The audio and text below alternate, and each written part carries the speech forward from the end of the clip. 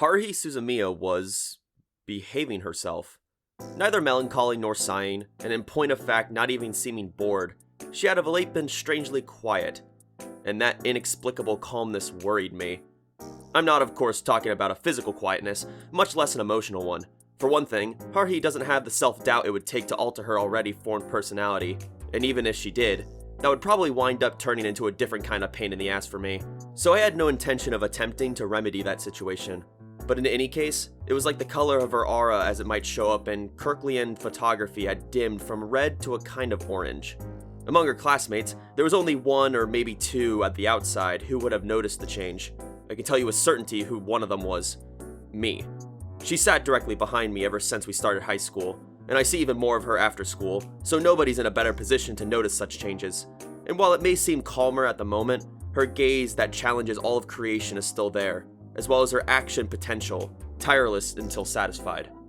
She only managed to get second place at the school-wide Hyakuin Isshu poetry memorization competition late last month, but this month she had won the school marathon. Incidentally, it was Nagato who won the Hyakuin Isshu, and she placed second in the marathon. Excelling in fields both literary and martial with their 1-2 finishes, the SOS Brigade chief and the resident bookworm had the entire school, including me, wondering just what the brigade was up to.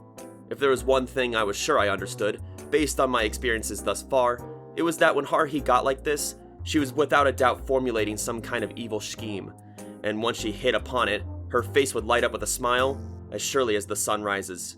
I can't remember any instances of that not happening. Have there been any? Were there any sections of this history book within my mind where Haruhi had stayed calm and constant? The worst storms are always portended by a fleeting calm.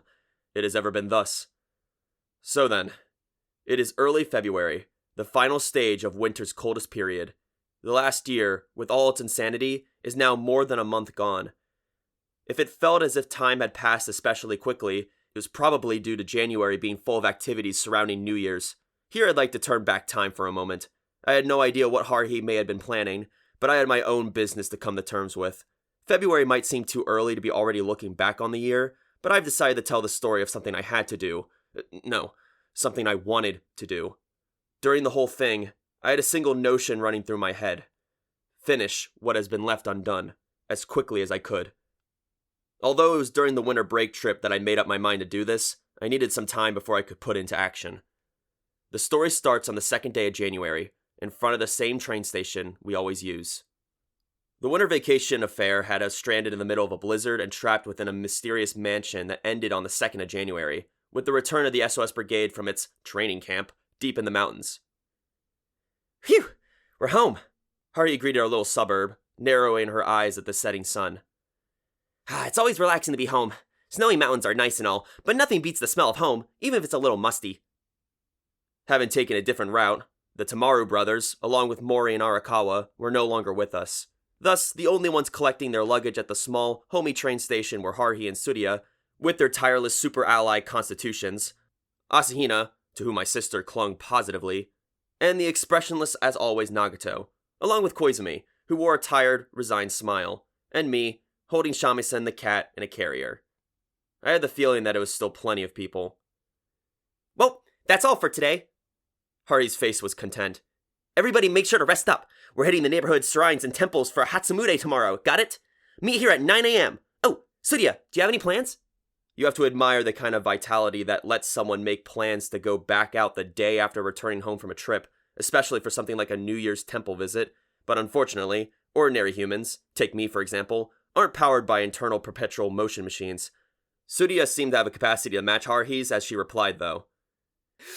Sorry, I'm heading to Switzerland tomorrow. I'll bring back souvenirs though, so toss a little extra in the offering boxes for me, okay? Tsuruya dug some small change out of her wallet and handed it to Asahina, continuing, Here, a New Year's present. She gave some to my little sister too. Bye-bye, see you next semester! She smiled and waved as she left the station. She seemed totally relaxed. It was enough to make me want to ask her parents just how they raised a daughter like that, just for my own future reference. Well then, shall we all head home? Take care, everybody. The club trip isn't over until you make it home. If anything else happened, I doubted Koizumi or I would be able to handle it, but surely nothing weird would happen in the time it would take for us to return to our homes from the train station. Right? I looked at Nagato. The affliction she suffered in the mystery house had vanished, and she returned to her normal, impossible-to-read state of expressionlessness. But just as I was about to note this, her eyes moved slightly, and her gaze met mine. I don't think the tiny nod I perceived from her was an illusion. I then looked at Asahina. She had been largely oblivious during the entire trip. Her cluelessness had spilled over into uncertainty during the Mystery House episode, but in retrospect, that may have been for the best. She would have a much larger role to play starting now. I looked at her meaningfully, but unfortunately she missed my signals completely, instead playing happily with my sister as though they were all the same age. Okay, see you all tomorrow. Make sure to grab your New Year's money. There are going to be stalls lined up all around the shrines and temples. Once Haruhi said her piece, I left her and Asahina and boarded the bus, dragging my sister and Shamisen, and his cat carrier, on board with me. Bye, Mikuru! As I hauled my recalcitrant sister back to the bus seat, Asahina waved repeatedly with one hand, her other slightly clenched. I didn't really feel like waving, although Haruhi and Koizumi probably would have just yelled a loud bye-bye. A few minutes after we returned home, and I got Shamisen and my sister out of my hair, I called the 2 brigade members of whom I'd just taken my leave. Why? Because there was something I deeply regretted leaving undone before the year's end, and I wanted to fix that as soon as possible. I didn't want to break out in a cold sweat because of my own laziness like that ever again, and while part of me wanted to go back and teach myself of late last year a lesson or two, I needed to go back a little further. Thanks to Nagato and Koizumi's efforts, we managed to avoid the worst-case scenario at the mysterious lodge, but there was no guarantee we wouldn't wind up in a similar situation again. In fact, it seemed unavoidable. I hesitated to take action during the trip, reasoning that it would cause trouble, but now that the club members had gone their separate ways, I would dither no further. I had plenty of time to make up my mind during the game playing and mystery solving at Tsurya's villa. I had to go. I had to go with Nagato and Asahina back to that day. Yes, back to the morning of December 18th. Without taking any time to recover from the exhaustion of the winter trip, I first called Asahina. She sounded a bit surprised to be receiving a phone call from someone with whom she parted ways so recently. Oh, Kyon, what is it? There's somewhere I want you to go with me, immediately if possible. What? Where? December 18th of last year. She sounded confused and taken aback. What do you mean? I want you to take Nagato and me back in time. The 3 of us have to go back 2 weeks. What? No, my TP... I just can't change time whenever I want to. It takes thorough investigation and the permission of a lot of people. I was willing to bet she'd have no trouble getting that permission. My mind filled with the image of Asahina the Elder, winking at me and blowing me a kiss. Asahina, please contact your superiors or whatever they are immediately. Tell them I want to return to the morning of December 18th with you and Nagato. Maybe thanks to my overconfident tone, Asahina's little sounds of hesitation that leaked through the phone's receiver fell silent. Wait just a moment. Oh, I waited. I was fascinated to know how just one communicated with the future, but all I could hear was the quiet sound of Asahina's breathing. After no more than 10 seconds of that background music. I don't believe it. Her voice sounded dazed. I've received permission, but why? Why so easily? It was because the future now rested on my shoulders, but I didn't want to have a long conversation about it, so I just said, let's meet at Nagato's apartment. You could be there in half an hour, right? Wait, hold on, let me have an hour. I want to confirm with this again. And also, I would rather just, meet in front of Nagato's apartment building. I readily agreed. Then, after taking a moment to grin privately at Asahina's surprise, I straightened and turned serious again. The time period I was proposing to revisit was not only one that inspired a pleasant smile. I knew that better than anyone else. The next person I planned to contact would probably have understood everything without even saying a word, but better safe than sorry. I picked up the phone again. An hour later. I arrived early, having gotten excited and sprinted over on my bike. I had been waiting at the entrance to Nagato's luxurious apartment for 15 minutes, stomping my feet to starve out the cold. Finally, a fluffy-looking silhouette approached. Either she hadn't thought to change clothes or hadn't had time, although to be fair, neither had I. Kyon. Asahina looked at me, full of wonderment. I just don't understand it. Why was your request so easily granted? Not just that, I was ordered to go with you and Nagato. When I asked for details, it was totally classified, and I was instructed to do everything you tell me to do. Why? I'll explain. In Nagato's room, I said, punching the code for Nagato's room into the panel in the entryway, then pushing the buzzer. The response was quick. It's me. Come in. I passed right through the now unlocked door. Whoops, couldn't forget about Asahina. She still seemed pretty dumbfounded by all this, and she took a moment to catch up with me. She had the same timid demeanor she always had when she came here. It was though her nervous face was surrounded by question marks there in the elevator. Nagato opening the door and letting us into her apartment didn't do anything to change Asahina's expression. Nagato seemed unhurried. Despite being back at her house, she changed into her school uniform. The fact that it made me feel so at ease wasn't because I had a school uniform fetish, but rather because I knew she would understand my situation. Earlier, I'd lost consciousness as I watched a short-haired figure in a school uniform holding a knife. Given what we were about to do, it would probably be hard for my past self to see her in any other outfit. I doubt I would mistake Nagato for anyone else, but the uniform had really become her trademark. She wordlessly indicated that we should sit in the living room as she went to the kitchen to prepare tea.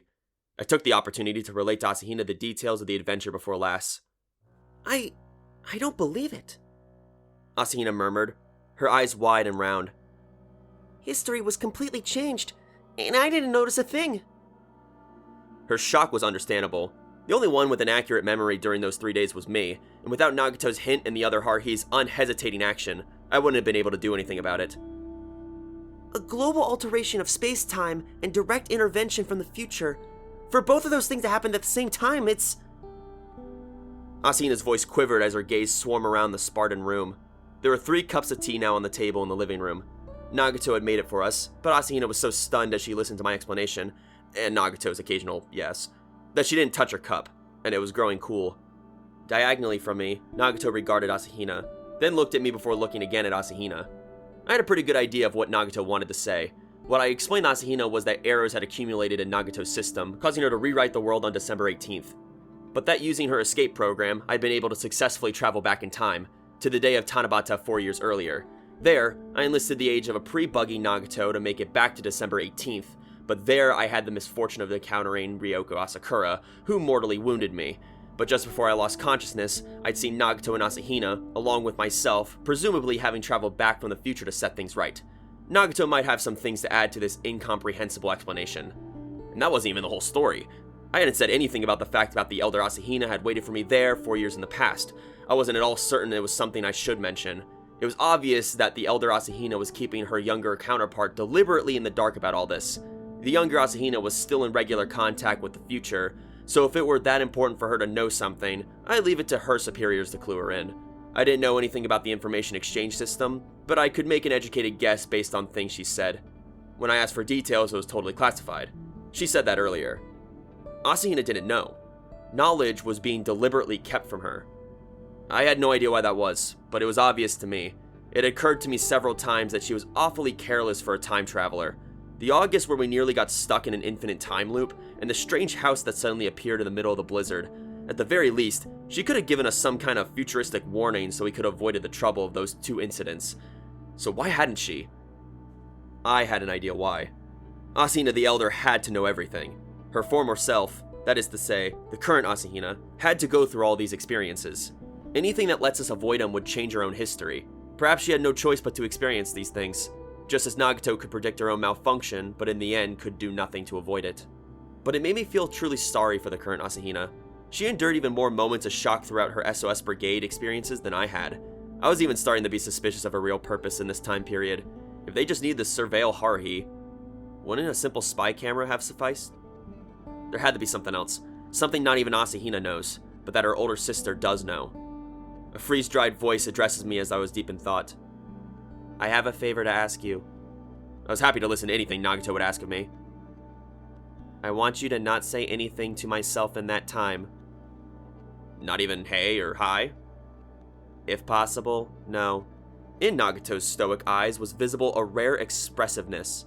Her black pupils entreated me, and I would have sooner agreed to scoop the moon's reflection out of the pond than I would have refused her. Okay, if you say so, I'll try not to.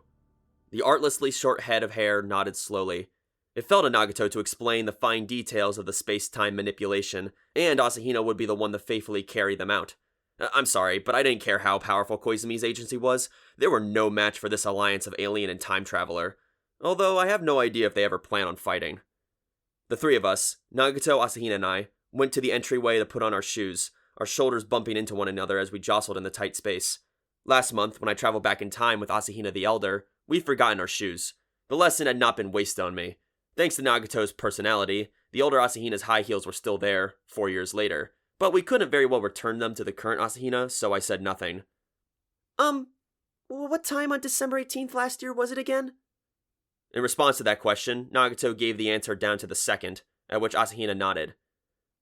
Okay, here we go. Kyon, close your eyes. And then, time shifted. No matter how many times I experienced it, I felt the same way, a dizziness that brings me to the edge of nausea. Though my eyes were closed, there was a light flashing, and an indescribably uncomfortable feeling of falling backward, of loss of spatial orientation. The equilibrium of both my body and mind was gone, and it was like going around a roller coaster dozens of times in a row, and just when my sense of balance was on the verge of collapse, the soles of my feet registered contact with the ground. Gravity reassured its hold on my thankful body. We're here, Nagato said, almost whispering. I opened my eyes, and I was immediately shocked. I saw myself standing directly in front of the school gates. Recall, if you will, the last time I time jumped to this particular December 18th. I'd come from the Tanabata 4 years previous, having made the jump with Asahina the Elder at the past Nagato's behest. From the cover of darkness, I'd watched the present Nagato change the world, and then I'd stepped into the light. And we just now landed smack in the middle of that scene. The other me was now saying something to Nagato, who finished changing both the world and herself. I could also see the back of Asahina the Elder, who was wearing the jacket I lent her. This was dangerous. This was too close. Don't worry, my Nagato said in a monotone. They cannot see us. I've erected a light and sound isolation field.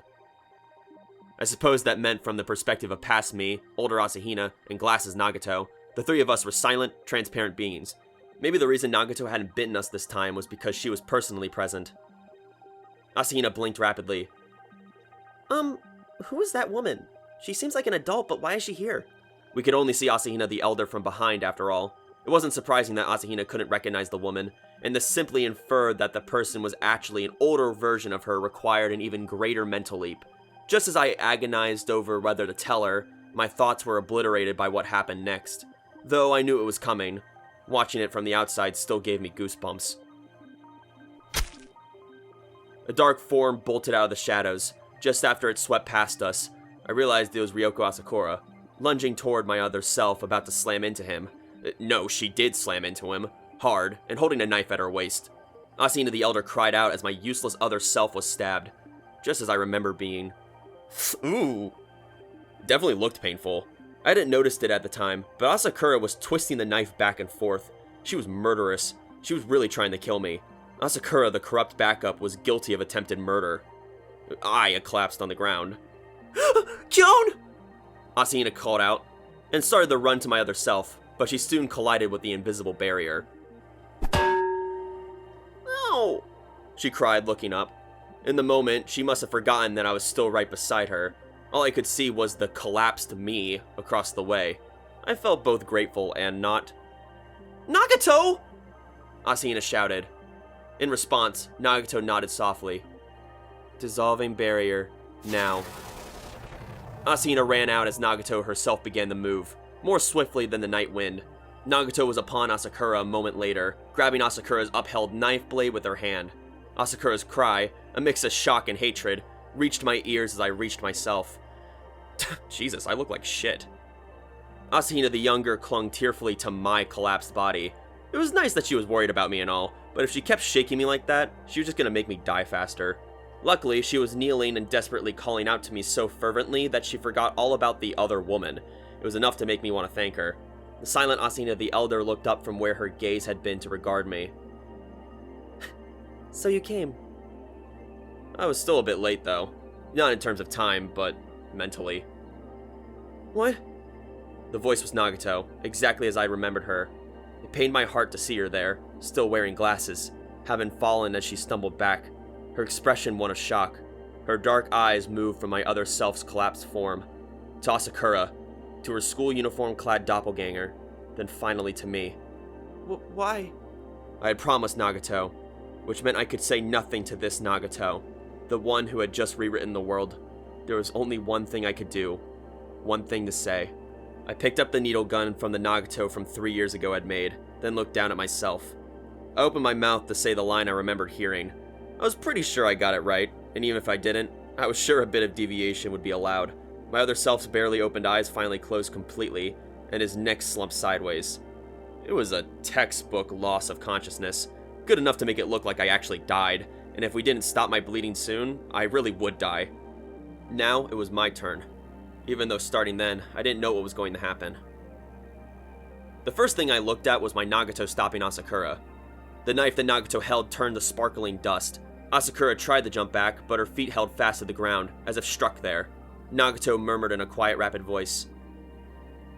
"No, why? Isn't this..." Asakura's body began to shimmer. "Isn't this what you wished for? Why, even now?" Asakura fell silent with the question on her lips, as the dissolution of the knife was followed by that of her own body, which finally crumbled and scattered. At the same time, Asina the Younger had fallen prostrate over my body. With her closed eyes and her barely parted lips, she looked for all the world like she was sleeping.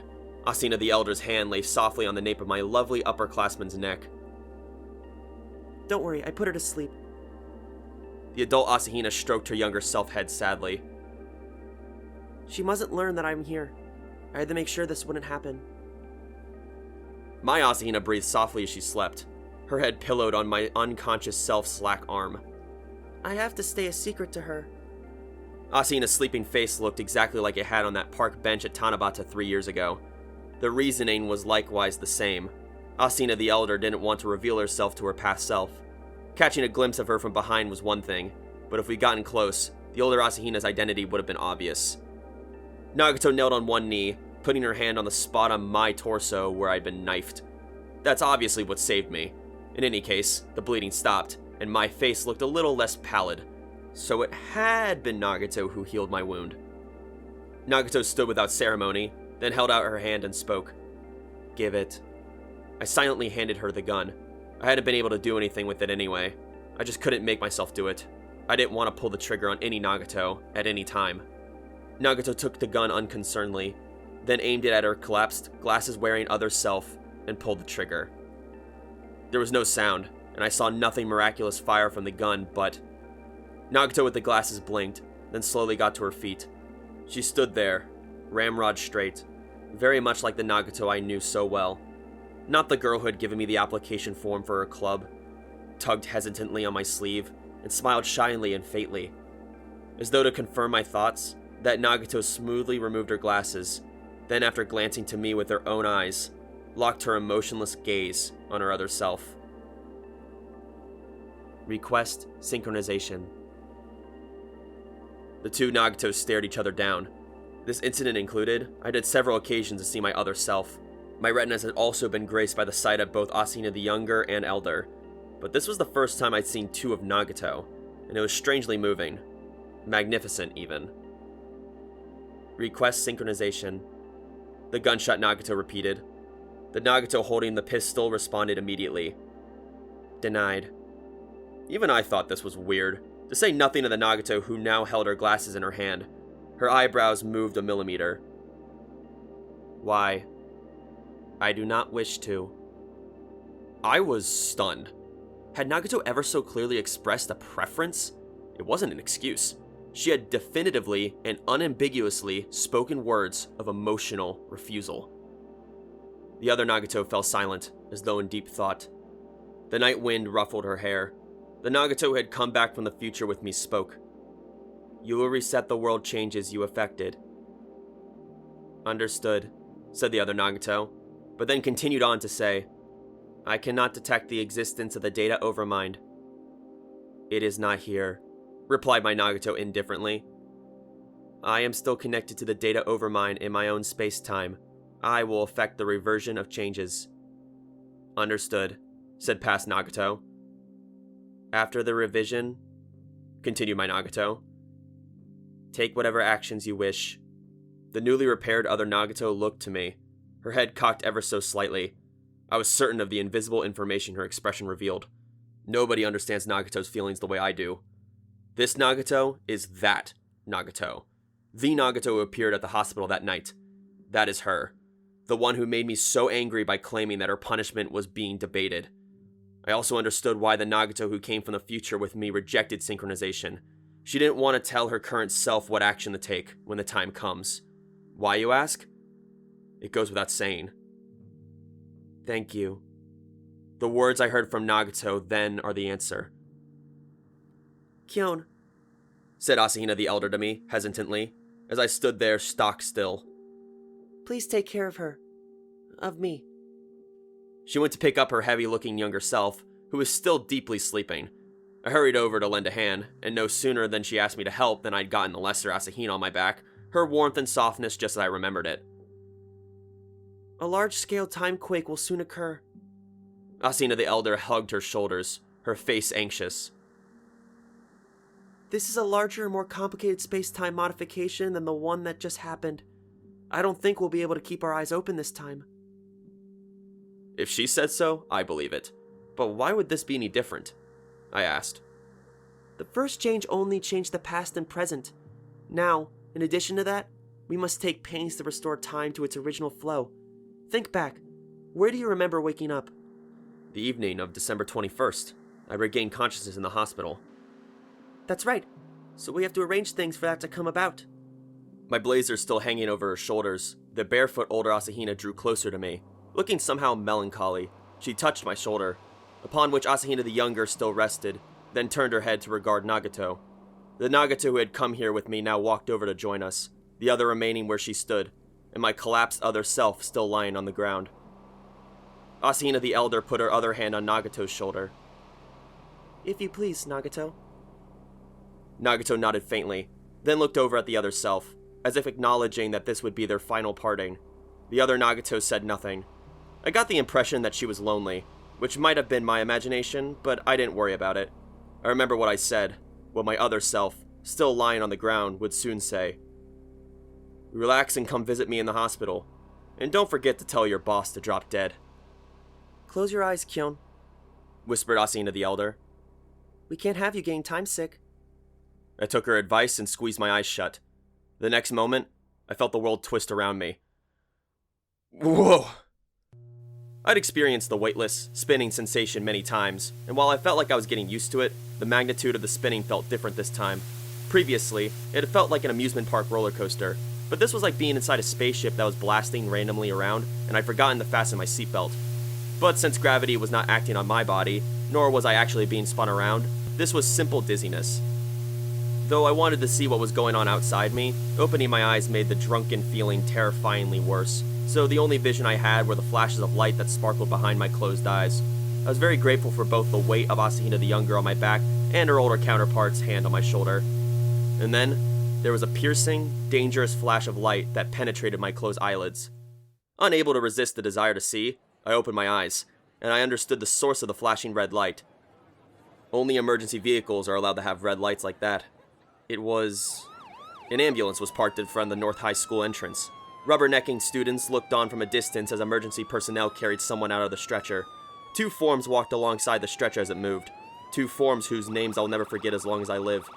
Haruhi looked pale and scared, and Asahina's face was streaked with tears as they followed the paramedics, with an unsmiling Koizumi trailing behind them. The stretcher was immediately loaded into the ambulance, and Haruhi got in as well, after a short exchange with the paramedics.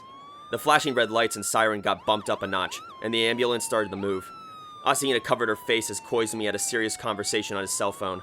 Nagato was not there, but that was to be expected. Some part of my body felt Asahina the elder let out a sigh of relief. Now, we can return to your own time, Kyon. The scene faded out. I guess this was the end of this particular bonus scene. I closed my eyes. It had been worth seeing, a fragment of these days of which I had no memory. That's right. Haruhi had claimed it was the brigade chief's duty to be concerned about her brigade members. The dizzy feeling started up again. I was desperate for some motion sickness medication. Next time, I'll be sure to bring some. I'll aim for the time coordinates you came from. Be nice to me, won't you? It will take a while before I wake up. You can even kiss me if you want. Asahina the elder's lingering, mischievous voice felt very distant.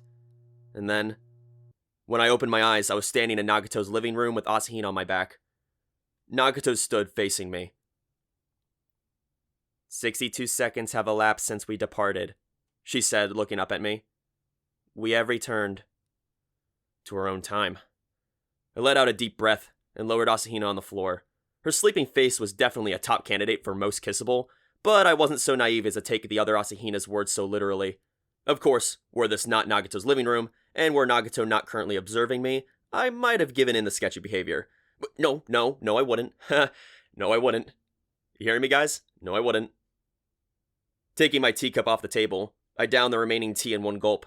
It had turned lukewarm before we started time traveling, but it was still awfully tasty. It was perfect, like having barley tea right after a bath.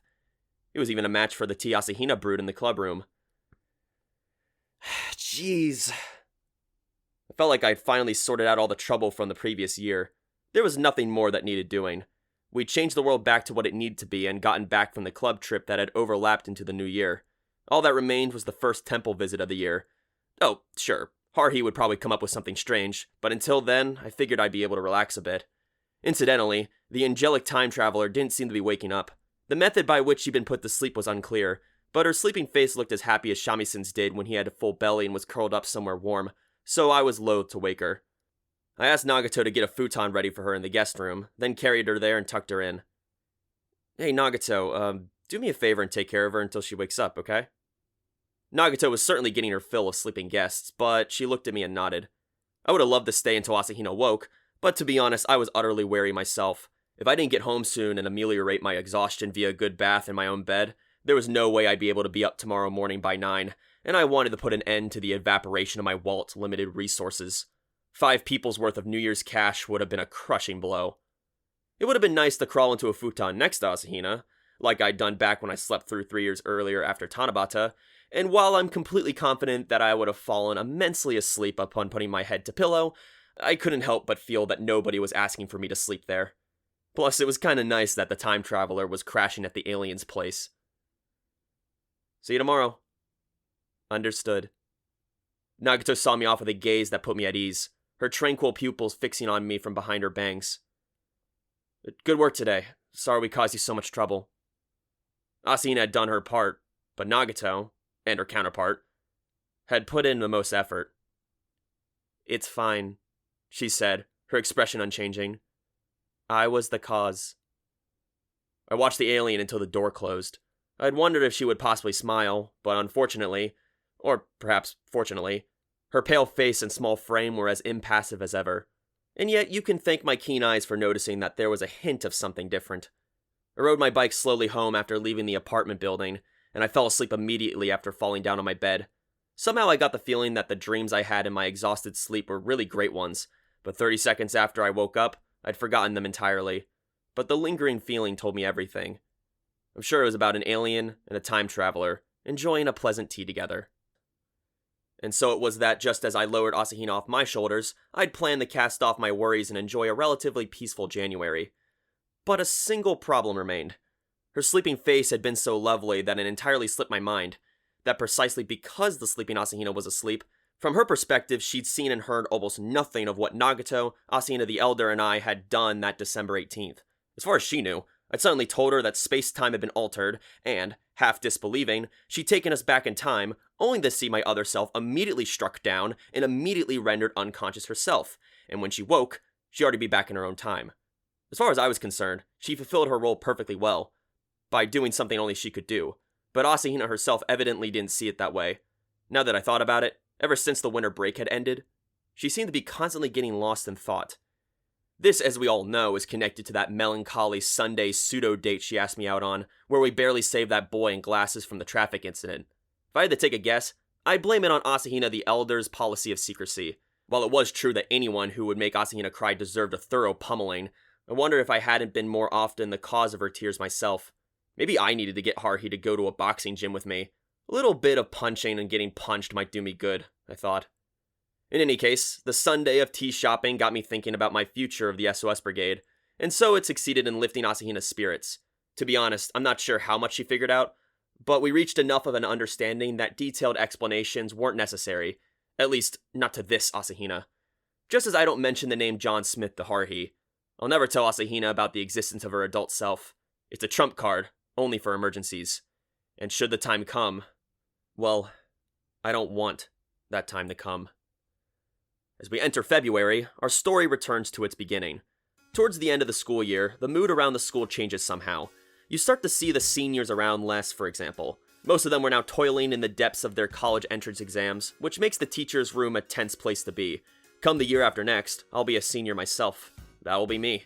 If this year's senior class doesn't rouse themselves to beating the municipal high school college acceptance rate, the principal is going to be pushing extra classes or mock exams that cancel the school anniversary, which would only serve to annoy me, since I'm still 2 years away from seniorhood. Speaking of exams, it was about time for the diagnostic tests that the entering middle school students would take to get into special classes, of which my school had a couple. Koizumi's Class 9 specialized in science and math. I don't know whether it was the shadowy agency backing them that get Koizumi into that class, or if it was just his own academic ability, but either way, it was impressive for the transfer student to get in. I sure as hell didn't have any interest in a class whose main dish would be extra helpings of math and science. Ugh. In any case, I turned my attention away from the hell of college entrance exams, into which I'd inevitably descend, purposefully avoiding the calendar in an effort to extend my few remaining days of life as a freshman. And once I got back from that fateful December 18th, carefully maintained my state of relaxation.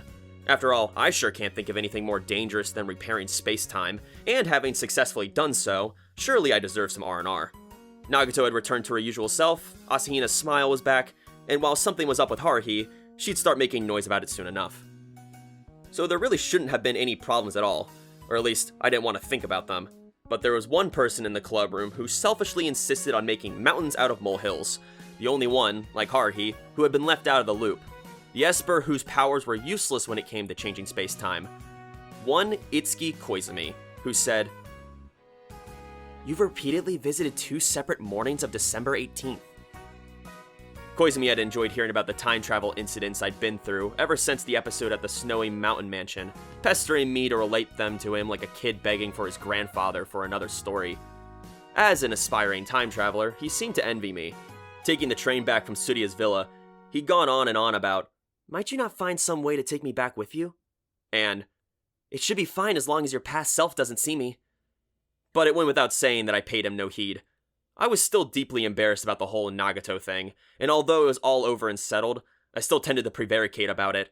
But in the face of Koizumi's curiosity-born persistence, and when the two of us were in the club room, I finally told him the whole story. As expected, he happily began his commentary. "You see, it was the morning of December 18th when the malfunctioning Nagato changed the world into one where Suzumiya and I, and even Asahina, were all normal people. You spent 3 days in that world, then used Nagato's escape program to travel 4 years into the past. There, you met the still functioning Nagato and returned to the morning of December 18th. That was all true, and incidentally, I'd now been back to that morning yet again, I told him. "I know, but think carefully now. Suppose we refer to the moment Nagato changed the world on the morning of December 18th as Time X. When you returned to Time X from Tanabata 4 years previous, it was no longer the same X." What was he talking about? There was no way there could be more than one version of the same time, I told him. "There can. In fact, there must. The reasoning is simple. If the Time X where Nagato changed the world disappeared, then neither Suzumiya's disappearance nor her and my transformation into regular people would have happened. And if that was the case, you would never have needed to travel into the past." He was talking about a time paradox. I had plenty of first-hand experiences with those, I said. "But a necessary precondition for returning this world to its previous state was you traveling into the past. If you hadn't, the world wouldn't have stayed changed. But you did go, and you did repair it. Otherwise, this timeline would not exist." I glanced over at the door, hoping desperately that someone would come in and interrupt this conversation. "Let me use a diagram to explain. It might make it easier to understand." Ever since the incident, Koizumi seemed to have gotten really into diagrams. He took an erasable pen and walked over to the whiteboard. "Say this vertical line represents the flow of time from past to future." He stopped the line in the middle of the board, drawing a dot and labeling it with an X. "This is the first time X. This is where Nagato changed the world that surrounded her, and where the time as it exists in your memory was created." Koizumi resumed the movement with the pen, but he did not directly continue the line. Instead, it curved to the right, eventually creating a circle that returned to point X. The diagram now looked like a morning glory sprout with one leaf plucked off. "The circle is the history that you remember since December 18th. You used the escape program to travel back to the Tanabata 4 years earlier, then jump back to the morning of December 18th. If Nagato had just been repaired at that moment, everything would have been fine. But that's not how it went. Yeah, because Ryoko Asakura was there. But Asakura wasn't the only one there. There's also another version of me from the future, along with Asahina and Nagato, and we managed to put things right. From my perspective now, it happened a month ago. Indeed, you saved yourself, and that... Koizumi's pen started to X again, this time drawing a circle that looped to the left. Is this point, from which this world is now continuing.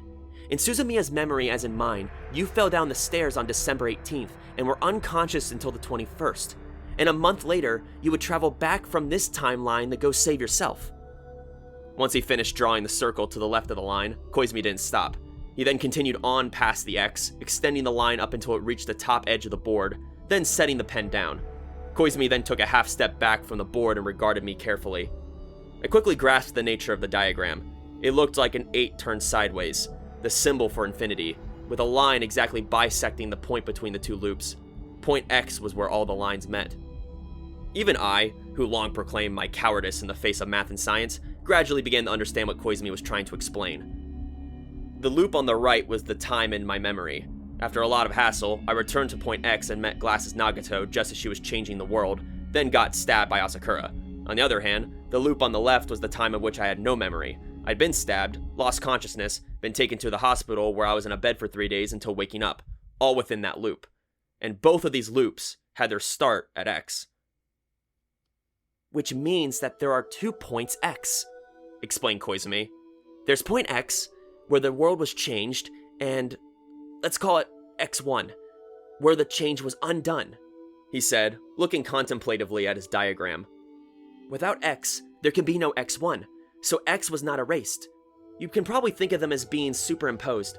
Yeah, one written on top of the other. Just as old data covered up by new data written atop it, X, along with the changed world that followed from it, was overwritten by X1, but it hasn't disappeared completely, it's still there. I do not remotely understand, I said with nonchalance, even as I recalled Asahina the Elder's words. An even larger and more complex space-time quake, she said.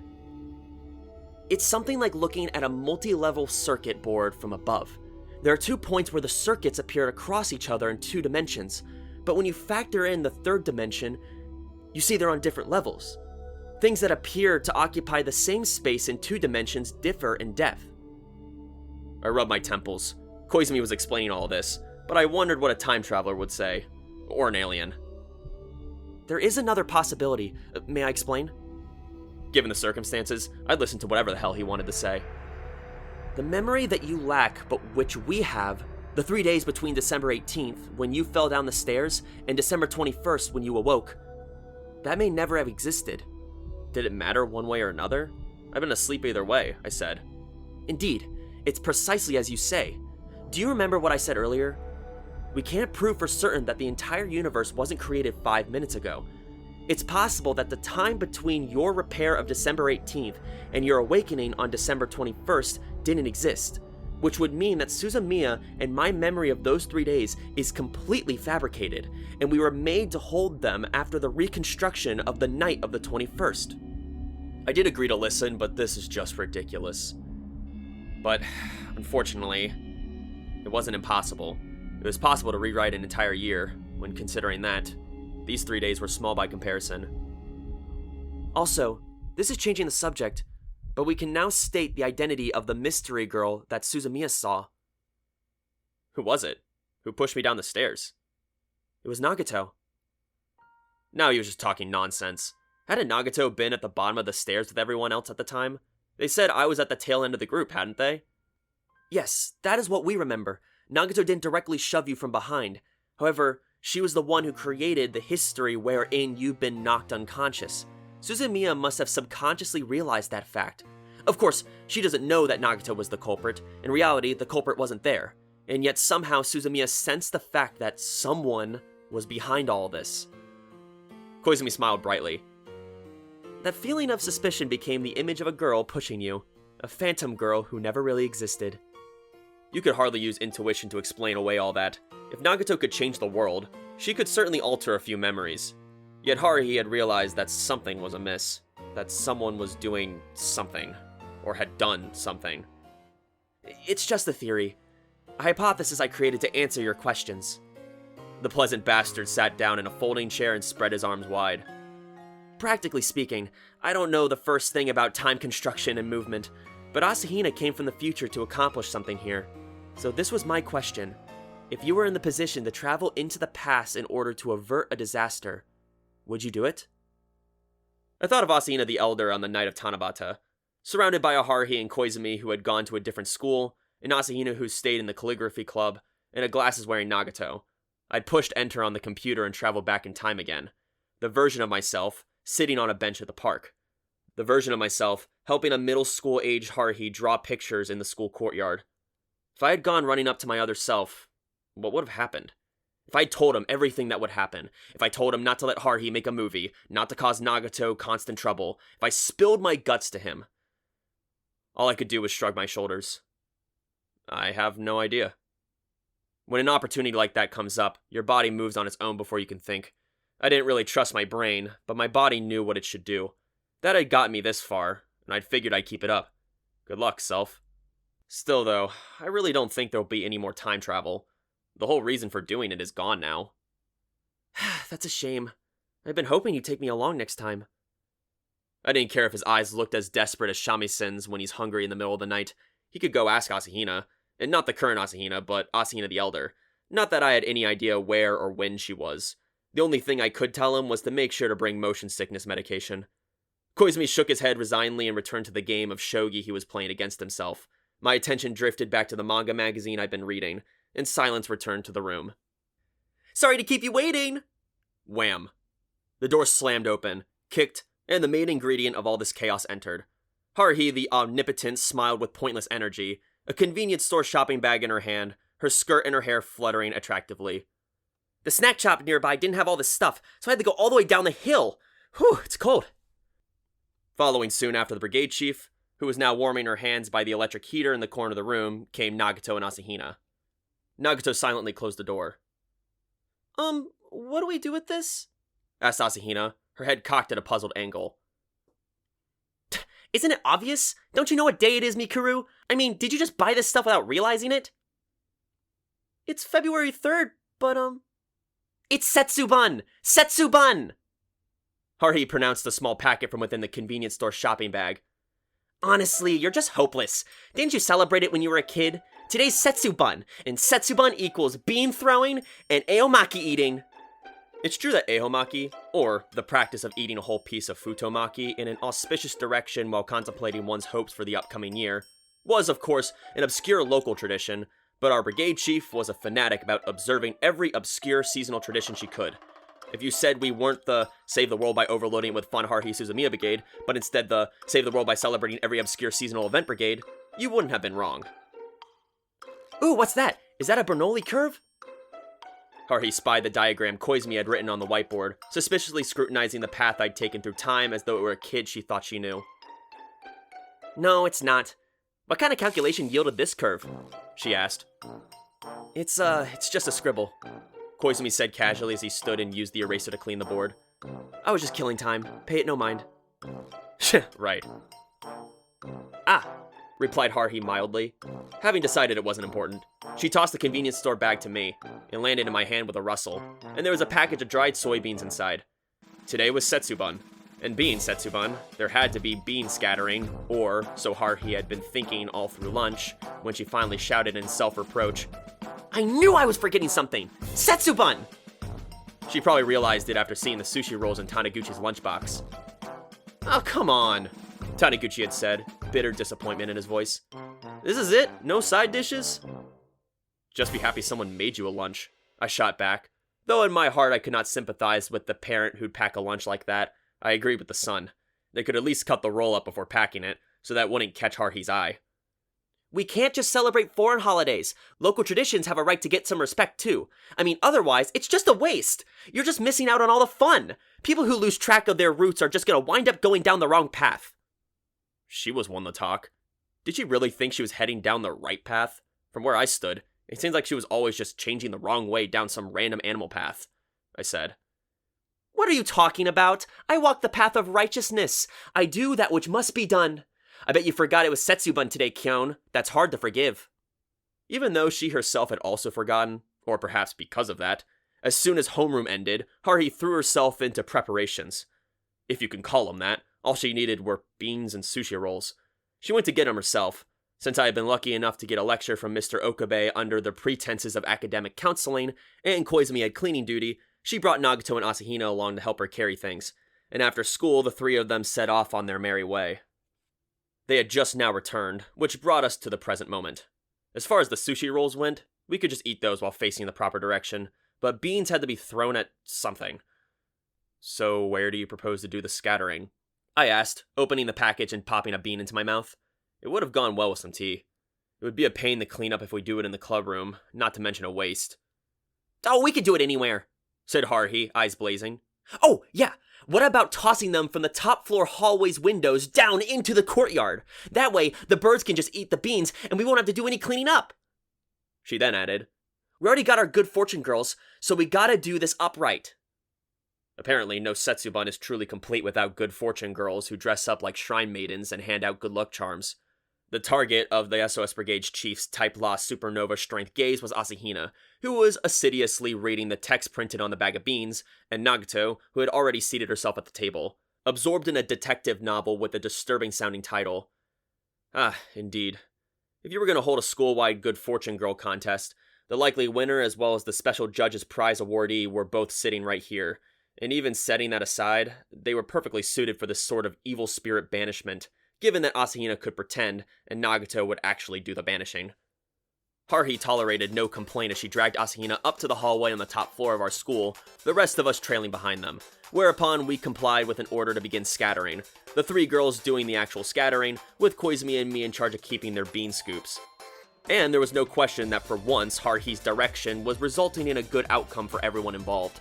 At first, the students down in the courtyard had scattered like cockroaches fleeing insecticide, but soon groups of guys started their return to collect the beans that Asahina and Nagato had tossed down, milling about to and fro as they pursued the precious items. They were all of one mind in moving to dodge the shotgun blast that resulted from Haruhi's over-enthusiastic throwing. Oh shoot, said Haruhi with genuine regret.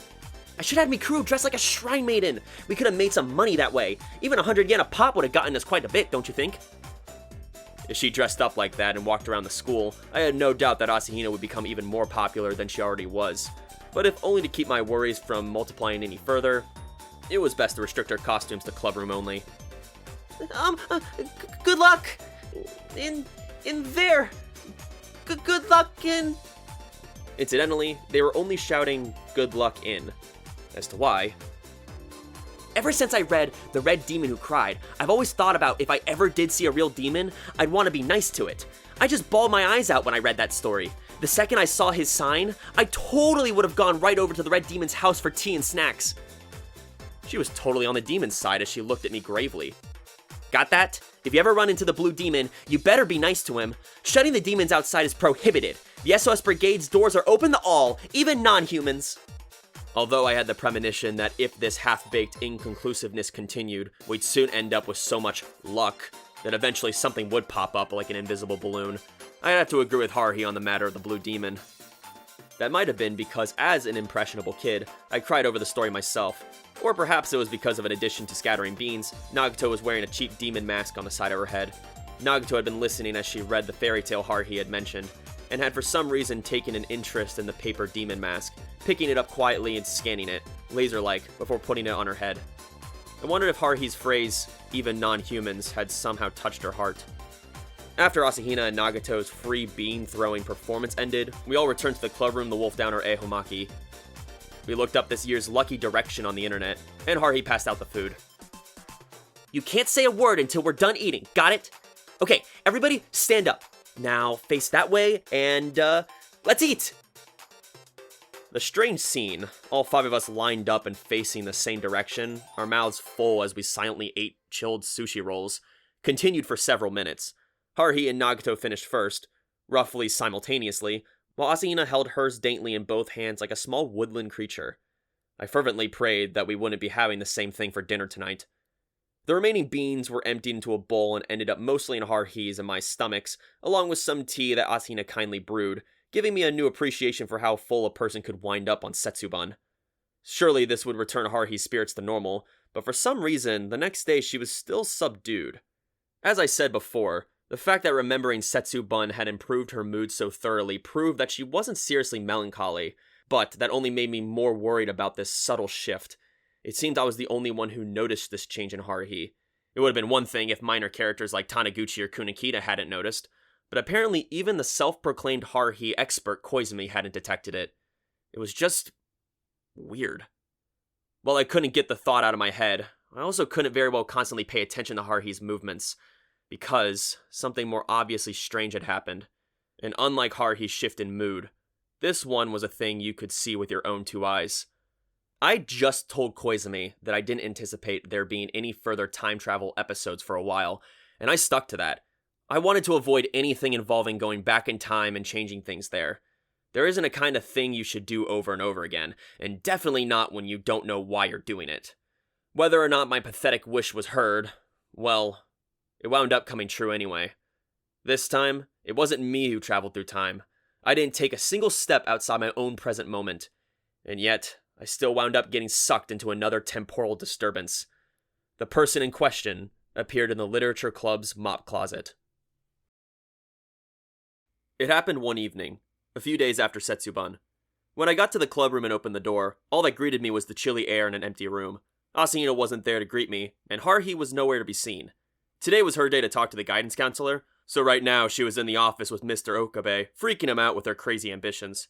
If someone had asked her what she wanted to be when she grew up, I had the feeling she would have said something crazy like dictator or galactic president, with a completely straight face. Unless that actually happened, I fervently hoped that Mr. Okabe would put forth the effort to gently guide her onto a more reasonable path.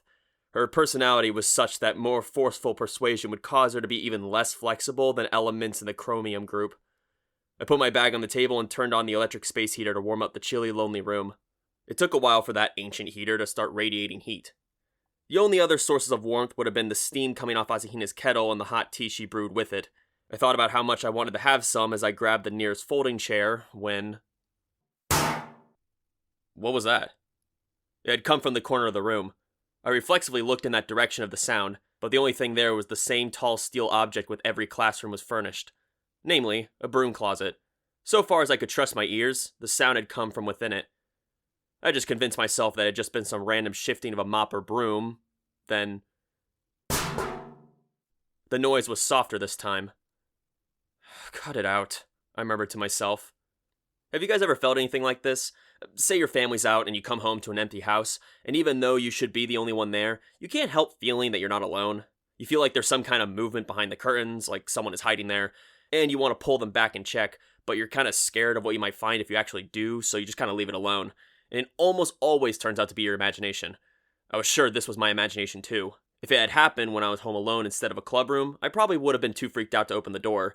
But I was at school, and the sun hadn't even gone down yet. There was hardly anything to be nervous about. I casually walked over to the broom closet, and with no particular expectations, I opened the door, and was immediately struck dumb. Huh?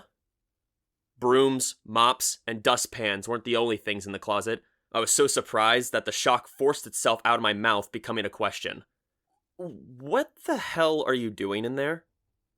The person to whom the obvious question was directed answered. Oh, Kyon. It was Asahina. An expression of relief flickered across her face. So you waited for me? Oh, thank goodness. I was starting to worry about what I was going to do, but now I can relax. So, what do I do? Huh? Huh? She looked up at me, blinking in surprise. This is the right time today, right? I'm certain you said this was the place. As the girl who apparently happily shut herself in a janitorial closet looked up at me with uncertainty, a terrible premonition welled up within me, like smoke pouring from a factory smokestack in a growing economy. Asahina. What was going on here? Was she playing hide-and-seek in the broom closet? Surely not, it couldn't be. The smoke of unease was beginning to well up in my chest when... There came a knock on the clubroom door. Both Asahina and I looked in its direction, startled. just as I was about to open my mouth to ask a question. Oh, no, wait, don't! Asahina grabbed my uniform's necktie, and I was pulled forward. She drew me further into the broom closet, then reached out her hand and closed the steel door behind me. What the hell was going on? What was all this? Shh! Kyon, be quiet. Please don't make a sound. Thanks to a sliver of light, I could just barely make out Asahina putting her index finger to her lips. Even if she hadn't said anything, I would have been speechless. I mean, just thinking about it. Usually a person wouldn't be able to cram themselves into a broom closet. Even one occupant would exceed its capacity, but now there were 2 people inside, and not just any 2 people either. It was Asahina and me. Asahina, whose curves are generous enough to catch even Haruhi's eye. Obviously, given the circumstances, we wouldn't be able to avoid being pressed together, so pressed together we were. Even through the school uniform, I could feel something soft and warm against the lower part of my chest. Just as I was becoming lost in the sensation, I heard the sound of the clubroom door opening. Somehow, I didn't care. Asahina clung to me like someone trying to keep warm in a frigid mountain shack, holding her breath. I didn't know why, but she was. How was such happiness even possible? Terrible premonition, my ass. The black smoke in my chest was transforming into crystal clear ozone, beckoning me to a soothing paradise. No, words are unnecessary. I just wanted the moment to last forever. But my intoxication was forcibly interrupted by the voice of a person who just entered the room. Huh? Nobody's here. But the heater's on. Oh, that's Kyon's bag. Maybe he went to the bathroom. I looked down at Asahina, who still gripped my necktie. She looked up at me. Next, I craned my neck around in an effort to look behind me. The sole source of light in the closet was a thin slit in its door. While humans cannot rotate their heads 180 degrees, I was about to catch a glimpse of the room out of the corner of my eye. I was too shocked to voice my surprise. There was Asahina. Yes, it was Asahina who warmed her hands in front of the heater, humming to herself before she moved out of my line of sight, then reappeared having taken her maid outfit off its hanger. She then smoothly removed her school uniform's ribbon, hanging it neatly over the back of the folding chair, then undoing the buttons on her blouse as she began to remove it. I continued with another stunned ellipses. Asahina laid her newly doffed top on the chair as well, then put her hands on the waist of her skirt, just as other hands touched my face.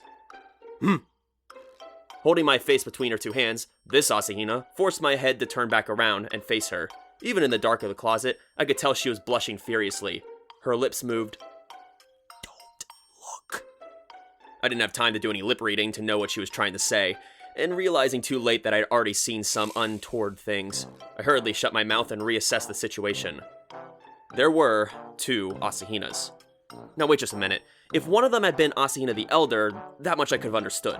That sort of thing has happened several times, so her appearing again would hardly have been surprising. But this was different. A perfectly matched set of identical Asahinas were now separated by a single flimsy steel door, one with her body pressed up against my own, and the other smack in the middle of changing into her maid uniform. Both of them were the real Asahina. When it came to the ability to read Nagato's expressions or judge Asahina's authenticity, I prided myself on having a higher level of skill than anyone else. And if that skill could be trusted, then both of these girls were the genuine article, and 2 of the same person existing in the same space had to mean time travel. If I had to guess, it was probably the Asahina squeezed in the broom closet with me who was from a different time, one not far removed from the current time. The 2 of them were just too similar. Even identical twins would have been more different from each other. But I was only able to consider it for a brief moment. Obviously, instinct precedes rational thought in such situations. I mean, here in the closet, Asahina was clinging to me, her eyes squeezed shut, and out there, the sound Asahina's clothing made as she removed it was stimulating my imagination, and it was only a matter of time before my mind's defenses were completely overrun. Just as in the summer siege of Osaka Castle after the death of the great general Yukimura Sanada, there was nothing that could be done. It was just too impossible to tell me not to have any reaction in the face of this two-front psychological assault.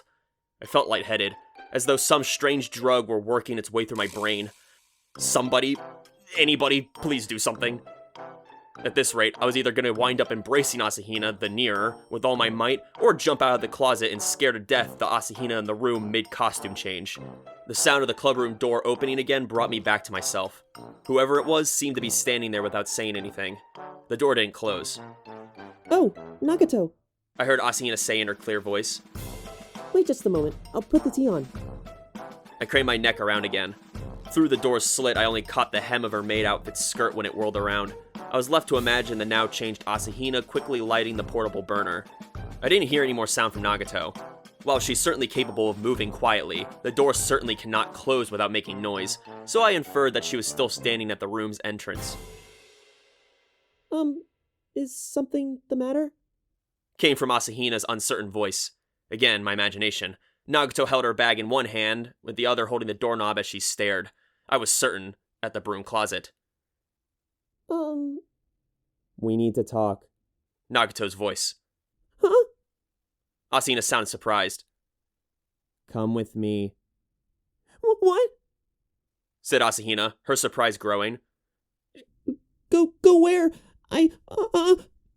Anywhere, as long as it's not this room.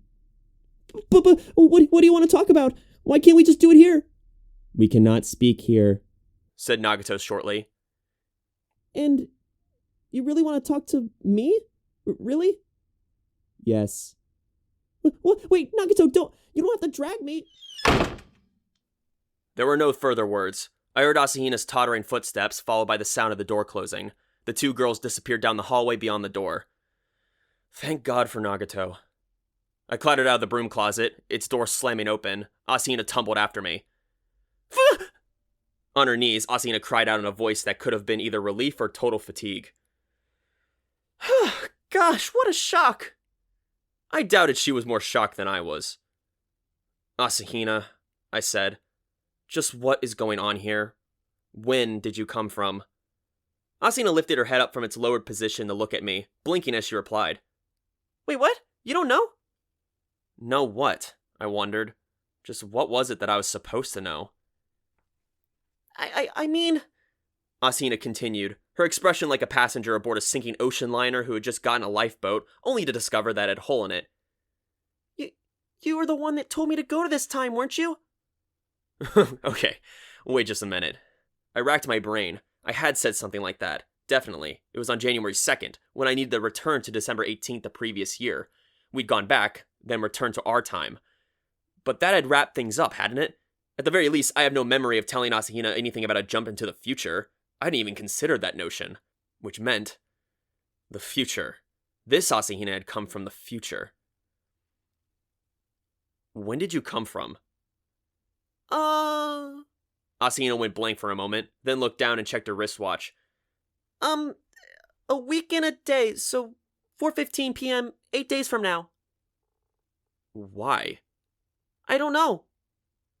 She just up and admitted it. No, I really don't know, she continued. I just did what you told me to do, and I wanted to ask you something. Why are your requests always so quickly approved? Asahina pouted, looking a bit like Haruhi. It was cute, but this was no time to be thinking about things like that. I purposely turned toward the clubroom door. I told you to do this? The me of 8 days from now did. Yes, you seemed kind of nervous, and you told me that if I went, I'd understand why, and you said to say hi to the you in the past. What the hell had the 8 days later me been thinking? I struggled to understand. What had he sent Asahina into the past to do? Say hi to me? That didn't tell me anything. No, wait, something else was strange. This Asahina said she'd come from 8 days into the future. Meanwhile, the Asahina who was wearing her maid outfit, the Asahina of this time, had been dragged away by Nagato. So, what? There were two Asahinas. One was here in the clubroom. Nagato had taken the other one somewhere else in the school, and hopefully wasn't giving her too hard of a time. She took me to the emergency stairs and said all kinds of strange things, said Asahina, cocking her head to one side. Like how to use number theory to prove the existence of God, asking me how to conceptually refute that, or something. Nagato did all the talking, and I didn't really understand anything. What was that all about? Oh! There, Asahina cut herself off. I see. Just as Asahina seemed to figure things out, the color timer in my head began to flash an alarmed shade of red. At this rate, we were heading for big trouble. As I silently prayed for Nagato's crazy talk to drag on, I said, Asahina, you didn't meet your future self any time in the past week, right? No. She shook her head meekly, looking flustered. In that case, we'd have to hurry. I couldn't let this Asahina meet her counterpart. Nagato must have realized this. She sensed Asahina and me in the broom closet and had taken steps to buy us some time. The reason she dragged maid Asahina out of the clubroom was to give this Asahina and me a chance to escape. Haruhi and Koizumi would be here before long. SOS Brigade members were like salmon returning to spawn. They always came back to the same place. I should know, I was the same way. And if Haruhi were to see the fissioned Asahinas, it wasn't hard for me to guess how likely it was that she'd buy the explanation that they were just twins.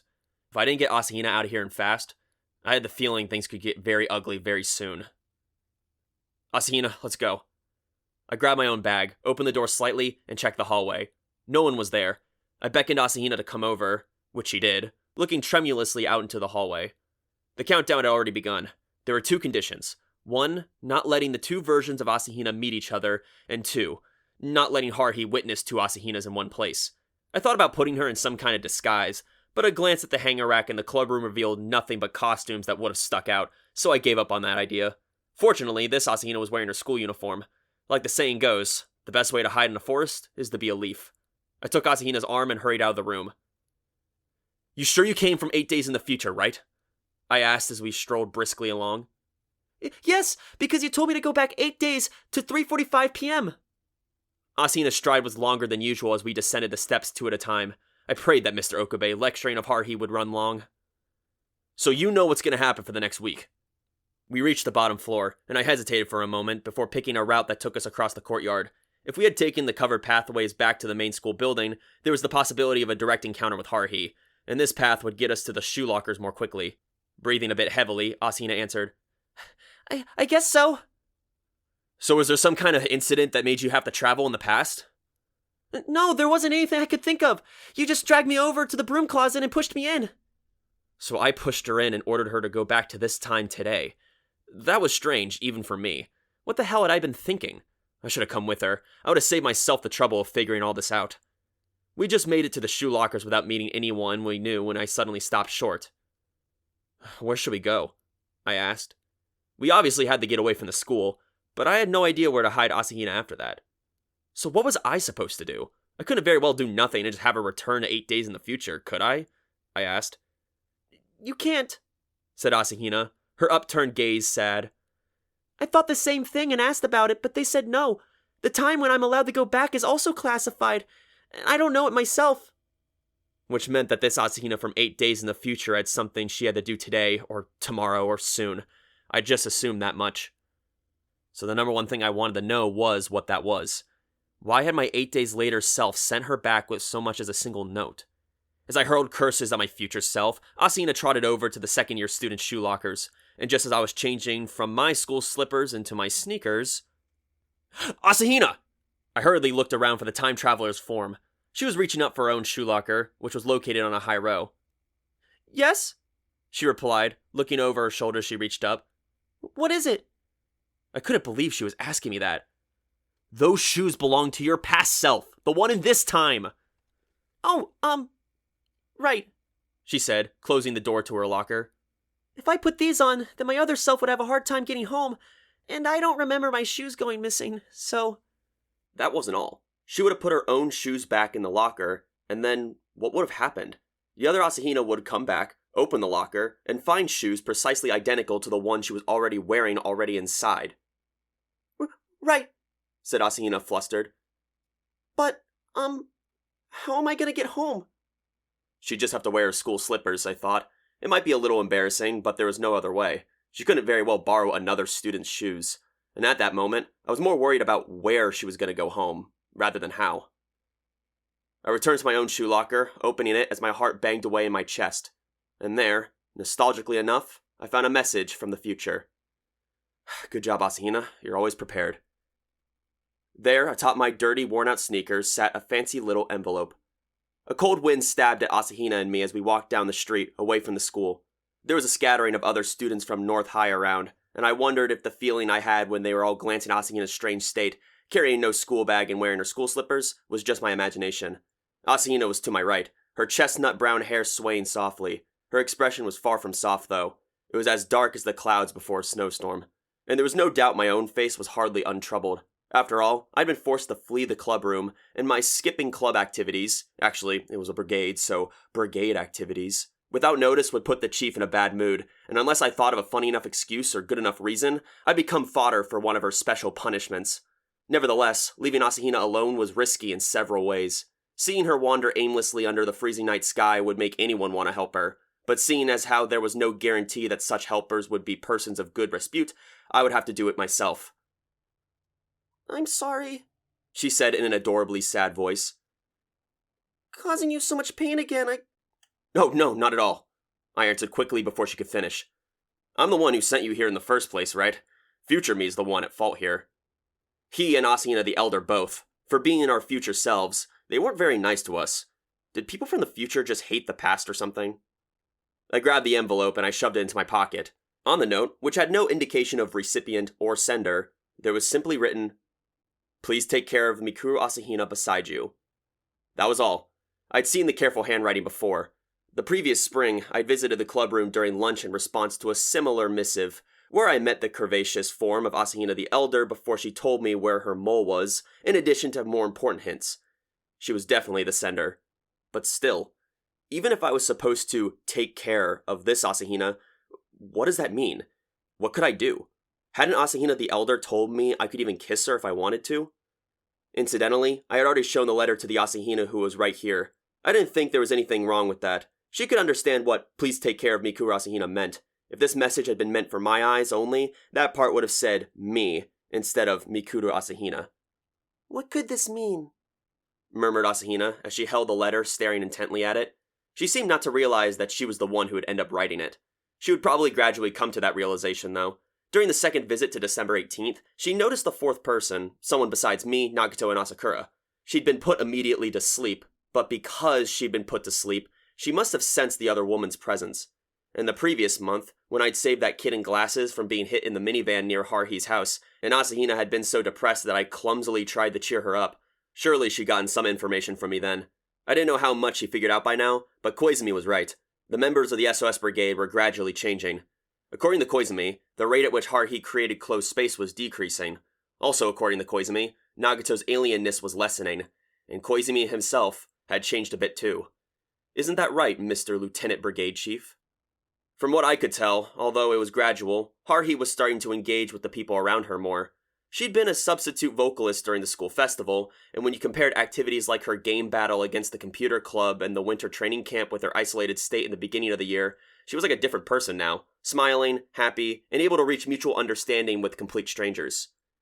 If there are any aliens, time travelers, sliders, or espers, please join me. We're gonna search for aliens, time travelers, and espers, and have fun with them. It's like she knew it had come true. I wanted to think all these things were signs of her growth as a person. As to my own growth, I had no idea. A half hour later, it was into my own home that I wound up escorting Asahina. Oh, I see, she said as she entered, taking off her shoes. This is why you weren't at the clubroom today. Her carefree voice had an admiring tone. Since I couldn't very well let her go back to her own home, and in lieu of any better options, I'd asked if there were any other people from her era that she could possibly stay with. There might be, but I haven't been informed of them, she told me, her face looking like a greyhound's right after a grueling dog race. So I had no choice but to invite her over. Asahina's sorrow was deep, and the situation was completely mystifying. I had no idea what was going to happen, and I didn't really want to know. And then, my sister, who had nothing to do with our current troubles, jumped out at Asahina. Hey, it's Mikuru! My sister had been trying to drag Shamisen the cat out from under my bed, but no sooner did we open the door to my room than she slammed in Asahina, causing the beautiful object of every male North High student desire to stumble backward. Sorry to disturb you. Hey, wait, it's just Kyon and Mikuru. Where's Haruhi? My little sister looked up at Asahina with shining eyes before I grabbed the 11-year-old 5th grader by her collar. Haruhi's still at school, and I told you not to go into my room uninvited. I knew it was pointless no matter how many times I told her, which meant finding hiding places for things I didn't want found was a huge pain. But Shammy wouldn't come out. My sister clung to Asahina's skirt, giggling. Where's Yuki? And Koizumi? And Surya? Aren't they coming too? She tended to call everyone by the name she heard other people call them, which was obviously why she'd start calling me Kyon, an elementary school kid with no concept of respect for her elders. That was my little sister. All I wanted was for someone to call me Big Brother once in a while. Was that so much to ask? Oh, is this a date? Hey! I kicked her out of my room and shut the door before she got any further. Well then, I said, sitting down facing Asahina. Can you give me an idea of what happens this week? Asina puzzled over it. 8 days ago, which would be today, I went back to the club room and noticed that the heater was on, even though nobody was in the room. I'd seen that happen. And then when I was changing, Nagato came in, and then she took me over to the bottom of the emergency stairs. I'd seen the first half of that. When I came back to the club room, your bag was gone, and Koizumi was there. Which meant we escaped in the nick of time. About a half an hour later, Suzumiya came. Her guidance counseling must have run long. I didn't have worried about running into her, apparently. She seemed pissed. Maybe she'd gotten in some kind of argument during counseling. There weren't many application forms for the kind of careers she'd probably had in mind, and if there were, I wanted one too. She just glared out the window with a scary look on her face and drank 3 cups of tea and Oh! Asina's eyes went wide, as though she caught a glimpse of a ghost in the corner of the room. Suzumiya realized you weren't there and... Realized? And she called you... The instant Asahina said those words, my phone rang. Ah, shit. When I really thought about it, what Asahina was talking about was pre-recorded, but for me it was a live broadcast. I didn't have time to listen to her dithering recollections. I still hadn't come up with a good excuse for skipping out on the brigade meeting.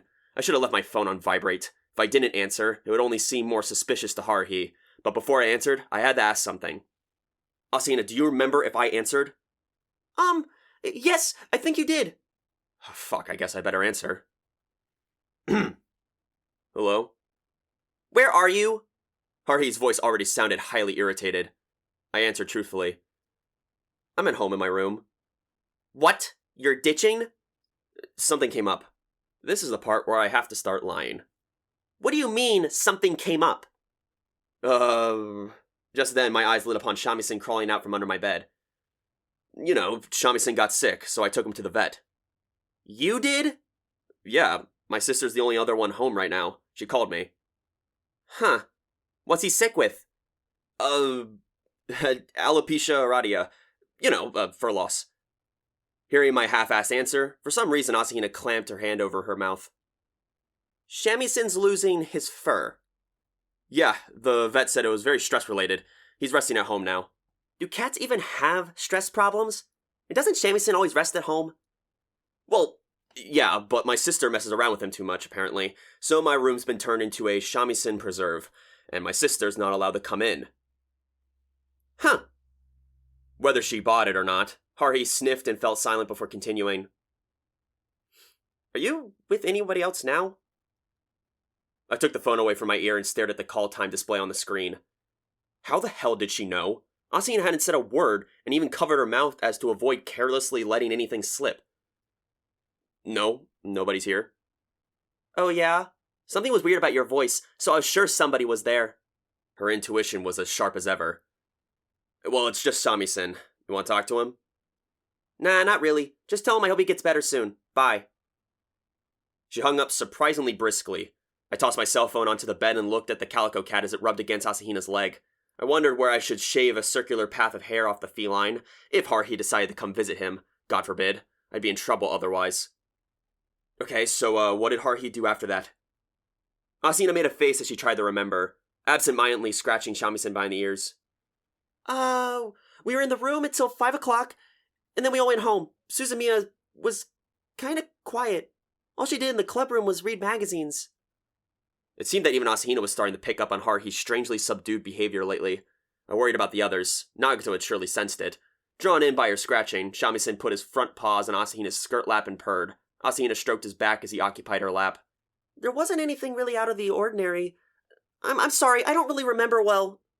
It can't be helped, I guessed. I wouldn't have been able to tell you about Koizumi's facial expressions a week ago myself. If I had been asked, all I could say was he seemed normal. Okay, was there anything else? Something tomorrow or the day after? Her eyes downcast, Asahina held the purring Shamisen's tail lightly. How far ahead should I go? I told her just give me a future schedule, and I'd do my best to make it happen just like she remembered. Well, the next day is a holiday, so I'll go on a treasure hunt. A treasure hunt? I asked. Yes, Suzumiya brings a treasure map and we all go digging. Digging? Seriously? I asked.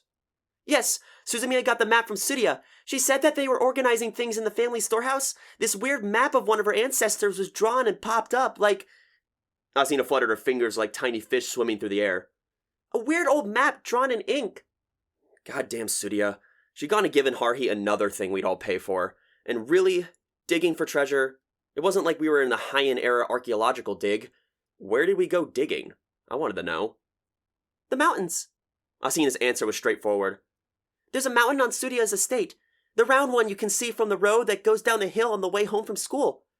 Just thinking about it was exhausting. This wasn't Oshu no Kanata, and doing a bunch of exhausting excavation after climbing a mountain made about as much sense as going on a long hike to starve off the cold in this freezing February weather. I should say it came as no surprise that Tsuria's family owned their own mountain.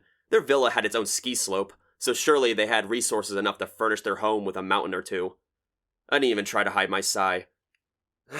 So did you even find treasure? No. She seemed to hesitate before answering, but eventually shook her head. There really weren't any treasure chests buried anywhere. I shouldn't have asked. Despite it being a rare day off, I was going to have to waste the day playing treasure hunter while looking for a treasure we'd never find. There's nothing worse than knowing in advance your efforts are going to end in vain. Also the day after that. More digging? I asked. We'd be better off just boring a hole in the Tsuria family garden. Who knows what we'd find? A hot spring, maybe. No, on Saturday we did a city patrol. That. The main activity of the SOS Brigade. Wandering around town looking for mysterious phenomena. Now that she mentioned it, we hadn't done that in a while. Not like there's 2 straight days worth of stuff to do, I said. No! Wait! Yes, that's right. Asahina looked askance for some reason. Since Monday is also a vacation day. I remembered as soon as she said it. Next Monday, they were holding the special class entrance examinations, so students were excused from school. And did we find anything mysterious? I asked, thinking that perhaps that was the reason Asahina had been sent back. No. She shook her head without hesitation. It was the same as always. We drank some tea and ate some lunch. It was getting more and more puzzling. As far as I could tell, there was no reason for my future self to send Asahina into the past. I could maybe understand if she'd come from a year hence or even a few months, but what difference could traveling into this week from next week make? I watched Asahina vaguely as she fluffed Shamisen's belly fur, the cat having rolled over on its back. Since we were only dealing with a week this time, there'd be no need to borrow Nagato's power, and we could still use her method. At last year's Tanabata, when Asahina and I had traveled back to the Tanabata 4 years earlier, we'd been frozen in time for 3 years while we waited to return to our original time. I just applied the lesson here. I'd be able to return Asahina to her proper time frame just by keeping her out of sight for a week. There wouldn't be any need for cold sleep, and while she'd age a week in the meantime, I didn't think that would make much of a difference. But in that case, what was the point? There had been a reason for this. A reason for my 8 days older self to send Asahina into the past, and a reason for Asahina the Elder to leave another handwritten message for me. How did I seem? Did I do anything strange? Asahina only continued to pet the squishy furball that was Shamisen, his eyes now having closed dazedly. It was time for a different approach. Hey, tell me something. Just what was the situation when my future self told you to travel back in time? That much I remember perfectly, since from my perspective it happened today. Removing her hand from the cat, Asahina drew several horizontal lines in the air with her finger. We were doing a fundraiser for the courtyard, a lottery to sponsor the SOS Brigade. What the hell was that? I thought. It was a lottery where whoever pulled a winner would get, a grand prize of 500 yen. Suzumiya was drawing people in with a megaphone and... No doubt she was trying to raise money for the club. Asahina continued her explanation, but with difficulty. I was in charge of handing out goods. There were a lot of people, so it was kind of scary. I wonder if Haruhi was trying to get revenge for the Setsubun event. Asahina, what were you wearing? Was it by any chance a Shrine Maiden's outfit? Huh? How'd you know? Because it sounded like the thing Haruhi would do. It was Haruhi's policy, when trying to command attention, to start with costume design. Whatever stood out the most was the best, in her view. Asahina's features by themselves were enough to draw the eye, but when decorated, their power inexplicably grew far greater. In terms of character statistics, I guess you'd call it her charm. I handed out prizes to the winners, and shook their hands, and took photos with them, Asahina said, embarrassed, her hand grabbing into the fur of Shamisen's cheek. Then you suddenly took me by the hand and led me into the club room. You said we were in a big hurry and that I should change into my uniform, but I didn't really understand, but I did what you said. Then you told me to get in the broom closet and jump 8 days back in time to 3:45 p.m. You said you'd be waiting for me there, and I should do whatever your past self told me to do. Asahina looked down, her index finger tracing the calico patterns on Shamisen's back. Permission to use the TPDD was granted immediately, so fast I couldn't believe it. It was like they were just waiting for my request. They must have been. Asahina the Elder would have known all about this ahead of time. What I didn't understand was why my future self played a role in the time traveler's plan. I knew that the other, curvier Asahina was the same individual as the one that was here with me, separated only by time. But reason and emotion are different things. How many times was she going to make the younger Asahina travel through time before she was satisfied? Come on, Asahina the Elder, give me something to work with here. If she didn't, I was going to happily puke my guts out pretty soon. The Asahina in front of me was looking depressed again. A pained expression played over her features, not unlike the time a month ago when she was feeling shame over her own powerlessness. If that was it, she shouldn't have worried. I was plenty powerless myself. Even now, all I could do was try to figure out who I was going to beg for help. The two of us sighed simultaneously, as Shamisen yawned, bored. Just then, Kyon, open up! My little sister's voice sounded from the other side of the door. When I did as the voice instructed, she came wobbling into the room, precariously holding a tray with juice and sponge cake. I guess my mom was being pretty considerate, but when I saw that there were 3 servings, I could tell my sister was planning to stay. I realized it too late. This was a prime chance to be alone with Asahina in my room, but it didn't sure seem like that was going to happen. I stared daggers at my sister, willing her to get her out of my room, but she ignored me completely and plopped herself down next to Asahina. Shammy, you want some cake? As she watched my sister hold a little piece of cake in front of the cat's nose, Asahina finally faintly smiled. I guess little sisters can be good for something. As her brother, I hope she wouldn't lose that innocence as she got older. After my sister played with Asahina for a little while, the cat sandwiched between them, Asahina and I finally left my house. My watch indicated 6:15, and the sky was already dark. The first day of spring wouldn't be until next month. Kyon, what shall we do? Asahina murmured, breathing clouds of white vapor as she walked beside me. She was walking a bit uncertainly, having borrowed a pair of my shoes. I'd figured they'd be better than her school slippers, but now I wondered if they were a bit too big for this particular Cinderella. Yeah, I said, exhaling. I was starting to want to have her just stay at my house. That would have made my sister happy, but somehow it didn't seem like it would work. For one thing, my parents would want to know exactly why she couldn't just go home, and if some rumor happened to reach Haruhi's ears, I could wind up in serious danger. Shamisen's fur would grow back if I wound up having to shave a patch, but I couldn't very well erase Asahina's existence. It looks like I'd have to leave the idea of Asahina staying at my house in the realm of fantasy. Damn. The petite junior's footsteps listed diagonally. Her path finally intersected mine, and our arms touched, causing her to twitch back in surprise, even more adorable than usual. It didn't seem like it was just the fault of the ill-fitting shoes. I found myself pleased that she was unconsciously leaning on me, but I couldn't just simply enjoy that sensation. I wasn't confident that I'd be able to support her completely. A falling domino causes another to fall until they reach the last piece. So when I started to think about who could be trusted not to fall, there weren't many candidates. Haruhi was out of the question. If anyone were to ask why, I'd feel no shame in going completely Eraserhead on them. The other Asahina currently existing in this time period was also out of consideration.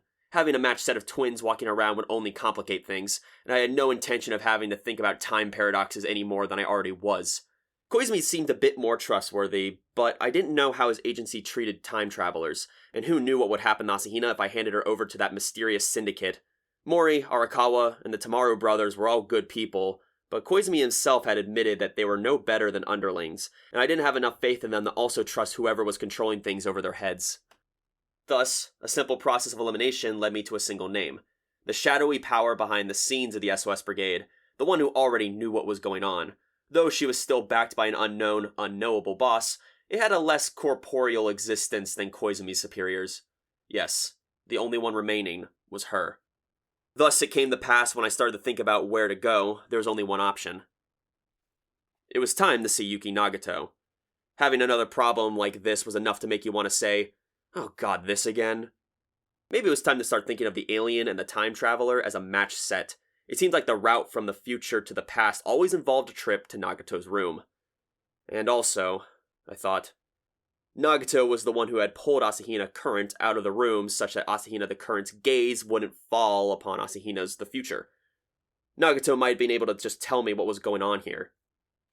Are we going to Nagato's place? Asked Asahina, her steps slowing. You'll be fine with her, I said, trying to cheer her up. She's got an extra room, and I'm sure she'd let you stay for a week. Heck, I should have brought my own pajamas. I even had a good excuse. But, Asahina replied, her eyes a bit downcast. Being alone with Nagato is a little... for a whole week? There wasn't anything to be afraid of. Nagato would never do anything to hurt Asahina. We relied on Nagato plenty of times in the past, and she even been our companion in our most recent time travel episode. I know, but... Strangely, Asahina looked at me with accusation in her eyes. I don't think Nagato will enjoy it very much if I stay with her. Huh? Why's that? How would Asahina know what Nagato did enjoy?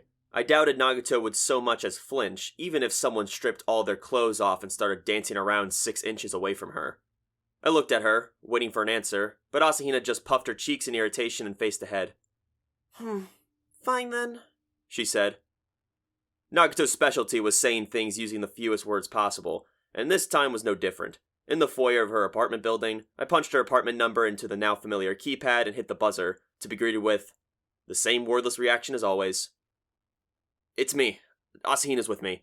We have a problem. Come in. How many times have we had this conversation? I'd brought both the large and small versions of Asahina here. Let's see, 4 times? The first time was during Tanabata 4 years ago. The second one was also that day. The third time was January 2nd, just last month. Asahina had the same anxious look on her face, and I'd gotten used to it remaining all the way down to the 7th floor hallway on the way to Nagato's apartment. She clung to my sleeve looking for all the world like some small frightened animal, and if that sight wasn't enough to make me want to protect her, then surely nothing else in the world ever could. Nagato's apartment door was open, and she leaned partway through as she waited for us. She was wearing her school uniform, as usual. The first time I'd seen her in street clothes was during our summer trip, and the last time was during our winter trip. She looked at us, and although her gaze didn't seem to carry particular meaning, Asahina still shrank away from it. Excuse us, Nagato. It seems we've come to trouble you again, she said, which was quite true. It's fine, Nagato gave a cool nod. Come in. Asahina's total fright indicated that she was about as close to getting used to Nagato's manner as our solar system was to Bernard's star. I put my hand on her shoulder and gently urged her forward, at which she finally stepped inside. She was so reluctant that it was hard to imagine that she'd ever slept in this apartment's guest room. Excuse us, she said. Nagato's apartment had once been completely bare of anything but the basic necessities for living, but now, for the first time since I'd visited last spring, there hung a set of paisley-patterned winter curtains in the large living room window. That alone would have been enough to make an impression on me. The Twister game mat we used at Christmas was rolled up and leaning against the wall, although there was still no television. As we passed through the living room, the only other furnishing was a low, bare table. For a moment, I really wanted to get a look in the bedroom to see what, if anything, there was in there, but then suddenly I felt like that was a bad idea. If it was fancy wallpaper or lacy ornamentation, or a canopy bed with big pillows and a fuzzy stuffed animal like a lamb or something, I'd have to reset all my pre-existing data I thought I had on Nagato. On that matter, the comment I can give is that you could go all the way back to the Mesopotamian era and you still wouldn't find any trace of anything like that. And when tomorrow came, I already had good intelligence from Asahina. What I needed to ask about was something else. So, Nagato, you know that Asahina here is from the future? Well, that was a stupid thing to say. Obviously she was from the future. No, what I mean is, you know that this is another Asahina who came from 8 days in the future, right? I asked, sitting at the low living room table. I know. Apparently Asahina herself doesn't know why she came to this time, I explained. She says that I told her to come. So, do you have any idea what this is all about, Nagato? Even if she didn't know, there's a high probability that she'd be able to tell me something about the future. So when she quickly said, I don't know, I wasn't worried. So long as she would find out for me, I asked her to just do that synchronization whatever thing. But Nagato completely betrayed my expectations. I cannot. Currently, I am unable to synchronize with selves from either future or past space-time continuities. Before I could ask why, she continued. Execution prevention code was applied. I definitely didn't understand that. I told her. Why? Because it was determined that it could cause problems in my autonomous functioning. So was it her boss that had sealed that ability? I asked. The data overmind concurred. Something was strangely cheerful about Nagato's expressionless face. But it was my decision, she said, sounding like she was reading a telegram aloud. The release code is encrypted and held by a different humanoid interface. I cannot release the lock on my own volition, nor do I intend to. So, in other words, Nagato couldn't exchange information with her future self, nor did she have any way of knowing future events. So, obviously, she didn't know the reason why Asahina had come from 8 days in the future. So, what was I supposed to do? I asked. You should act according to your own judgment. I saw myself reflected teenily in her black pupils. Just as I am doing. All I could do was drop my jaw. Nagato was speaking from her own volition. Did I just get a lecture from her? By losing the ability to synchronize, I have gained the right to greater autonomy. I am currently able to act according to my own judgment. I am not constrained by the future. Nagato was being extremely talkative, by her usual standards. What was bringing this on? I asked. I have determined that my responsibility of determining my future self is carried by my current self. Nagato continued to stare at me. Which is true of you as well. She spoke very slowly. That is your future. I closed my eyes and thought. Suppose I had the ability to predict the future and could know exactly what actions I would take in the next 8 days.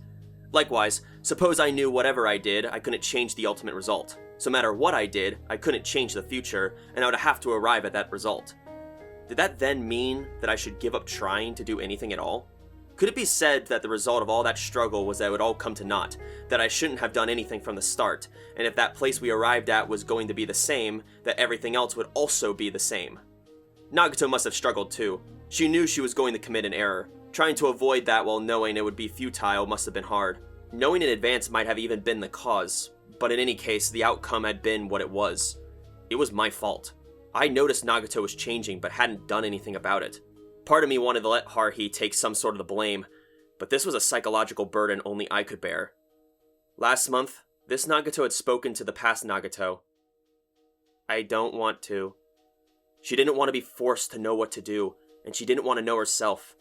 Nagato had known that she would do what she had to. She had trusted herself. I didn't have to remind myself of this. I've been doing it all along, hadn't I? I heard the words of my future self, then gone back into the past to tell myself those same words. I hadn't asked myself what to do, nor had I told myself what to do, because I already knew that things would work out. And things would work out, because here I was. It will be alright. The sound of Nagato's voice brought me out of my reverie. Her dark, emotionless eyes were shining. My highest priority remains the safety of you and Haruhi Suzumiya. I wish she included Asahina in that statement, and maybe Koizumi too. In the Snowy Mountain incident, he'd said some very supportive things about her, I reminded her. Nagato nodded. Yes, in cases of enemy interference. What did she mean by enemy? I asked. Macrospatial cosmic beings unrelated to the data overmind. They once sealed us in a different dimension. Those were the bastards who were behind the Snowy Mountain incident. They exist in a far removed... Nagato closed her mouth as she searched for the right word. Place from the data overmind.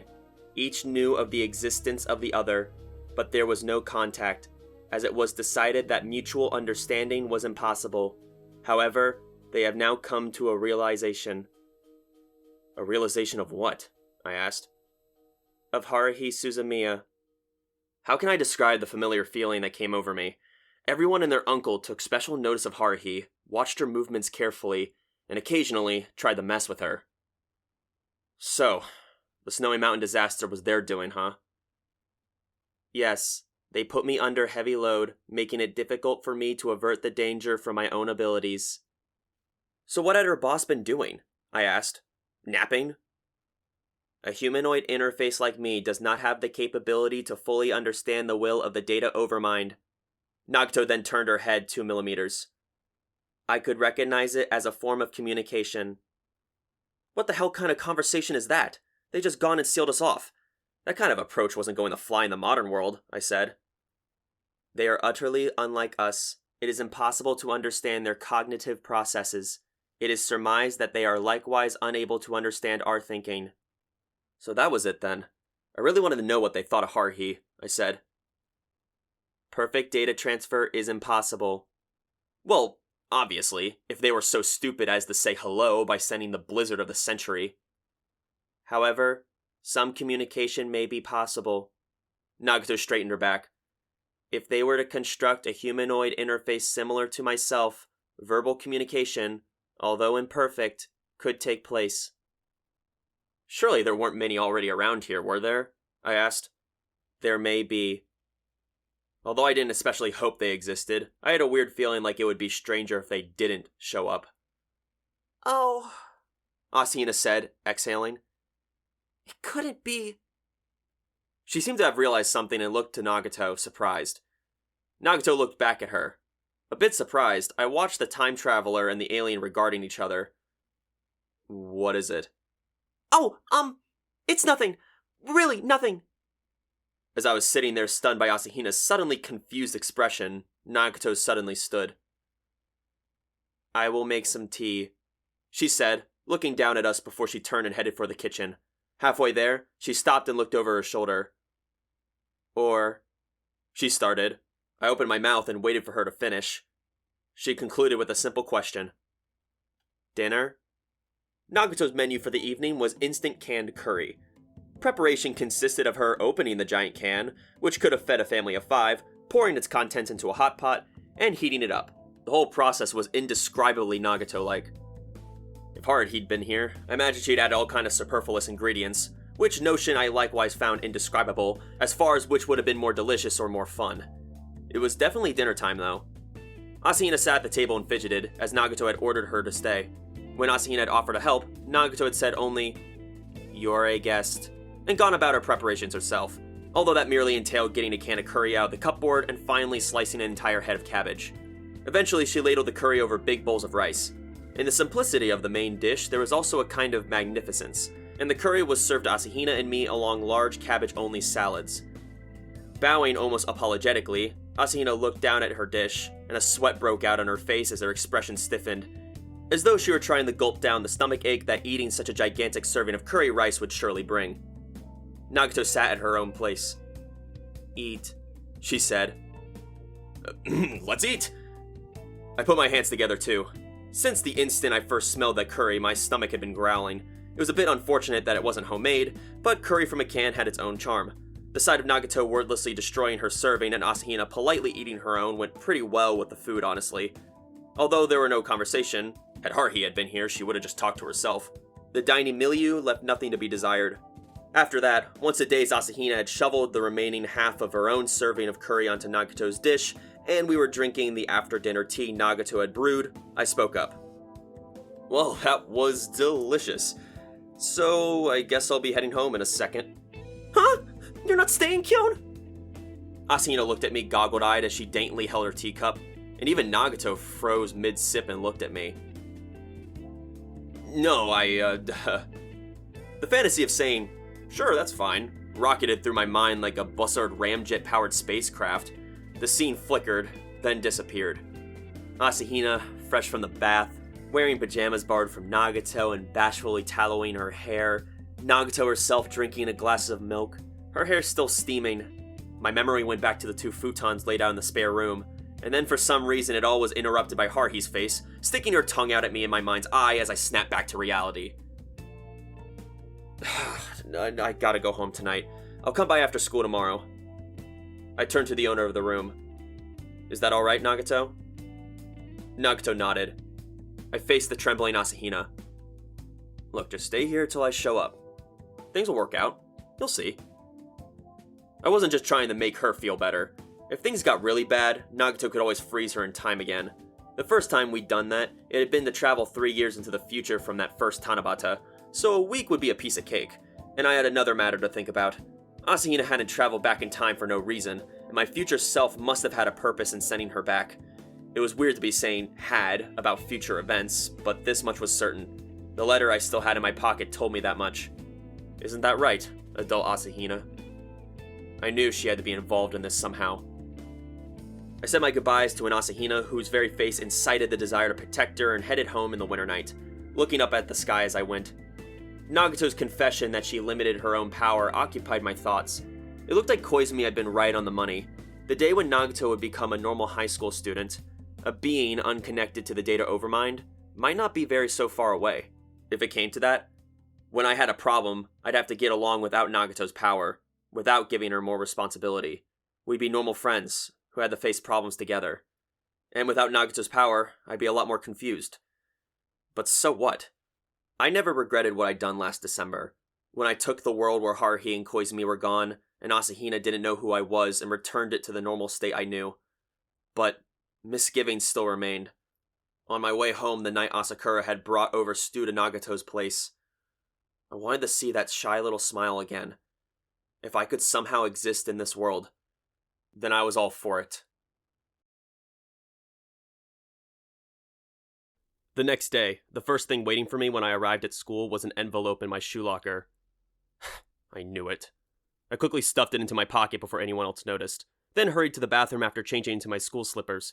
That's right, I was the walking cliché of the guy who opens a secret letter in the bathroom stall. I opened the envelope and took out the folded sheets within. There were two. The first one was obviously written by her, and on it was written the following. At the intersection of X and Y, proceed south until you find an unpaved alley.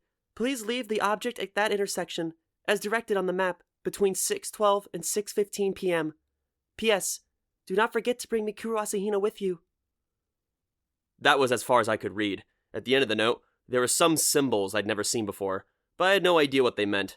I wonder if they were a signature of some kind, but in any case, the letter was completely incomprehensible, and I tilted my head in confusion. What kind of orders are these anyway? The moment I looked at the second sheet, things only got worse. What the hell? The bizarre thing came with a diagram. Even if I flattened it by calling it simplified, it was well outside the range of good. The intersection was marked with an X, and the diagram beside that X had to be a joke. I don't get any of this, Asahina. Did you really want me to put this stuff on a spot indicated with 3 minutes of 6:12 this evening? What would even be the point? I reread the letter several times until I memorized it, then shoved it down into the depths of my bag. I absolutely could not let Haruhi see it. This was one thing I'd never be able to think up a good excuse for. I left the bathroom and ascended the stairs, deep in thought. This much was becoming clear. Asahina had been sent back from 8 days in the future because of this. There was something she needed to do in this time period, and it's something that the current Asahina, the one here at school right now, could not do. But why couldn't she do it? As I arrived in my classroom, still wrestling with the endless questions, there was Haruhi, looking vaguely subdued as usual. Haruhi glanced up at me. How's Shamisen? Oh, that's right, that's my excuse. He's good. Huh? I sat down in my cold chair and discreetly took in Haruhi's profile. She didn't seem to have noticed anything. She held her chin in her hands, looking bored, her mouth closed. Recently, she'd been spending a lot of time like this. I didn't know what she was thinking about, and I didn't have time to give it much thought. Hey, Haruhi. What? About Shamisen. I have to take him to the vet again today. It looks like I'll have to do that a lot, actually, so I don't think I can make it to the clubroom. Sorry, but... I was positive she was staring daggers at me, but no. Fine, whatever. Haruhi looked at my stunned expression. Well, I don't want people ditching for no reason, but if you got a good excuse, I'm an understanding chief, and I won't give you a hard time about it. I searched my memory for a version of Haruhi that was understanding and wouldn't give you a hard time, and concluded that this was the first time I'd ever seen such a thing. I'll come and visit him sometime soon, so tell him I said to get well soon, okay?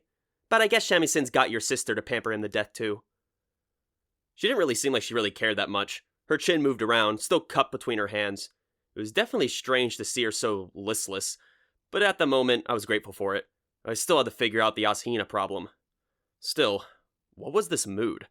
Having the person behind me quietly stare out the window was both nostalgic and strangely novel. If only Haruhi would be like this even half of her waking time. Morning, class. The morning bell hadn't even finished ringing when Mr. Okabe came striding gallantly into the room. I understood. I understood that Haruhi's melancholy would not last long. When I thought about it, this was the first concrete prediction that the time traveler had made. According to Asahina, Haruhi would drag us all into a treasure hunt, and we wind up walking all over the place. I'd be fine if Haruhi was like that the other half of her waking hours. For good or ill, that was enough to make me feel at ease. At lunch, I bolted down my food and hurried to the clubroom.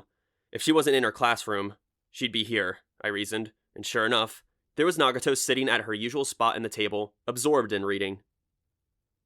Nagato, how's Asahina? I was the one who had made her stay at Nagato's place, so I thought I should make sure everything was okay. Nagato turned her lower gaze up to me, silent as though contemplating the meanings of my question. What do you mean by how? Well, she's not causing you any trouble, is she? No. Thank goodness for that, I thought. I imagined Nagato and Asahina having a pajama party. My heart swelled. However, Nagato said in an even voice, she is uneasy when she is with me. Her glossy eyes dropped once again to the hardcover in front of her. I looked at Nagato silently, searching for some kind of expression on her pale face. Regret, or loneliness, say. But no such feelings were evident. I could understand Asahina's unease. Most people would probably find being shut up in a room with Nagato hard to handle. I could handle it, as well Haruhi and Koizumi, and Tsuruya would probably be fine, but that wasn't the point. Nagato had understood Asahina's fear and expressed it to me thus, so there had to be something more.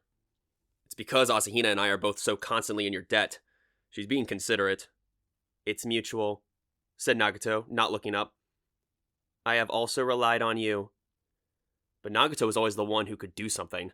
She saved my life time and time again, I told her. When something happened, she was pretty much the only reliable one.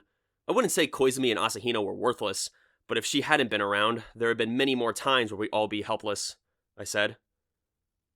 I was also the cause of many problems. Come on, those can't be helped, I told her. If she wanted to assign blame, she ought to start with the data overmind and me. It wasn't something she could blame herself for. Plus, it was thanks to that whole incident that I learned to really appreciate this reality. I got to see Haruhi in a ponytail. When I'd been able to change something, the experience had meant a lot to me. I see, murmured Nagato, turning the page. The cold winter wind blew, rattling the glass of the windows. I turned on the electric heater. What about your boss? They've suppressed the extremist faction, right? The data overmind does not have complete consensus, but the main faction still leads. Interesting. Even pure thought entities had internal disagreements. And you're connected to the main faction, right? Yes. Asakura had been a vanguard of the extremist faction. Wait, were there just two factions? Were there others? I asked.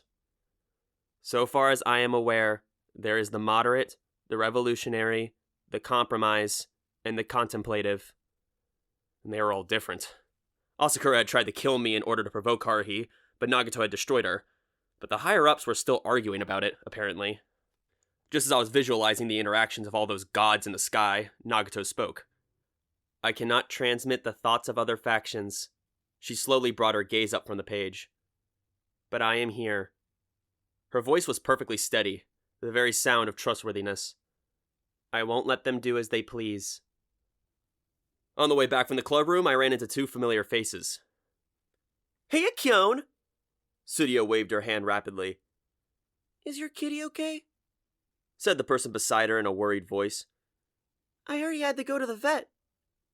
It was Asahina, the normal, native to this time Asahina. She didn't seem to know she'd soon be heading into the past. Is he taking his medicine? Oh, of course. Haruhi had called from the clubroom, and since Asahina had been there, she knew what we'd talked about. It's not very serious, but it seems like he'll need some time to recuperate. I shook my head lightly, a bit confused. Obviously, this Asahina looked no different from the other one. If I wasn't careful, I'd fool myself into thinking that Asahina was the one who was supposed to be at Nagato's place right now, and I wouldn't have even noticed it had happened, unless Asahina herself said something. Hard to believe Shamisen could get stressed out about anything, said Tsuruya with a smile. But I guess it's better than catching some weird disease. I bet he's not getting enough exercise. No mice at your house, right, Kyon? Sometimes we have the mice in our garden. You should totally bring Shamisen over. I bet he'd do him some good. Sure, once he's better, I'll do that. I wasn't going to take him outside while it was still this cold, but once spring came, Shamisen would probably love that. Once the cherry blossoms bloomed, Haruhi would definitely want to do some kind of flower viewing garden party anyway. Kyon, will you be coming to the clubroom today? I have to take Shamisen to the vet again today, I said, wishing I asked the other Asahina what my day was going to contain. I already told Haruhi. Oh, really? She sounded like she really cared about the cat. Well, I hope he gets better soon. It pained me, but I gave a serious nod. Come by sometime and pet him. It'll help him get better. He's male too, after all. The two girls laughed and left to get juice for the lunches, and I returned to my classroom. Not having a heater, it was colder than the clubroom I had just been in. The only source of heat was the breath and warmth of the students in the room, and the most efficient heat source, Haruhi herself, was gone. I walked towards Taniguchi and Kunikita and joined in their conversation. Then, after class was over, I put the school behind me as soon as I could. I had plenty of time until the time given in the letter, but I was worried about Asahina being left by herself, and if I was going to follow Asahina the Elder's instructions, there were some tools I had to assemble. First, I stopped by my house and got a hammer and some nails from the garage, which I threw in my bag, then grabbed my bike and sprinted over to Nagato's apartment building. This winter day was cold enough to make my ears sting, but when I thought about Asahina waiting all by herself, I didn't really care. Plus, it was practically guaranteed that something fun would be waiting for me. It was the arrival of a scene I'd been hoping for ever since summer vacation. My strangely high spirits were the lingering results of my talk with Nagato in the clubroom. Come what may, Nagato would protect Asahina and me, and I wanted to protect them too. Haruhi treated us brigade members like her property, and if anyone messed with us, she'd flip out and turn them right around. Plus Koizumi, at least, could probably take care of himself. It was hard to imagine him getting tired, and if he were to falter, I can't say I wouldn't give him a hand. Haruhi would probably order me to, without regard for whether it was convenient for me or not.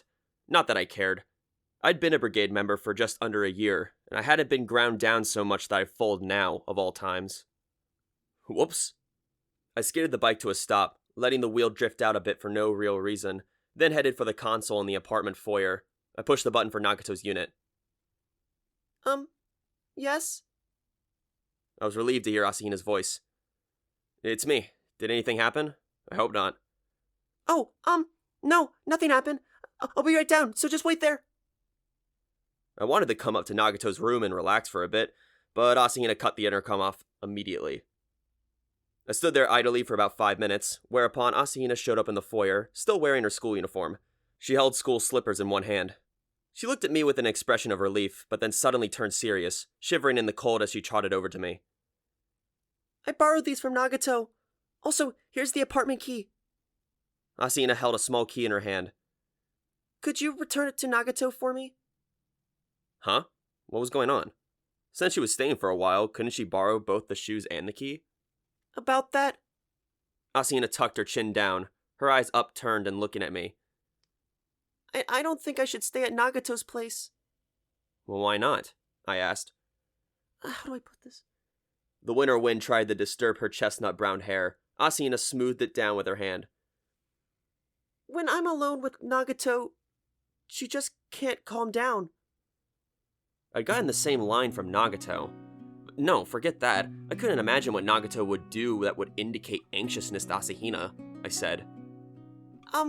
Well, said Asahina, as though explaining something to a small child. It's just a feeling, really. When I'm sleeping at night, I mean, we're in separate rooms. I'm sleeping in my spare room, but it's like she's standing right beside my bed staring down at me. Oh, come on, she's not a ghost, I said. It's just a feeling. It's like she's conscious of me. Asahina exhaled whitely, staring at my chest. I don't feel it all when we're in the club room, but it's just really strong when it's just the two of us at her place. It happened last month too. When we returned from the past, I woke up and you were gone, and I just had this feeling she'd been staring at me the whole time I was asleep. What was that supposed to imply? I couldn't imagine Nagato ever doing anything to hurt Asahina, I said. No, I know, that's not what she's thinking. It's just an impression I get, but I know, it's like she's hung up on me somehow. This was completely incoherent. I certainly didn't understand it. Asahina looked at me accusingly. With a lonely tone to her voice, she said, It's like she wants to be like me. Huh? Was my only reply. Like, doing all sorts of crazy stuff with you, Kyon. I'm always doing stuff like that, right? But Nagato just watches. It was like that on Tanabata and during the endless summer, too.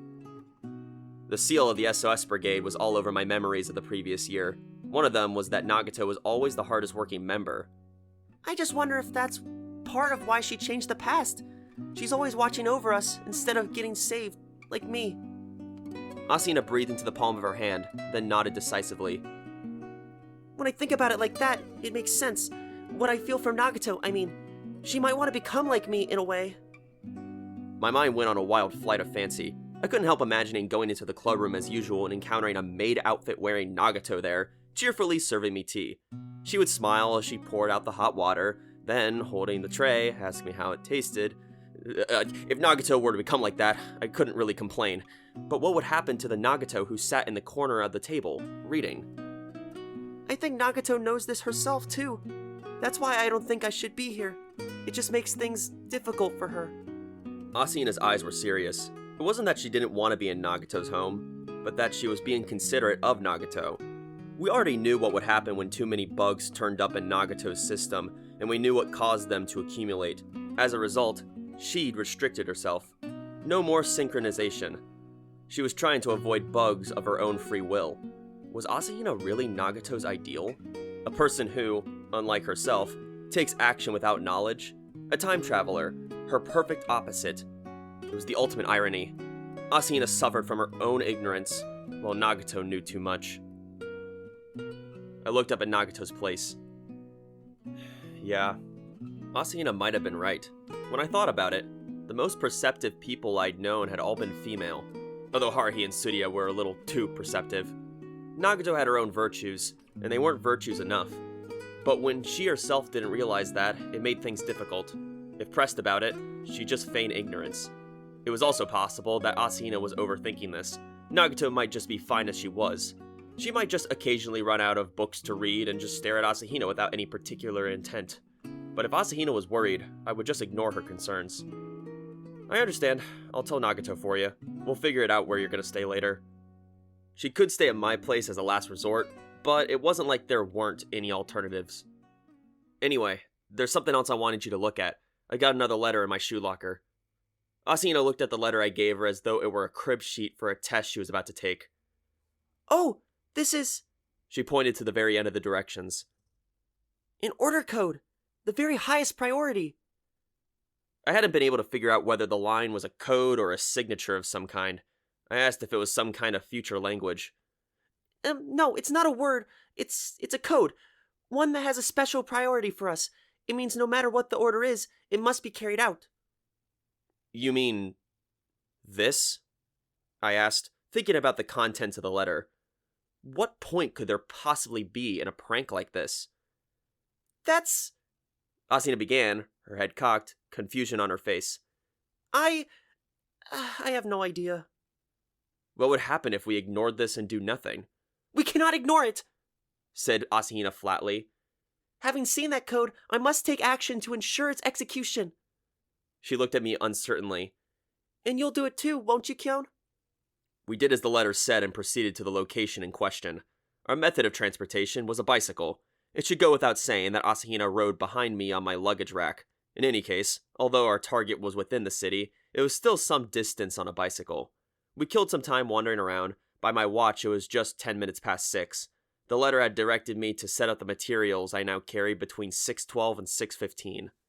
I felt a little lonely, and not just because the sun had already set. The road was a bit removed from the local residences, and I didn't see much traffic. Then there was a little side path that branched off it, which was unpaved. It didn't seem like a private drive, but neither was it a shortcut to anywhere in particular, which made one wonder why anyone would go to the trouble of using it. The X on the hand-drawn map was just the intersection of that little path on the road, a few centimeters away from the edge of the asphalt. We were lucky there weren't any pedestrians around. What we were about to do was not exactly upstanding behavior. To put it bluntly, it was a practical joke. All we needed were 3 things: a hammer, some nails, and a steel can. You can probably guess what we did. Alright, I better get to it, I said. Yes, nodded Asahina. I'd been hiding behind a telephone pole. I jumped out, ran to the spot, and began pounding nails into the ground. The ground was pretty hard. I had to pound them really hard to get them even halfway in, but I couldn't risk risking a lot of noise and possibly catching an eye of a passerby. I was in a hurry, so I didn't think it took me more than 30 seconds, all told. I covered the nails with the can, then hurried back to the telephone pole, where Asahina awaited. We then found a darker place a bit farther away in which to hide. So what was going to happen? I was really interested to see what effect this prank was supposed to have. And I didn't have to wait long. It was 6:14. Opposite the street from where we hid, a male-looking silhouette came walking along at a leisurely pace. I could tell he was wearing a long coat and carrying a shoulder bag. He didn't seem to notice us. He seemed to be looking down as he walked. He didn't seem particularly cheerful. Suddenly, he stopped. He was looking directly at the empty can. I heard a sigh. Just when I was wondering if he were the type to take offense at litter, he lined up a kick, with perfect form, and directed it with all his strength at the can. Of course, the can did not go sailing between a pair of notional goalposts. In fact, it didn't move from its position at all. The man clutched his foot and fell to the ground. Oh, what the hell? Oh, it hurts! He was literally rolling around on the ground, apparently in intense agony. Fuck! Ah! Who did this? Ah! Asahina and I looked at each other. Had this been the objective? Who knew? We had a silent exchange of glances, then nodded in unison and emerged from the darkness, walking along the path as though just happening to pass by. Are you alright? Asahina asked of the man, who lay face up, holding his foot in his hands. I casually stood next to Asahina, looking down at the man, who continued to groan. Huh? The face was distorted with pain, and I didn't recognize it. He was a slender man in his 20s. Underneath his long coat, he wore a suit and tie, and he looked like a regular working stiff. Need a hand?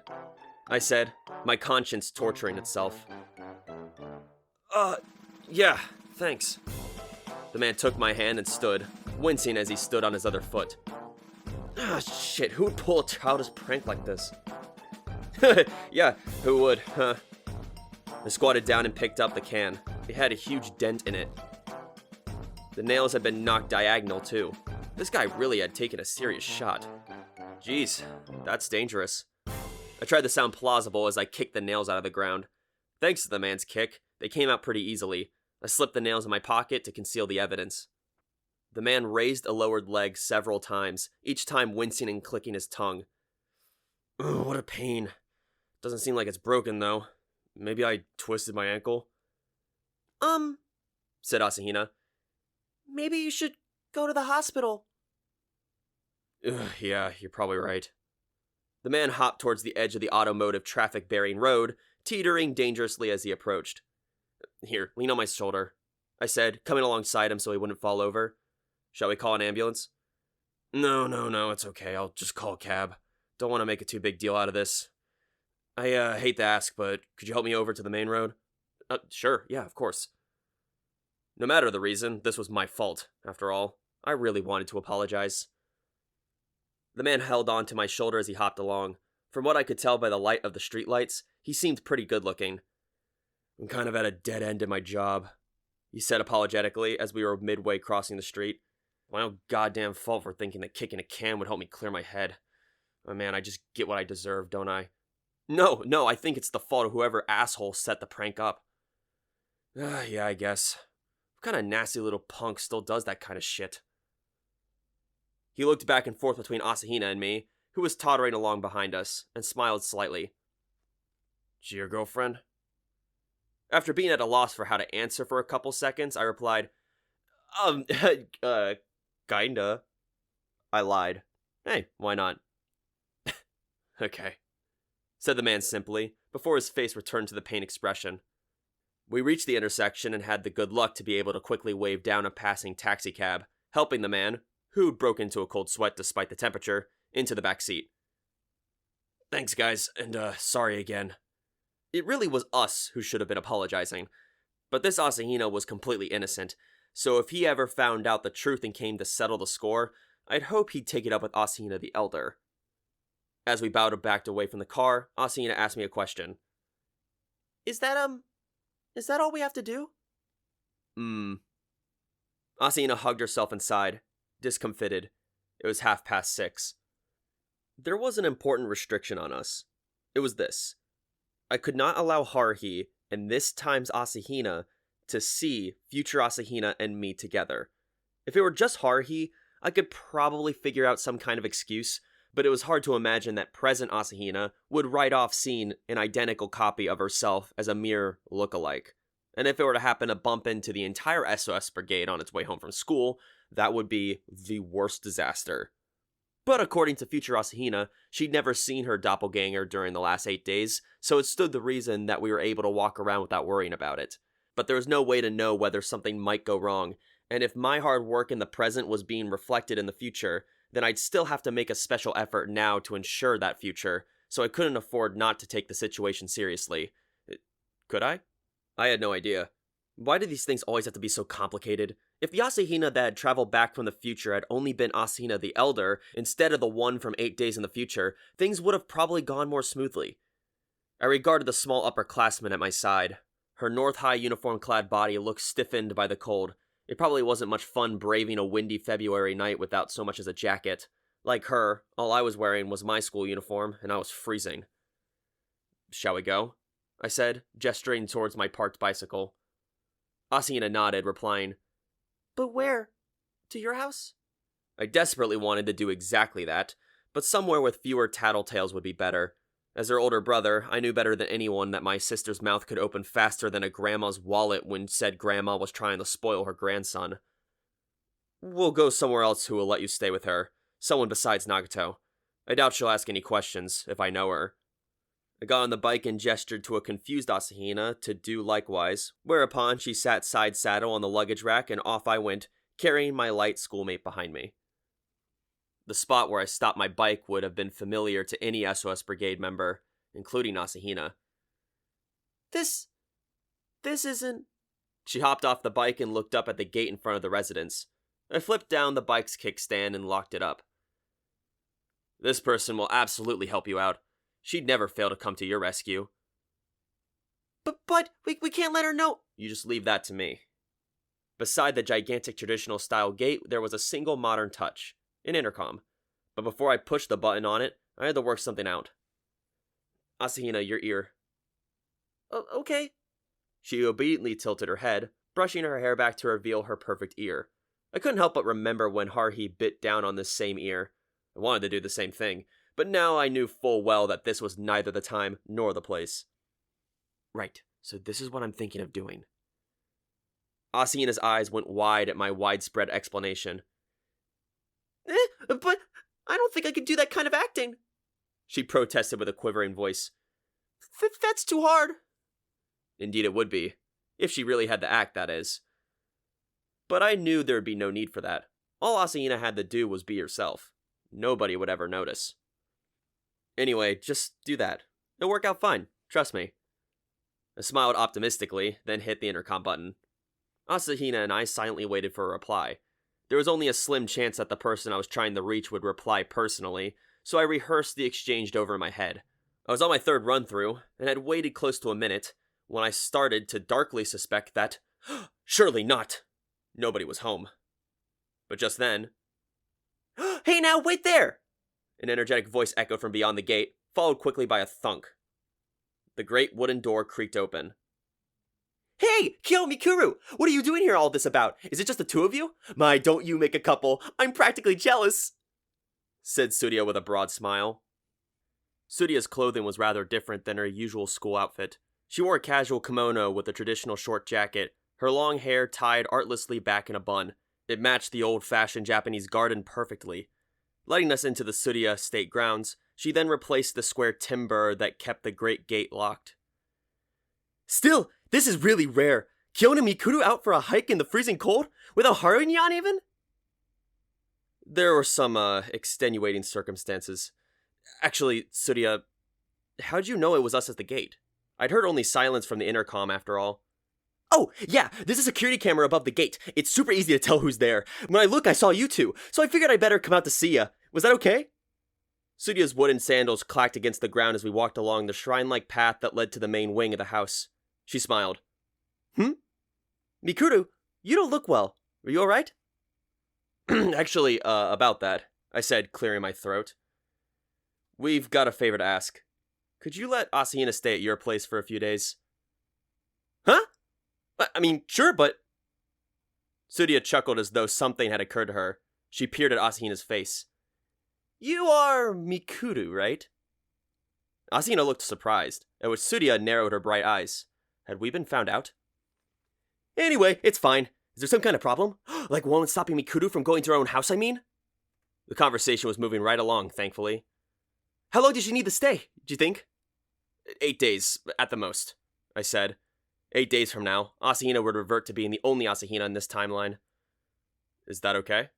Sure, I don't mind. Oh, right! She can use the apartment. It's a separate building, kind of like what we have at the Mountain Villa. No one's living there right now. I think it's just a little studio. Sometimes I go there to think about stuff because it's so nice and quiet. I looked around the grounds that surrounded us, which you could only pretty much just call a forest. Who knew what was hidden in the expanse? I heard there was even an old-fashioned storehouse somewhere in the area. As I felt a strange combination of admiration and envy, Tsuria's mouth curved up into a perfect half-smile. So, anyway, Mikuru, what's up? You don't have to be so scaredy like. Tsuria poked at Mikuru's chin with her finger. It's not like you. Before the silent Asahina could say anything, I quickly cut in. She's Asahina's younger twin sister, Michiru. Twin? Michiru?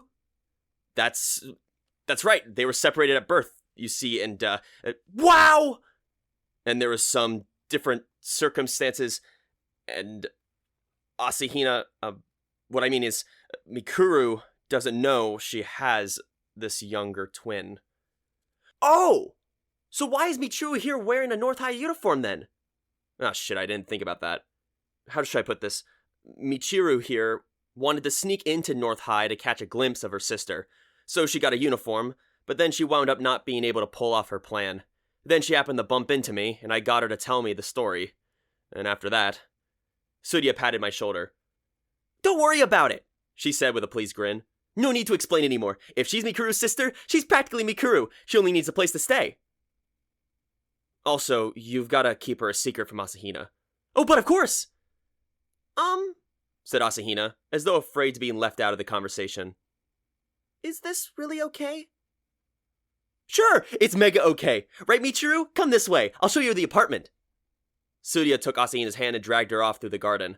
As she went, Tsuria looked over her shoulder and shot me a broad wink that just killed me dead. The apartment was very similar to the mountain villa we'd been invited to earlier. According to Tsuria's explanation, the villa had been built using this apartment as a model. This was the original. It was a pleasant Japanese-style one-floor building.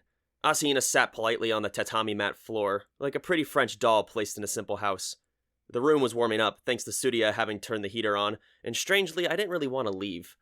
After explaining the hanging scroll that hung in the alcove and telling us where the closet and the futon and the sheets were, Tsuria made herself scarce, saying, I'll bring us some nice hot tea! Looks like this is gonna work out, I said to Asahina. Yes, thank goodness. We'll need to properly thank Tsuria, agreed Asahina Michiru. Michiru, was it? That's a nice name. She finally smiled. I stretched my legs out on the tatami mat and looked at the heater, thinking about Asahina's name, until Tsuria returned, carrying a basket filled with a kettle, some teacups, and some clothes. Tsuria invited me to stay for dinner, but if I were away for home for 2 nights running, my mom would probably get irritated, so I instead expressed my sadness at having to go home. Thanks to finally having found a place for Asahina to stay, I was suddenly tired. If I dithered around anymore, I'd wind up deciding to spend the night. She's like Mikuru, yet not Mikuru. Or like, she's not Mikuru, but she seems Mikuru-ish. I told Tsuria I thought I'd already explained she was a twin. That's true, we'll just leave it at that. Walking about a step and a half ahead of me, Tsuria headed for the huge gate. As I watched her loose bun of hair gently sway, a question occurred to me. Tsuria. Yeah? How much do you know? You said before that Asahina and Nagato, that the members of the SOS Brigade weren't normal. Yeah, I guess. My long-haired schoolmate bounced slightly as she turned around. Her smiling face was as bright as a star. I really don't know that much, Kyon. Just that they seem kind of different. At the very least, they're not normal like you and me. Even if that's all she knew, that was more than enough. Yet she still hasn't asked any inconvenient questions, and she hasn't tried to figure out what Asahina really was. I just really like watching people have fun. Like when someone gobbles down a delicious meal I made for them, or when they get to watch someone they've never met having a great time. I really love that. Yeah, so when I watch Haruhi, it makes me really happy. It's like, I don't know, just like having that much fun, you know? Didn't she want to join in herself? I asked. Wasn't it lonely just watching? Yeah, I think movies are super cool, but I don't really want to make movies myself. Just watching is enough. Or like when I watch the World Series or the Super Bowl. It's like really fun to cheer and stuff, but I don't start thinking, oh gosh, I wish I could get out there and play myself. Watching the players be there, giving it their best shot, is the best part. I mean, I wouldn't be any good at it, so I do just stuff I can do. In a way, she was the exact opposite of Haruhi. When Haruhi saw something she thought was interesting, she just had to butt in and give it a try. Tsuruya's big eyes cast about. The SOS Brigade is just like that baseball game. I get a kick out of watching you, Haruhi, Nagato, and Koizumi, whatever it is you're doing. Her smile and voice were completely genuine. She was speaking words of truth. I started to feel cheered up just by standing next to her. So I really like the position I'm in. I think Haru-nyan understands too. After all, she doesn't try to drag me into things, 5 people is like just the perfect number. She turned back around with another bounce, facing the gate once again.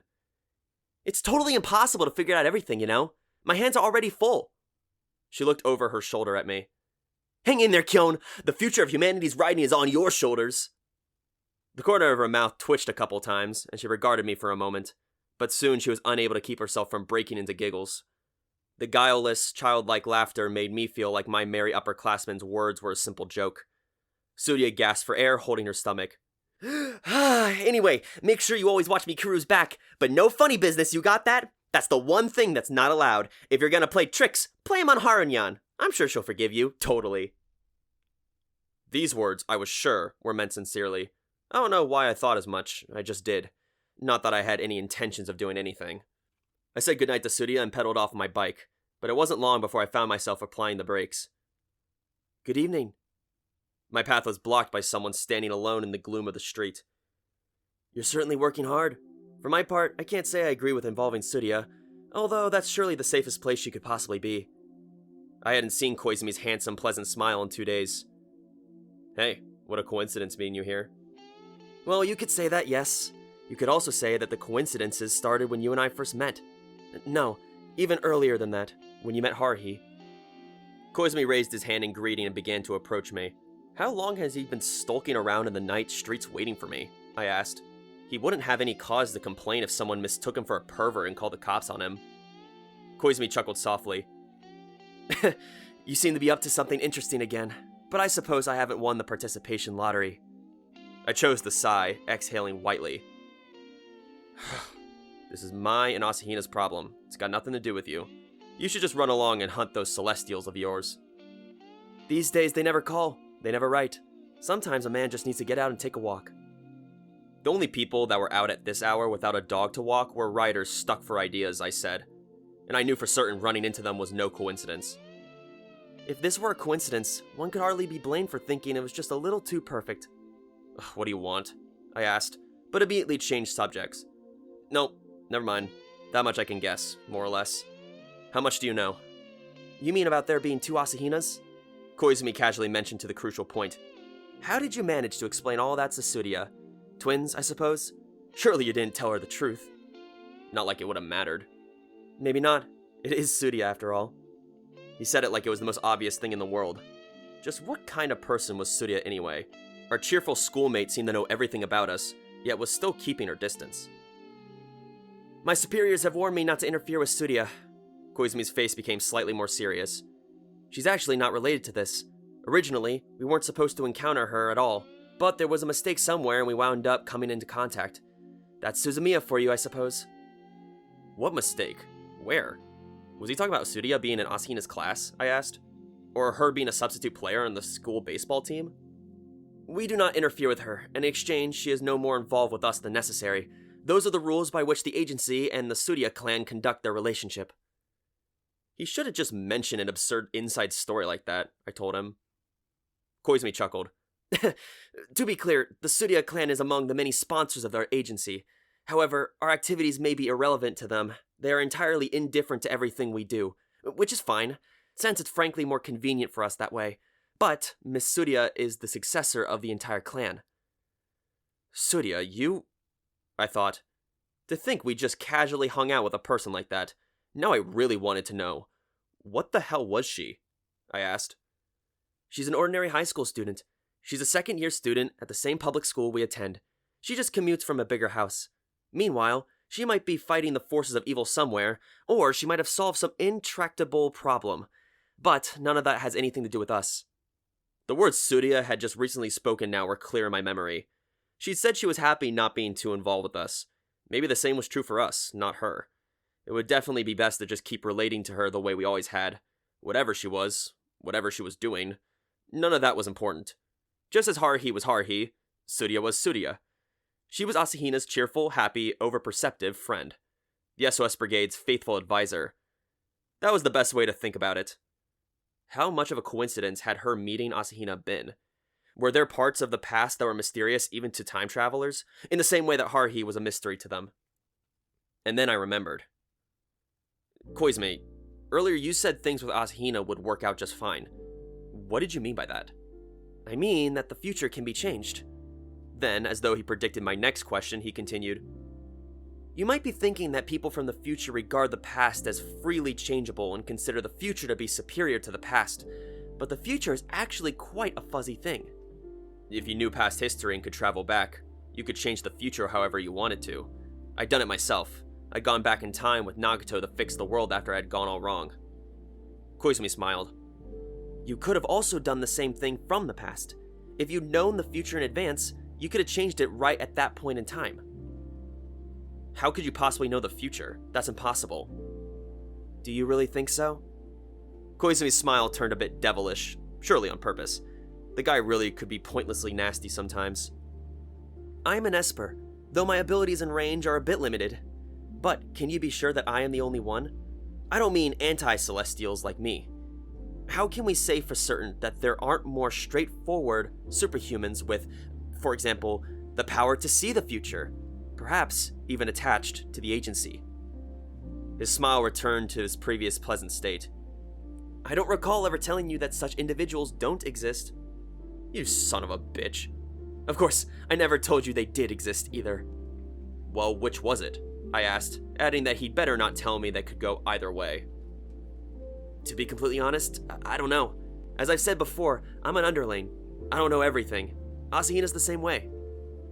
That much I could believe. Never had an agent been so deserving of pity as Asahina. There's a purpose for her ignorance, of course.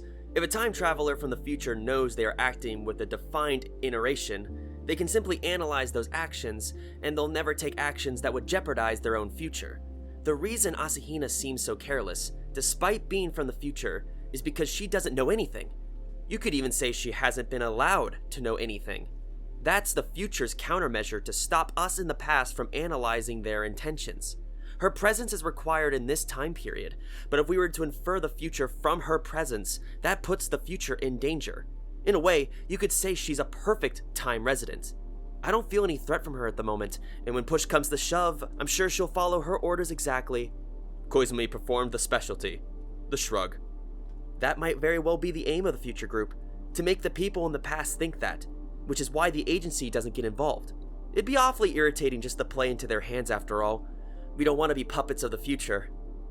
So what, did they oppose Asahina? I asked. Well, I wouldn't go that far. If I had to sum it up, I'd say we're at a standstill. A chill ran through my body. Literally. Let me make an analogy. Suppose there are two nations, A and B. They oppose each other, but have not engaged in direct conflict. Now suppose there appears power C, which opposes A, and power D, which opposes B. From A's perspective, coexistence with C is impossible. They are a direct threat. The same goes for B and D. C and D then join forces and begin cooperating. If one nation was intolerable, the two joined are now all the more so. Now, as the old saying goes, the enemy of my enemy is my friend. So A and B build a grudging and unsteady alliance, which is where we are. Koizumi regarded me uncertainly. Are you listening? Oh, sorry, I said, throwing my leg over my bike seat. I stopped listening when you started talking about D or whatever. I can remember the first three, but then after that was too much. I know it was audible. Your brain chose to listen and process, or not. He didn't have to answer so seriously.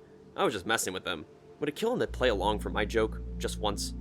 He'd never be popular with the ladies without a sense of humor, no matter how good-looking he was. Koizumi grinned. I wondered how many different smiles he had. I change my expressions and statements to match the situation and the individual, just like everyone else does. But when I'm talking to you, it always turns in this kind of conversation. Wow, it must be hard to be you, I said. Well, I feel the same way, but I think I'll stay like this for a while.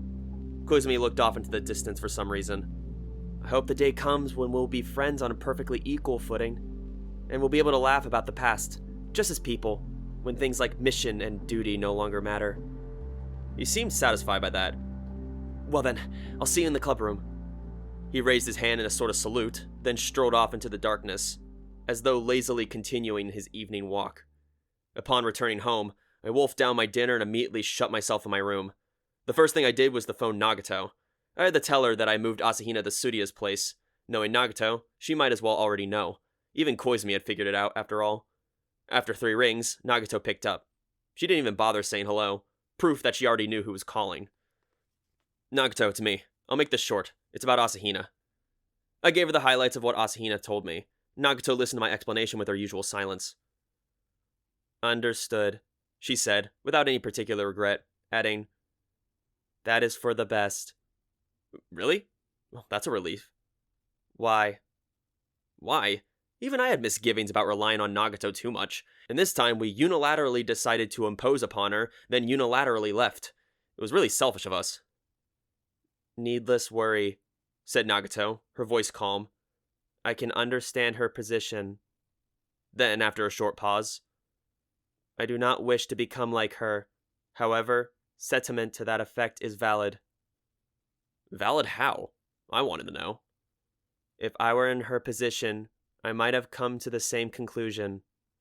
So, that meant that Nagato could imagine being in Asahina's place, and worrying about Nagato in the way that Asahina currently was? I asked. There was silence for a while. Then, I think so. Her fine voice reached my ears. It was such a pleasant sound that I wished I would have turned on the phone's recording function. We exchanged a few more words, whereupon I hung up. It seemed that there was no need for me to worry. The alien and the time traveler had come to a mutual understanding, probably more than either of them realized. For some reason, I grinned and looked to my side. Shamisen was sleeping on my bed. His head was on my pillow as though he were human, his breathing deep and even. Just as I was wondering whether I should shave a patch of his fur off in case Haruhi did happen to turn up, something else occurred to me. How long do I have to lie about Shamisen's recuperation? I'd forgotten to ask. Asahina should have been able to tell me how many days I skipped club activities for, and when I started coming back. If I knew that much, I'd been able to set up a tentative schedule for this week. But the Asahina from a week in the future didn't have a cell phone. If I wanted to call Asahina, I'd have to call Tsuruya, but thanks to that conversation I'd had with Koizumi, I hesitated to contact her. I didn't know how much of what he said was true. Since it was Koizumi we were talking about, he might have just made up something plausible sounding to see my look on my face. Hell, I'd rather that were the case. I aimed the air conditioner's remote control at the cooler, reclining back into my bed. Tomorrow, I'd check the contents of my shoe locker and figure out the day's plan. As I regarded the calico cat, whose eyes were shut as he smacked his lips, I wound up drifting off to sleep myself, only to be awakened by my sister, who had just gotten out of the bath. The next day. Go to the mountains. There you will see an oddly shaped rock. Move it approximately 3 meters west. Your Mikuru Asahina will know the place. It will be very dark after nightfall, so try to finish during the daylight. A glance at the contents of another envelope torn open in a bathroom stall revealed the preceding message, and just as before, a second sheet contained a crudely drawn gourd-like picture, with a label that went out of its way to say, Rock. That clinched it. Today, I'd be a member of the Going Home Club. Which is fine, I guess. But what was with these vague instructions? Rocks in the mountains? Which rock? Which mountain? If it was a mountain that Asahina knew about, that meant... Plop. A pebble tumbled through my mind. Oh, right. The treasure hunt. According to Michiru Asahina, we'll be using our next day off, and we'll be going on a treasure hunt. That was the day after tomorrow. She said it was on a mountain that belonged to the Tsuruya clan, which meant another Tsuruya appearance. Tsuruya had swallowed the story of the 2 Asahinas without complaint, and she would probably just smile when confronted by Haruhi and me, but at this rate I was going to become emotionally unstable myself. It would be a problem for Koizumi too. But hold on. So this means Haruhi's gonna be back to her usual self soon, I predicted as I head to the classroom. Tsuruya would bring the treasure map and we put it to use the day after tomorrow. So that meant Haruhi would definitely have it in her hands either today or tomorrow. Probably tomorrow. I hadn't gotten a whiff of excitement off Tsuruya the previous night after all, which meant she probably hadn't found the map in the storehouse yet. If she had, she would have tried to force it on me to give it to Haruhi. Hey, Haruhi. Just as I suspected, she was already in the classroom, taking a page out of Nagato's book and running in low energy mode as she played the part of the gloomy high school girl. How's Shamisen? She asked without looking at me, the window fogging up with her breath. He's doing okay, I guess. Well, that's good. She doodled a face in the white condensation on the window. So strange. Having a regular conversation with Haruhi was rarer than seeing Nagato doing something besides reading in the clubroom. It made me even more worried. No, more like uncertain. I wondered if there were Celestials going crazy somewhere. What's wrong? You've been so gloomy lately. Haruhi sniffed. What are you talking about? I'm the same as I always am. I've just got stuff in my mind. And She was about to continue, but she cut herself off mid-sentence. What about you? Are you coming to the clubroom today? Her expression made it seem like she didn't care one way or the other, which from my perspective was the most convenient expression possible. Shamisen's still pretty lonely.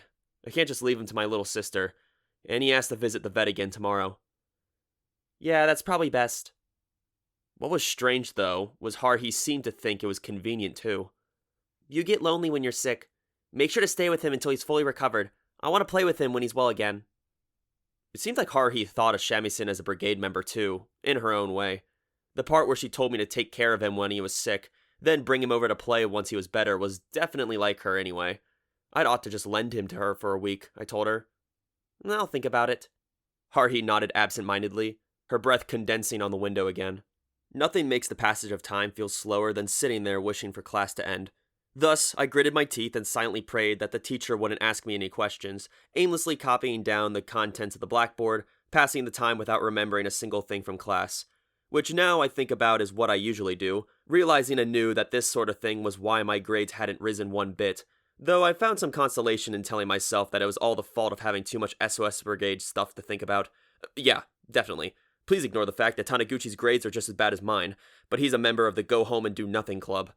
Thanks to having shoved my good-for-nothing textbooks into my desk, my bag was nice and light as I picked it up and held it out of the classroom, whereupon Taniguchi, whose turn it was to clean the classroom, called out to me, a broom over his shoulder. Yo, Kyon! His eyes seemed kind of flat. I didn't know why, but I didn't have time to find out. Asahina was waiting for me. It was just like in Run Melos, when Selnuntius was waiting for Melos' return to save him from certain death. I had to make haste. But Taniguchi blocked my way, pointing his broom handle at me. I envy you, Kyon. There was a note of bitterness in his voice. What could he possibly envy? I could only think of about a dozen things, I told him. That many? No, there are 3 at best, replied Taniguchi irritably. He sighed. I half wondered whether Haruhi's melancholy had gone airborne and infected Taniguchi. Oh, about Taniguchi. Kunikita's face popped out, and he began to explain, gesturing with the dustpan he held. Turns out he and his girlfriend just split up, so that's why he's down. Guess it makes sense. Well, that's too bad, I said, half smiling as I patted Taniguchi's back. I guess the girlfriend in question must have been the one he'd gotten just before Christmas. I'll bet he felt good and sorry for me, since my own Christmas Eve had been spent enjoying Haruhi's Hot Pot special. Ha ha, with that face, you must have been the one who got dumped. I see how it is. Shut up, he said. The friend I should have had sympathy for pretended to brandish his broom, then held it limply at his side. Just go home already, I gotta clean the classroom and you're in the way. Kunikina gave a pained grin. I hate to say it, but it was only a matter of time, Taniguchi. I admit I never met or saw your girlfriend, but from what you said, she just didn't sound serious about you. Oh, like you'd understand. Well, that's fine. I don't want you to understand. And come on, I mean, her reason for going out with you was way too weird. Whoa, wait, don't say any more. I'm serious, I just want to forget the whole thing. I wanted to stay a little longer to see how this overwhelmingly high school-like conversation between 2 good friends would play out, but I was in a hurry.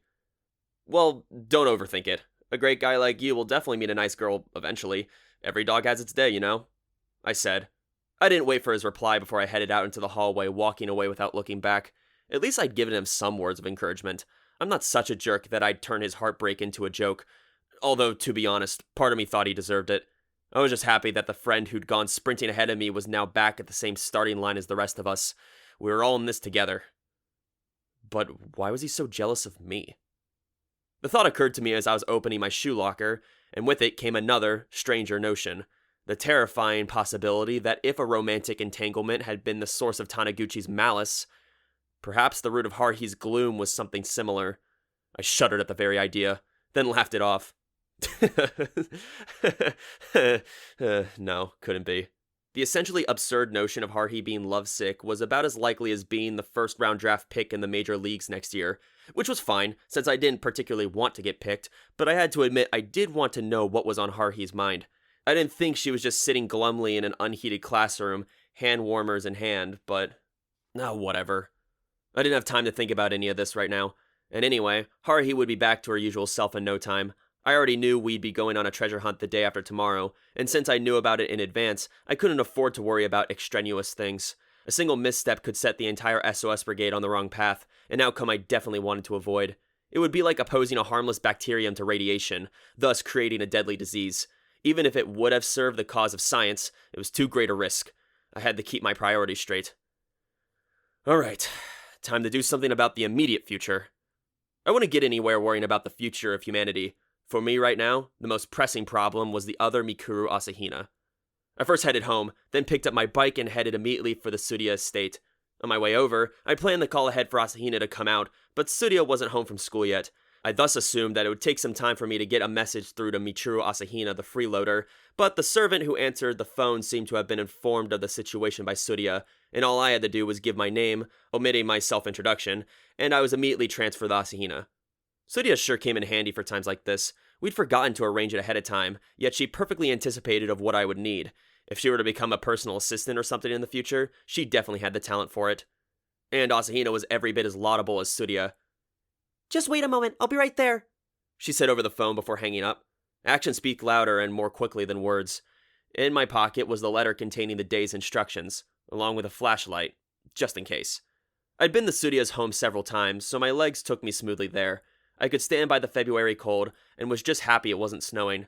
The wind in my face made my nose and ears tingle as I arrived at Tsuruya's place and rang the bell. Asahina popped right out the front gate. Kyon! She said with a relieved smile, no longer wearing her school uniform, but instead pants and a thick, fluffy coat. I borrowed some clothes from Tsuruya, she said, adjusting her collar as she noticed my gaze. I can't very well get clothes from home after all. You don't remember any of your clothes going missing? I asked as I flipped my bike's kickstand up, at which Asahina looked suddenly abashed.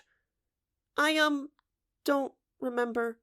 But I know my usual clothes were all there, and even if they disappeared, I might not have noticed.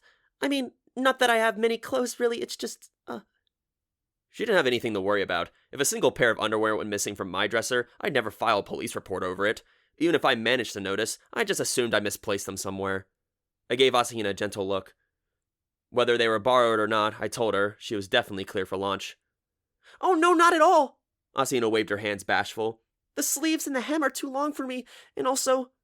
She hugged her chest, turning a bit red before stopping. Never mind. I was feeling calmer and calmer. Clothes that fit the long-limbed, slender Tsuruya would definitely have lacked material in certain places when worn by Asahina. It was easy to guess which part of her outfit was the cause of her stiff demeanor. It was a shame that her upper half was hidden by her coat, but I could worry about that later. I showed her the message from the future I'd gotten from the shoe locker. This is what we have to do next. Got any ideas? Go to the mountain and move a rock. It was like a side quest from an RPG. Worse, the purpose of this quest was far from clear, and since we didn't know whether we'd get some kind of loot upon completion, it wasn't even a very good game. The mountain? The only place I could think of is...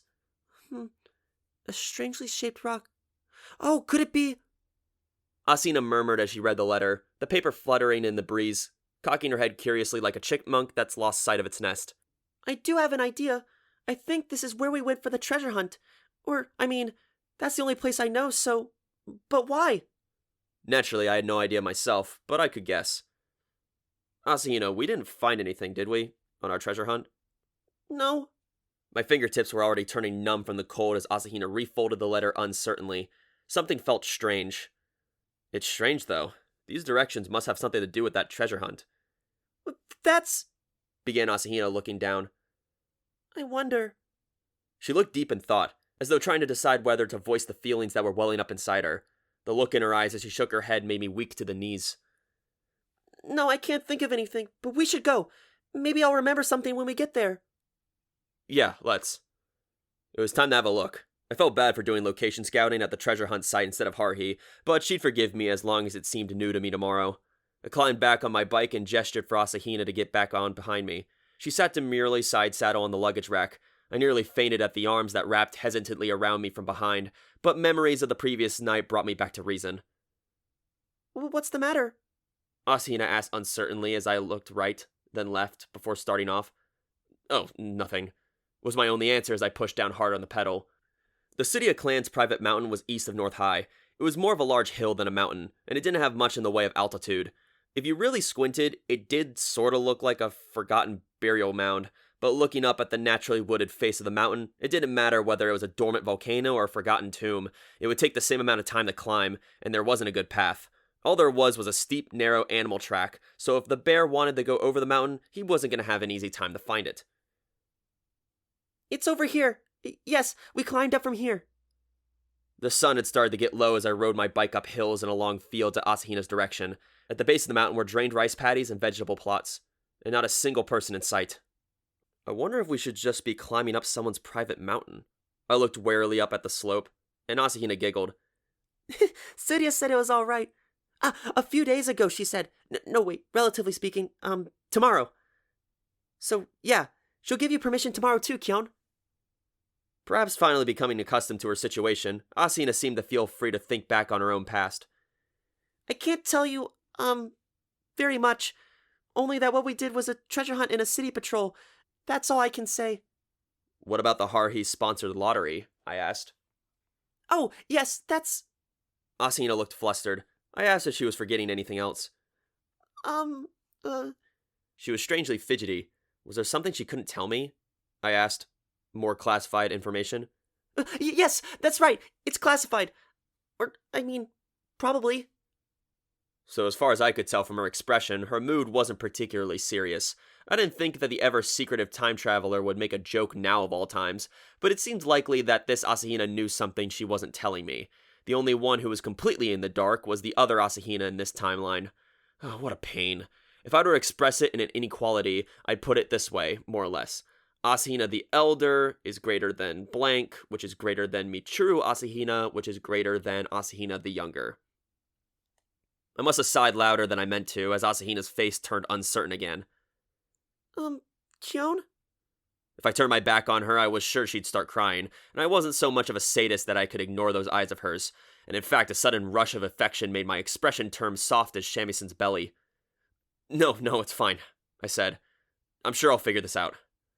According to Asahina, it had been my 8 days later self who had directed her to time jump 8 days back. That version of me knew everything and had sent Asahina into the past. Since that was my future version of me, if I just asked him, he'd be able to tell me everything. Except I'd be him, so there's no need to ask, right? Let's just get this mission done before it gets dark, I said, laying my hand on Asahina's shoulder. Asahina looked at me with her big puppy dog eyes and nodded. Oh, all right, I'll show you the way. We didn't climb that high, so it'll be close. We headed into the dense forest. Normally, I would have been in the lead, clearing dangerous branches and roots away with a machete, but given that this was winter and all the snakes and bugs were hibernating, there wasn't that much danger. The best thing I could do was stay behind Asahina to make sure she didn't slip and fall. Unsurprisingly, helping Asahina safely climb a mountain was tricky, and trickier still, since we barely had a trail. Normally, when ascending a slope, you'd follow a switchback pattern, but as far as I could see, there was no way to do that. We'd have to step on logs and grab on the craggy rocks to climb our way up. Ugh! I had to smile inwardly at the unexpected side benefits that came with constantly catching the tripping Asahina as we made our way nearly straight up the face of the small mountain. When I looked closely, I saw here and there signs of human passage along the route we were taking. Even so, this was more of a glorified animal track than a proper trail, although if it had been entirely wild, Asahina and I would have never been able to make any progress at all. After 10 odd minutes of climbing, I caught sight of a more level spot. It's here. We dug all over the place, but the stone was here. Asahina was short of breath, and she leaned over, bracing her hands on her knees. I stopped next to her. Huh? While it wasn't very large, there was indeed a flat space on this otherwise sloping mountain. It was completely overgrown with shrubs and vegetation, save for a semicircle of clear space. It wasn't even 10 meters across, and it seemed like it had been cleared to make a convenient rest stop while climbing the mountain. I didn't know if it was man-made or not. It might have been the result of a landslide long past. Given the overgrowth, it definitely wasn't a recent addition. Maybe it was natural after all. Once she caught her breath, Asahina pointed. I think that the rock was from the message. It looks just like the one from the drawing. A gourd-shaped rock. A rock? That's awfully big for a rock, I said. Asahina had exaggerated a bit when she'd spoken. It did not look just like the one from the drawing. If Mikuru Asahina hadn't been guiding me, I would have been wandering around on this mountain all goddamn night. I suppose it does look a little bit like a gourd, she said. The rock sat at the nearest side of the clearing. To my eye, it looked less like a gourd and more like an arched back of a sea serpent protruding from the surface of the water. Since it was partially sunken into the surrounding earth, it was hard to spot among the fallen leaves and dry grass, despite its whitish surface. I checked the letter again. Move this rock 3 meters west, huh? It was already starting to get dark. It would be dangerous to stay much longer. I didn't want to wind up making a misstep on our way back such that we both went tumbling down the mountain. I handed my flashlight to Asahina and asked her to illuminate the matter at hand. It was time to try moving the rock. God, this is heavy. Worse, when I actually tried to move it, I discovered a third of it was buried in the ground. This wasn't just a rock. If you were going to label it, you'd have to call it a boulder. After much effort, I managed to pull out, whereupon I took a good look at it. I had to admit it did look not unlike a gourd if I stood at a certain angle at the rock on its end. I heaved the rock up and torted it over in a direction I thought was vaguely wettish, figuring 4 steps would be about 3 meters. It was just a bit past that, Asahina indicated. Of course, this Asahina knew where the stone was after it had been moved. Right there, right about there. I dropped the rock onto the ground, where it was stuck in the earth with a dull thump. Just as I was about to push it over so it would lay the same way it had previously. It was standing, Asahina corrected me. Her eyes then went wide and drew a sharp breath. Just like a marker. I looked down at the rock I just dropped. A marker. When I looked at it like this, the rock was really obvious. I didn't know what kind of mineral it was, but the white color was strangely prominent even in the gloom, and its shape was odd too. If you were to call it a white gourd stone or something to show it off to people as an ancient ruin of some kind, people would definitely believe you. Asahina, does Haruhi by any chance make us dig beneath the rock? Yes, that's right, although the only ones digging were you and Koizumi. And she said we didn't find anything. Was that true? It's true, she said, her eyes downcast. We didn't find any treasure. So what was I even doing?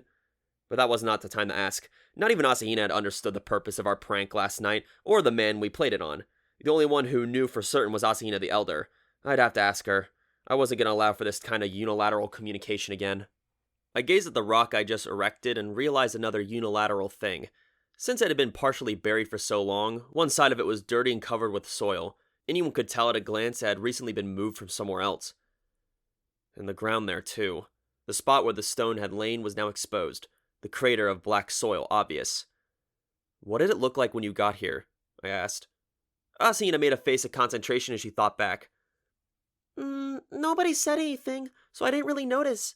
I guess all Suzumiya cared about was digging holes. In which case, we could have just left it be, but I figured we might as well make a bit of an effort.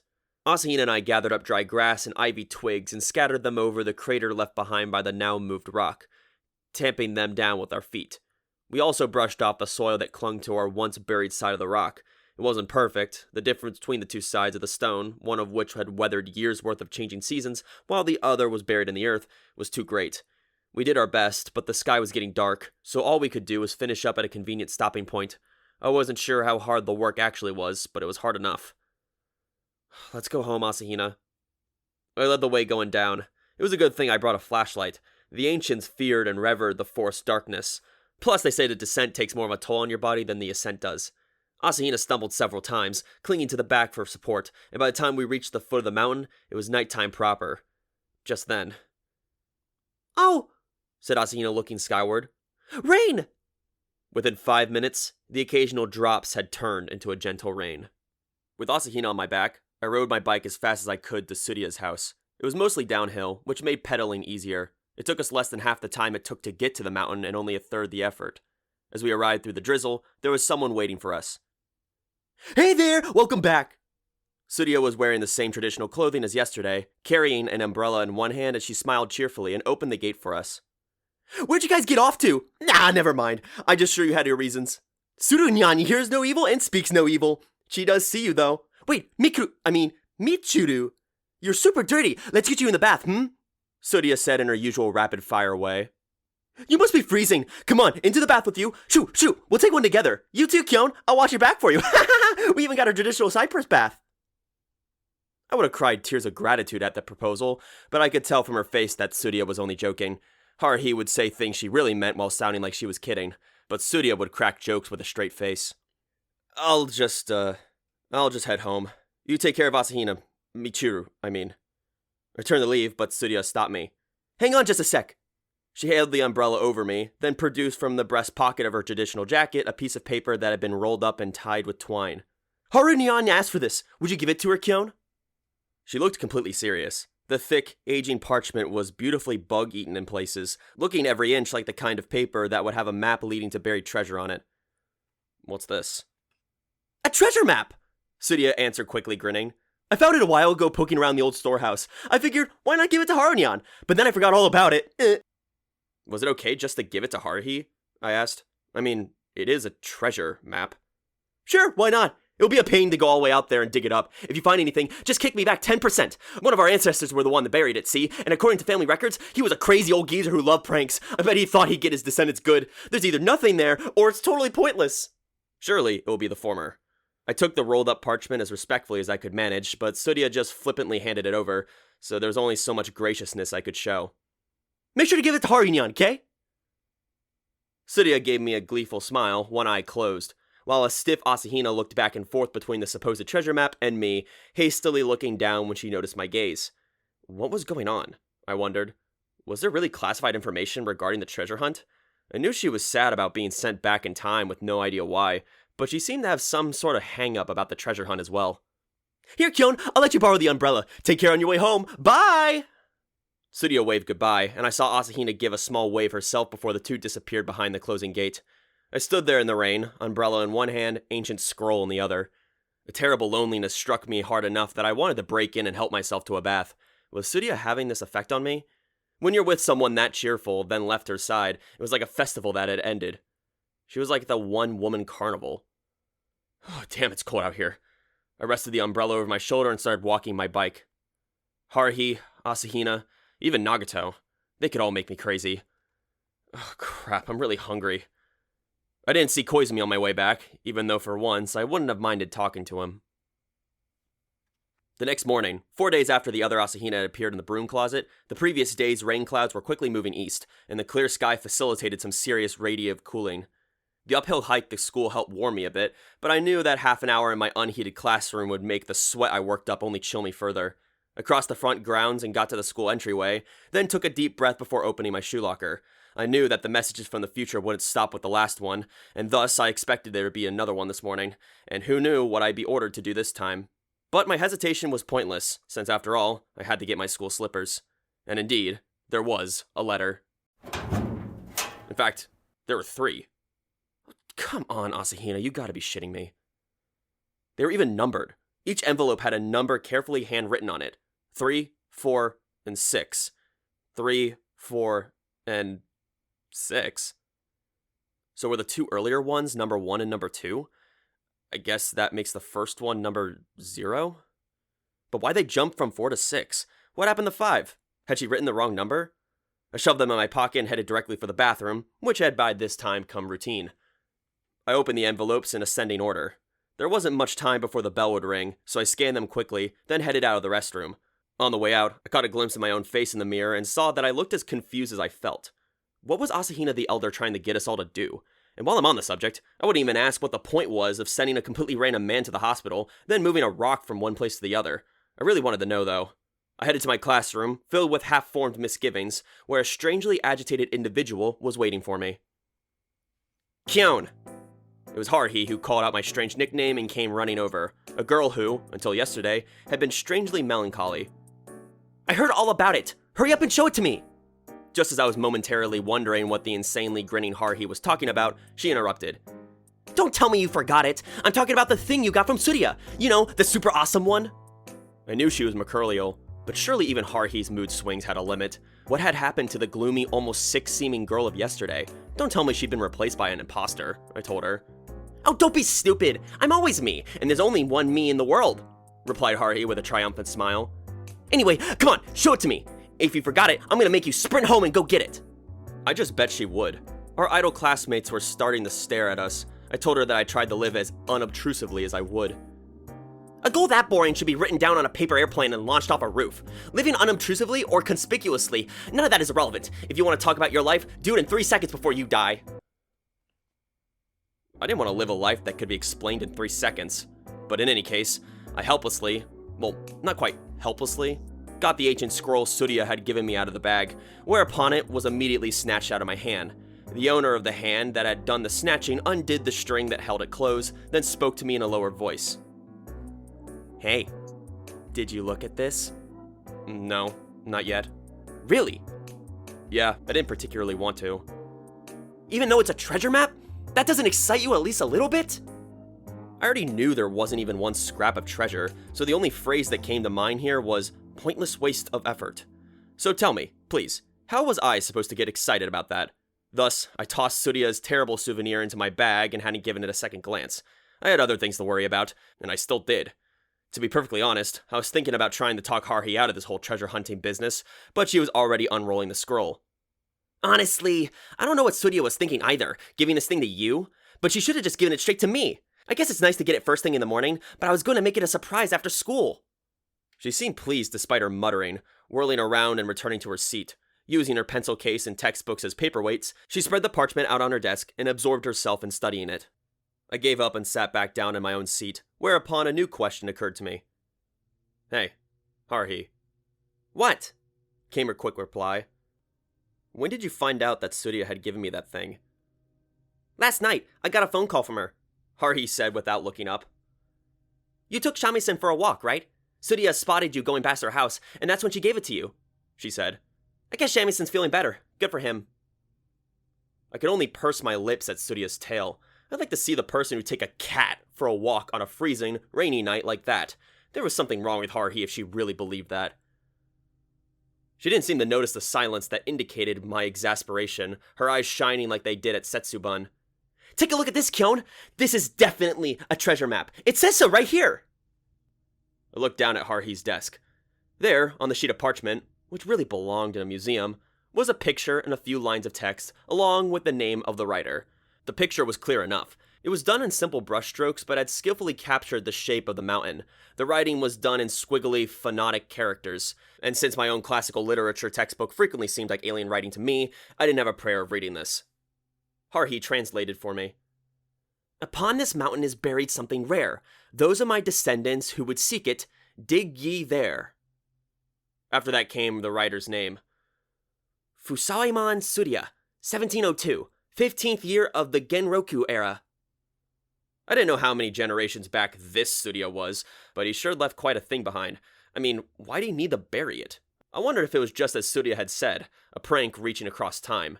If not, somebody would have dug it up in centuries between the Genroku period and the modern era. So where on the mountain is it buried? I asked, disinterested. Haruhi traced her finger over the ink writing. It doesn't say. There's no landmark or marker. All it says is that it's somewhere on this mountain. But that's okay. Her energetic gaze assaulted me. We'll just start digging, and eventually we'll come to it or run out of spots to dig. It will be Operation Steamroller.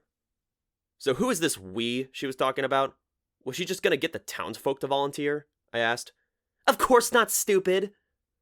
Haruhi rolled the map back up and retied the twine, placing it on her desk. We'll just do it ourselves, obviously. You don't want your share of the treasure to be any smaller, right? If my share were actually going to be smaller, I wouldn't have wanted that, but a smaller share of nothing was still nothing. The bell interrupted my internal muttering, and our homeroom teacher, Mr. Okabe, entered the classroom. We're meeting after school in the clubroom, got it? Haruhi said, poking me in the back with her mechanical pencil. "And keep this a secret. I want to surprise everybody, and you better act surprised too, like you just heard about this for the first time. Seriously, I can't believe Tsuruya just spilled the beans like that." Haruhi continued to mutter, but it was drowned out by Mr. Okabe's raised voice and the general din of the rest of my classmates. So here's a reliable technique for burning the contents of a class into your brain cells. You don't actually need any special concentration ability. Just vaguely listen to whatever the teacher's saying and stare at either the chalkboard or the textbook. Of course, it's better to take notes, but it's hard to be motivated to take perfect notes every period, which is why you don't need the technique. To put it simply, it comes down to this. You don't have to concentrate on class, but if you can't think about anything besides class. After all, if you're thinking about nothing, you get bored, and your idle brain will just remember whatever's coming in from the ears and the eyes. Just give it a try. But please keep in mind that I got this technique from Haruhi. You could say it's the Haruhi-style study technique. You don't have to study, but you just can't think about anything besides study.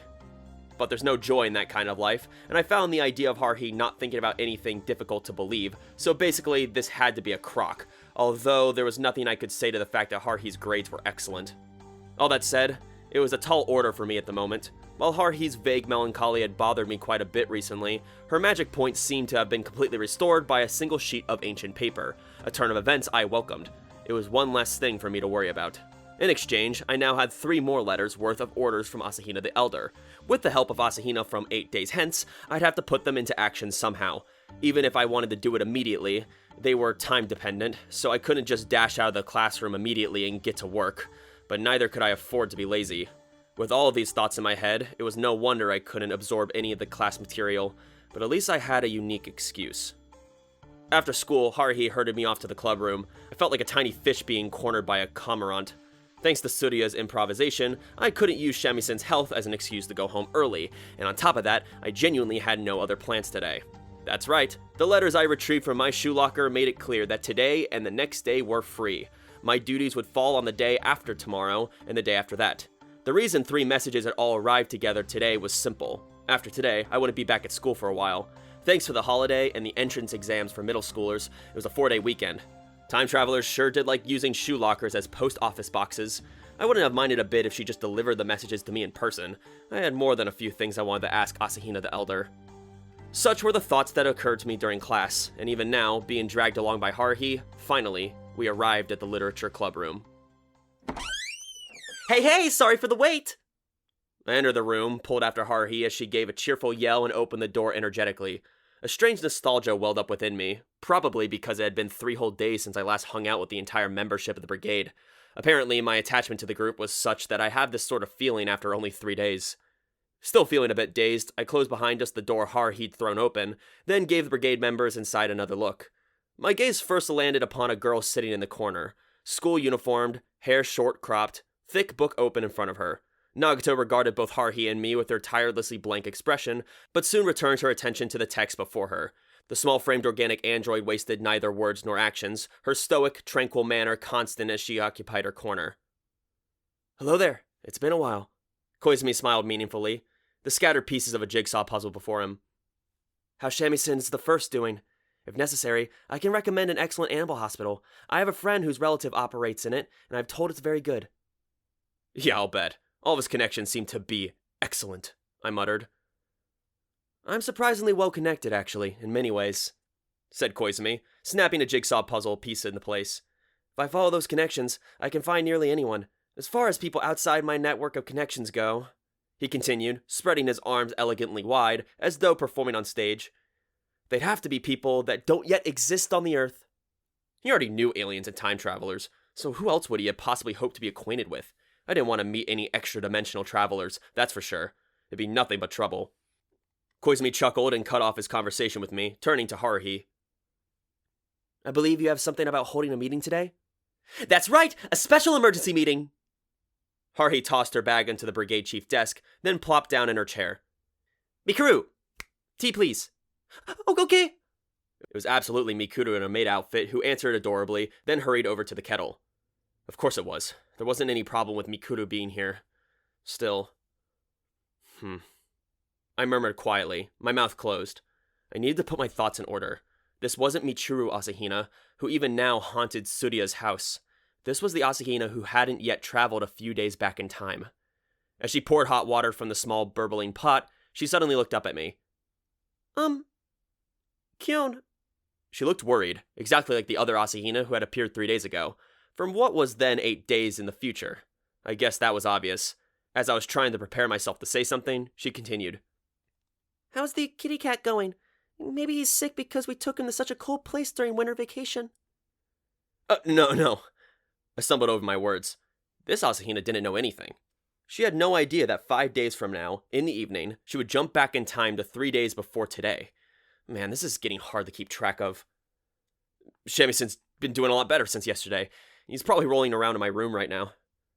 Asahina smiled beautifully, which made me feel even guiltier. Mikuru Asahina already knew that Shamison's supposed illness was a total lie, which was why she hadn't said anything about it, but this Asahina was worried about him and was trying to comfort me, all because of a big fat lie. It made me want to bow my head in apology. Please do let me play with him again sometime. He's such a cute kitty. There was nothing cuter than Asahina, though, not within 500 light years of this planet, but if she thought a cat was a good excuse to come visit my house, I prepare cats aplenty, I told her. Although Shamisen was always bringing a black galley cat over, probably his girlfriend. That'd be nice. Oh! Asahina startled. The tea spilled! Hot water had boiled out of the teapot. She had been distracted by her conversation with me about the cat. This seemed to fit Haruhi's idea of Asahina as the clumsy maid.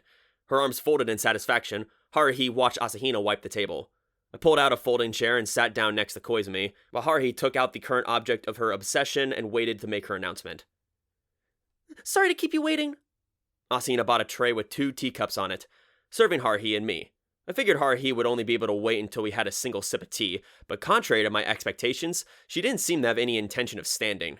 She sipped her tea, then leaned back in her chair at the brigade chief's desk, a cocky grin on her face as she turned on the computer and idly flipped through a magazine. Our eyes would meet occasionally, whereupon she looked serious for a moment, then go back to grinning. The woman of 100 faces, indeed. What did this portend? Koizumi continued to work on his puzzle, pretending not to notice, while Nagato hadn't reacted at all. Asahina busied herself with a second round of tea, and while things seemed pretty much totally normal was totally weird today. What was Haruhi wasting all this time for? The answer was soon entirely clear. The room's peace was broken not by a cry from Haruhi, or a PA announcement telling students to go home, but rather a rhythmic knock at the door. Hey, here I am! Can I come in? I heard a high, familiar voice as Haruhi bolted to her feet. We've been waiting! Come on in! In a rare display, the brigade chief opened the door herself to welcome in the guest. Hey there, long time no see. Everybody but Mikuru. Oh, I guess I saw you yesterday, huh? Kyon? Shemi's great. You should bring him by again. Suria's loud voice rang out. She and Haruhi had their arms around each other's shoulders, and she grinned as though they were about to bust out in a line dance. Here we go again, I thought. Yep, that's right. A treasure map. Treasure's about 300 years old. It'd be great if it was Genroku-era gold coins or something. Surya sat cross-legged on a folding chair as she munched down on her rice crackers that were served with her tea. Hadn't been in the storeroom for like 5 years. We just keep stuff that we don't need around there, see? Found that scrap of paper in the family storeroom, you know? In a basket buried under a bunch of junk. Surya gulped down tea from the nice guest-use-only teacup, then stood up and pointed at the whiteboard. The map had been stuck to the whiteboard with magnets at its corners, while Haruhi stood beside it and patted Surya's back with the pointer she held. They tried to get us to turn that mountain over to the state, but my ancestor said that in his will that we can never do that. It must be because of that treasure. Is that what you're getting at, ancestor guy? Surya clapped her hands together and made a quick bow towards the sun, as Haruhi smacked the whiteboard with her pointer. So that's that. So what was what? All we heard was Surya talking about her ancestor's will, I pointed out. Obviously, we're going to go search the treasure her ancestor buried. What would be the point of this story otherwise?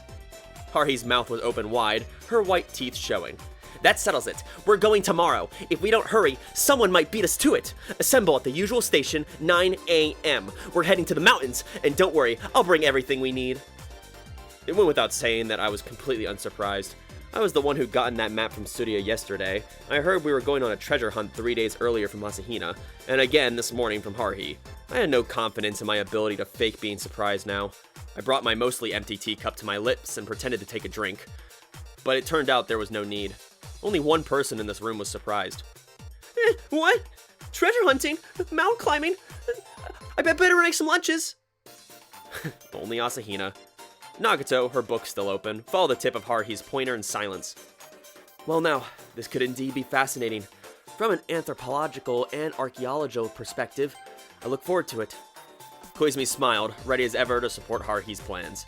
If Haruhi'd been hoping for everyone to be stunned by her plan, she'd been sorely mistaken. But she seemed not to take a notice for the lack of surprise. That's about the size of it. If we find anything, we'll split it equally. Tsuria gets a share too, for her support. Sounds good, said Tsuria, a little too loudly. If you find anything worth money, I'll totally give you guys 90%. And if it's something that great, actually, I forgot how many greats. But anyway, if something that Grandpa Fusamainon left to get a laugh out of his grandchildren, I guess my family will hang on to it. Either way, I can't help you out with the digging. I'm busy tomorrow, see? Tsuria gave me a significant look, after which she turned to Asahina and smiled. Tsuria's body language made it clear that she was going to keep her promise not to say anything to this Asahina. I didn't doubt her. And yet, for someone who claimed she didn't want to be involved more than necessary, she had given me as much explanation as anyone short of Koizumi. In spite of that, given that, her actions were hard to understand. At least when she helped out with the baseball tournament, or when we borrowed her family's villa, those were requests that we made of her. But this time, she'd gone out of her way to throw Haruhi a bone. It was like she was trying to be more involved with us, rather than less. Maybe she just liked giving Haruhi things she thought Haruhi would enjoy. Whatever my suspicions, Tsuria continued to munch away on the rice crackers, happy as a clam. Still stranger was the fact that Koizumi seemed similarly troubled, and when I thought back, I realized that in all the time Tsuria had popped into the clubroom, she'd never given him a significant look. If Koizumi's bosses told him not to interfere with Tsuria, then her showing up all the time might put him in a bad position. Or maybe. I looked at Koizumi's excessively mild smile, my mind racing. I didn't know how much of the conversation we had that night was true. Maybe there really was some kind of unwritten agreement between Koizumi's agency and the Tsuria clan, but even so, that was between the agency and the family, not Koizumi and Tsuria specifically. Either one or both of them might not give a crap about what their organization said, and it wasn't as though they had conspired with each other ahead of time. Tsuria didn't seem to know anything about Koizumi's, Nagato's, or Asahina's true natures. She only seemed to sense that something about those three, and Haruhi, was different. It wasn't her style to pry further.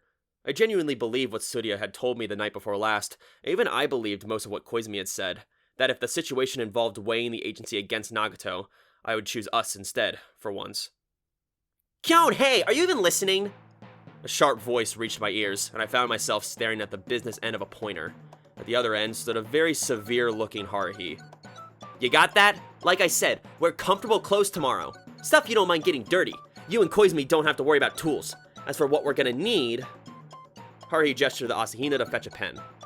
Asahina, finding herself in a strange situation of being both maid and secretary, took dictation from Haruhi in her charmingly childish handwriting.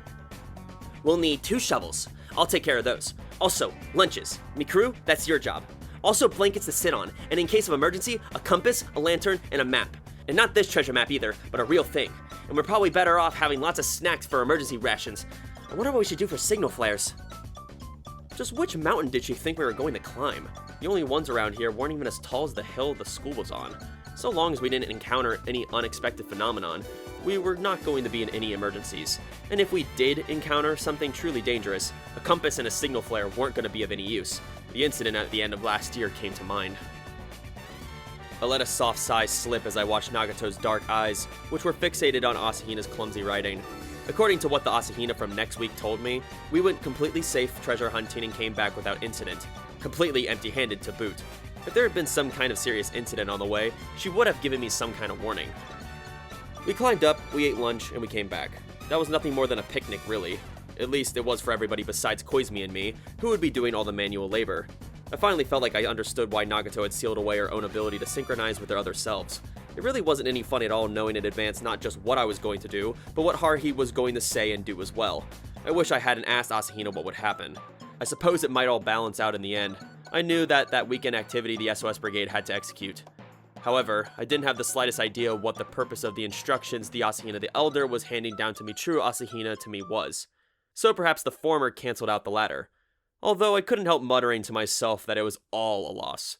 Space on the whiteboard was rapidly disappearing as Haruhi, now entirely given order to the idea of mountain climbing, rattled off item after item to add to the list, with Asahina being forced to kneel down in order to squeeze tense and Sherpa into the bottom of the board in tiny letters. Come on, Haru-nyan. It's not like we're crossing the Titan Shan on foot. It's a pretty tiny mountain, really. We got a cell phone coverage, so if anything happens, you can just call for help. They'll send a rescue squad. Tsuria said, grinning. I played around on that place all the time as a kid. It's totally bear-free. Haruhi smiled back. Thanks. We'll be counting on you if anything bad happens. So she hadn't been serious about the preparations, I wondered? Haruhi waved her pointer around. All right, everybody. Tsudia's giving us so much support. We've got to bring that treasure out. Let's give it our best shot. I realized I was feeling strangely calm, which in turn worried me. Haruhi seemed to have returned to her old self, her eyes shining as she looked at me. That alone was enough to push aside all misgivings, and I suppose I felt reassured, or something like that. In any case, it was always better when people cheered up, whatever the reason. After her unilateral decision to go treasure hunting, Haruhi went to the library and got every Edo-era reference book, map, and historical novel she could find in an effort to deduce more about Tsudia's ancestor, who apparently been a headman or merchant or something.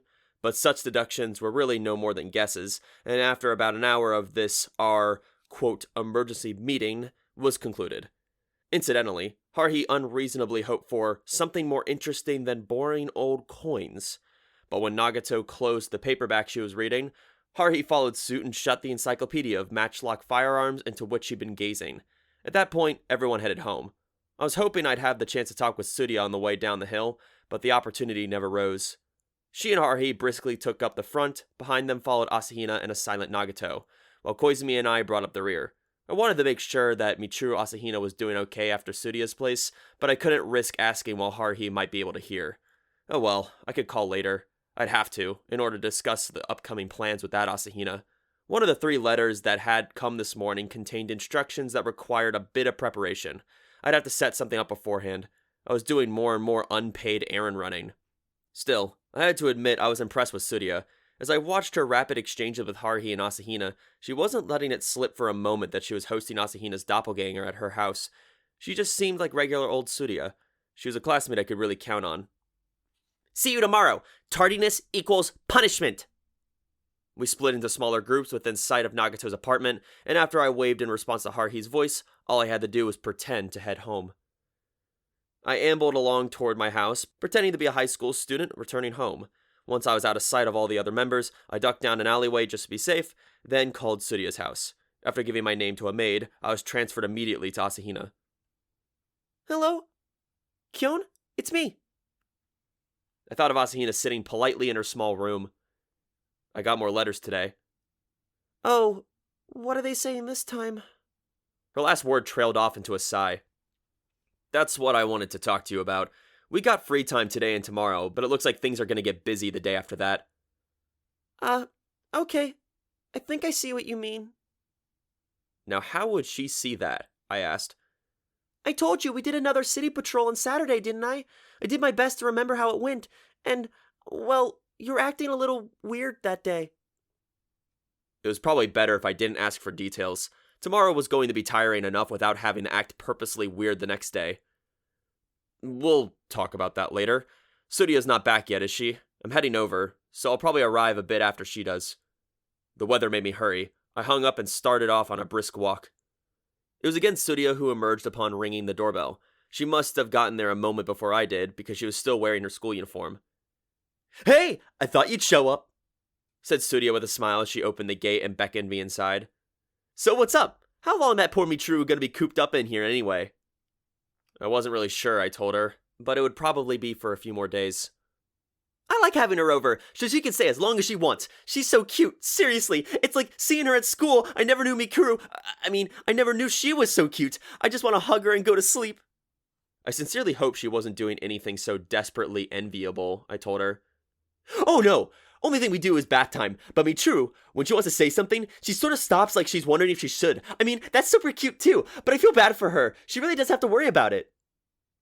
Tsuria led me to the apartment. Asahina was there on the tatami mat floor, sitting just as politely as I had imagined.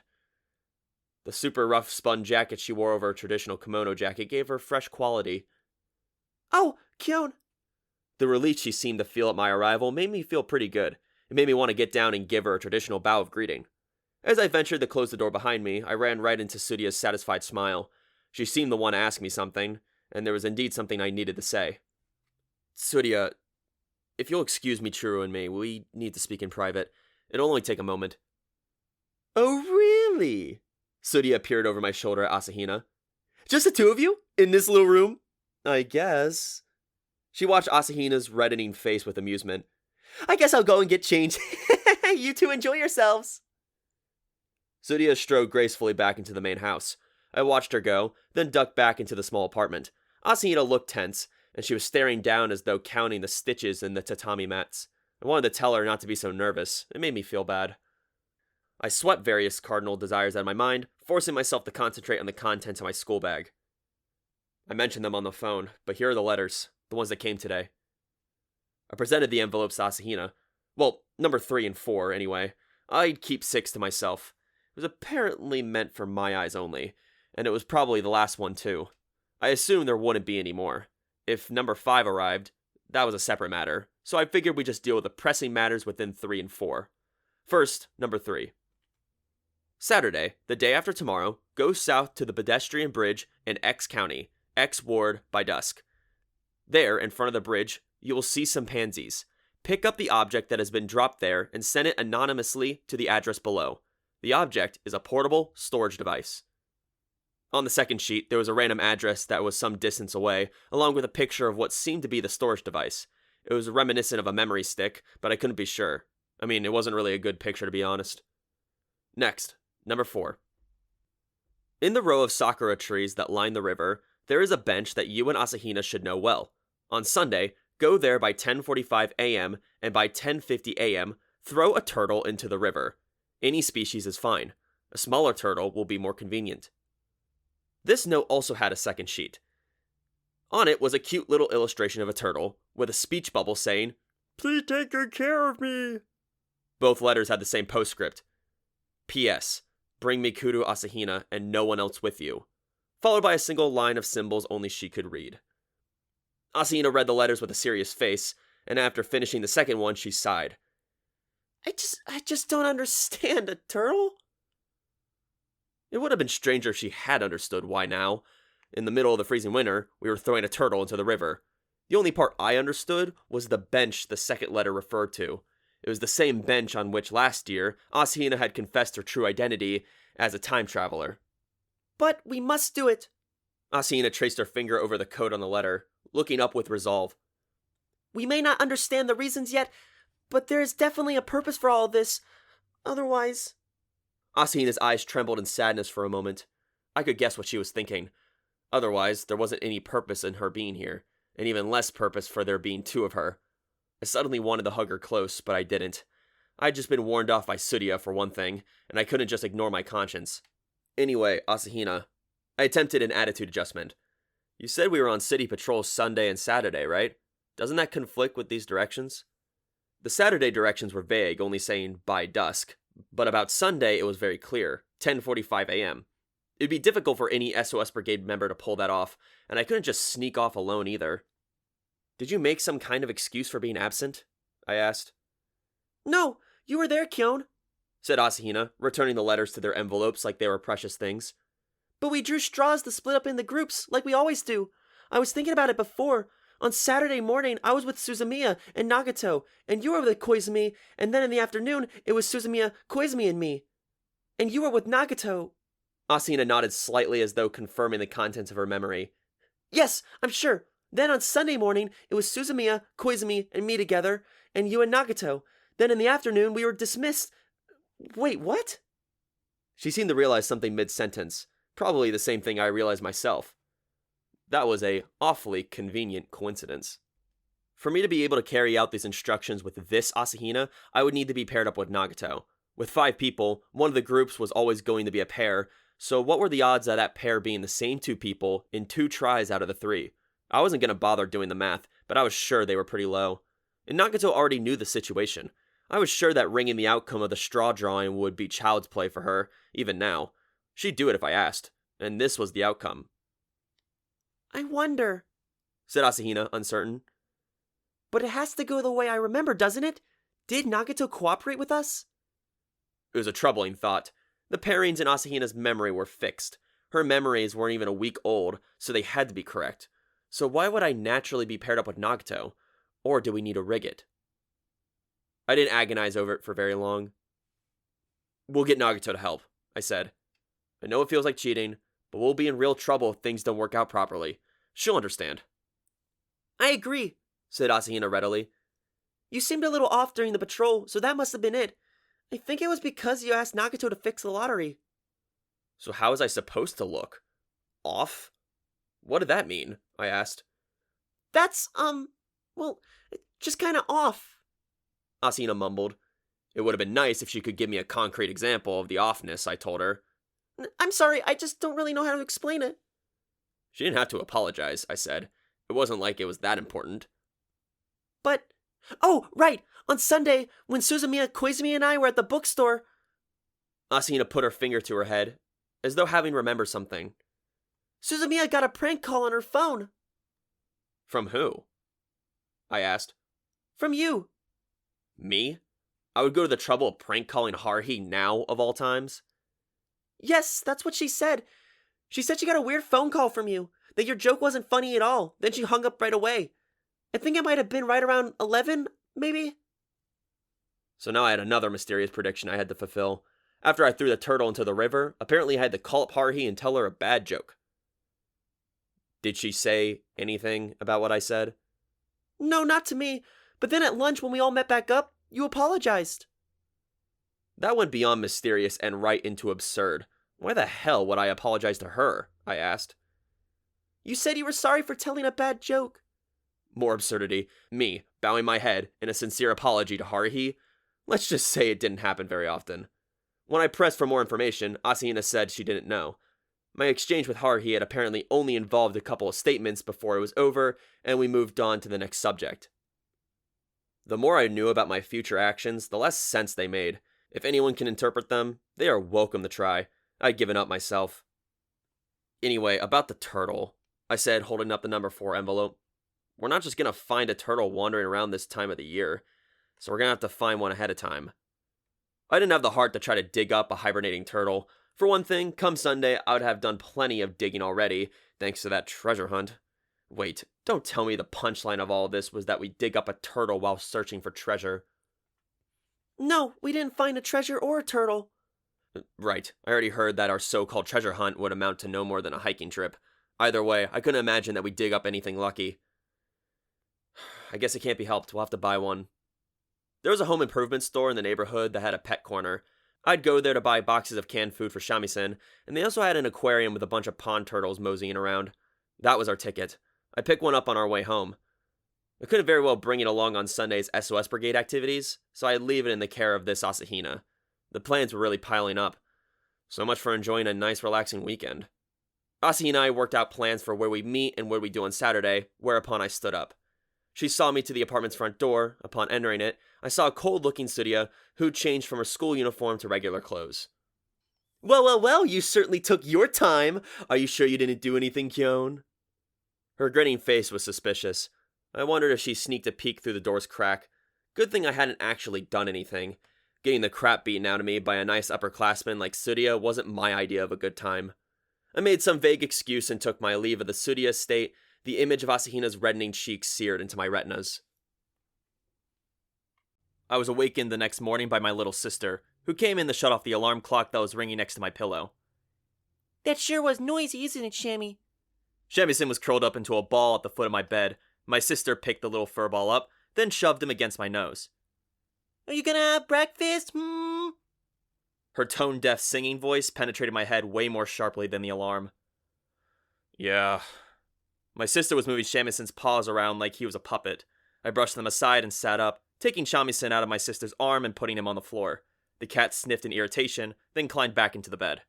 As I was getting dressed, my sister started pinching Shamisen's furry cheeks, then escalated to grabbing at his angrily twitching tail. Finally, he let out a "Nyah!" in protest and ran out of the room, my sister chasing closely behind him. I wish they wouldn't start fighting in my room first thing in the morning, although they had gotten me out of bed, I had to admit. I was on my way to the bathroom when I encountered them again, my sister this time having draped Shamisen around the back of her neck. Kitty scarf! But I ignored them entirely. I glared at my tense face in the bathroom mirror as I brushed my teeth, wondering just what holiday it was today. Not that it mattered. I cursed the cold wind that whistled by outside and wondered when spring would finally get here. I wish I could keep being a freshman whose face nobody knew, without repeating a year, that is, but I was sick of the cold weather. Both treasure hunting and random city excursions would have been a lot more inviting in a warmer season, but it was February. Frickin' February.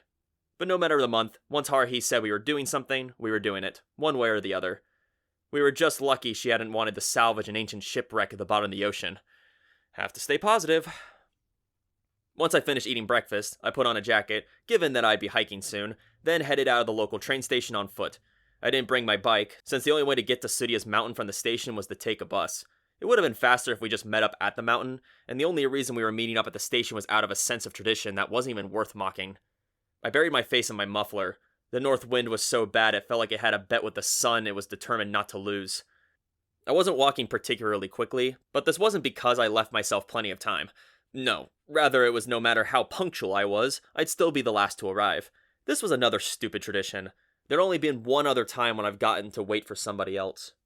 It was about 5 minutes to 9 when I arrived at the station, where I found all the familiar faces of the SOS Brigade already waiting.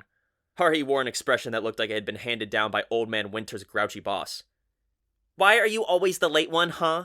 Everyone else was already waiting for me when I got here. Don't you feel bad making your brigade chief wait? Oh, Haruhi was definitely the one who made me feel bad. For one thing, the reason the other 3 members arrived before she did was to make her treat everybody, and the only reason she didn't have to was because of me. So I wish she'd feel a little bad for once, I told her. What are you talking about? You're the one who is late, said Haruhi, grinning. What's your problem? It seems like you're worried about something. Is something up? It wasn't just something. We finally get a holiday, but here we are in the freezing cold, looking for treasure we're never gonna find. So I was just lamenting my own misfortune, I said. Well, cheer up! Or did Shamison's sickness come back? No, I said, tucking my chin down and looking sideways. It's just cold. Haruhi chuckled and held her hands out, as though explaining something she thought was obvious. You just gotta adapt to the environment. So, today, that means switching to winter mountain climbing mode. Easy, right? I wasn't a plastic model, so I couldn't just swap out parts like that. Humans didn't have mode switches anywhere on them, although I couldn't be sure about the all-weather Haruhi. While Haruhi and I were exchanging our morning greetings, the other 3 members stood there in observation mode. Koizumi, Asahina, and Nagato were dressed in casual, basic, and natural outfits respectively.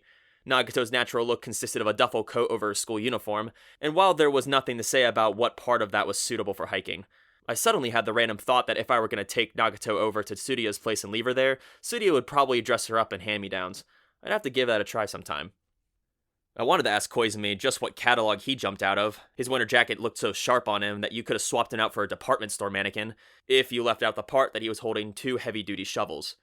Asahina wore an inoffensive pair of pants along with an inoffensive down jacket. It occurred to me that outside of her school uniform, I'd never seen Asahina wear the same outfit twice. I made lunches for everyone. Maybe because she totally gotten in the picnicking spirit, Asahina's face was 100% charming as she held a large basket. I wanted to pretend I'd come along just to eat her homemade lunch. And yet, it was hard to believe that this Asahina would be half-ordered by me to travel into the past. Had the other Asahina really been telling the truth? Is something wrong? Asahina looked up at me, her face uncertain. No, I answered casually. I was just thinking I'm looking forward to lunchtime. Don't get too excited about it, please. I really don't know if it'll be tasty or not. Her shyness was adorable, but my admiration was interrupted by the usual suspect. Lunches are well and good, said Haruhi, breaking into my field of vision. But don't forget today's objective. We're not here to play around. This is a treasure hunt. We're not taking a lunch break until we put in enough effort to deserve one. As Haruhi spoke, her smile was like the sun outshining the north wind or a child just about to go out and play.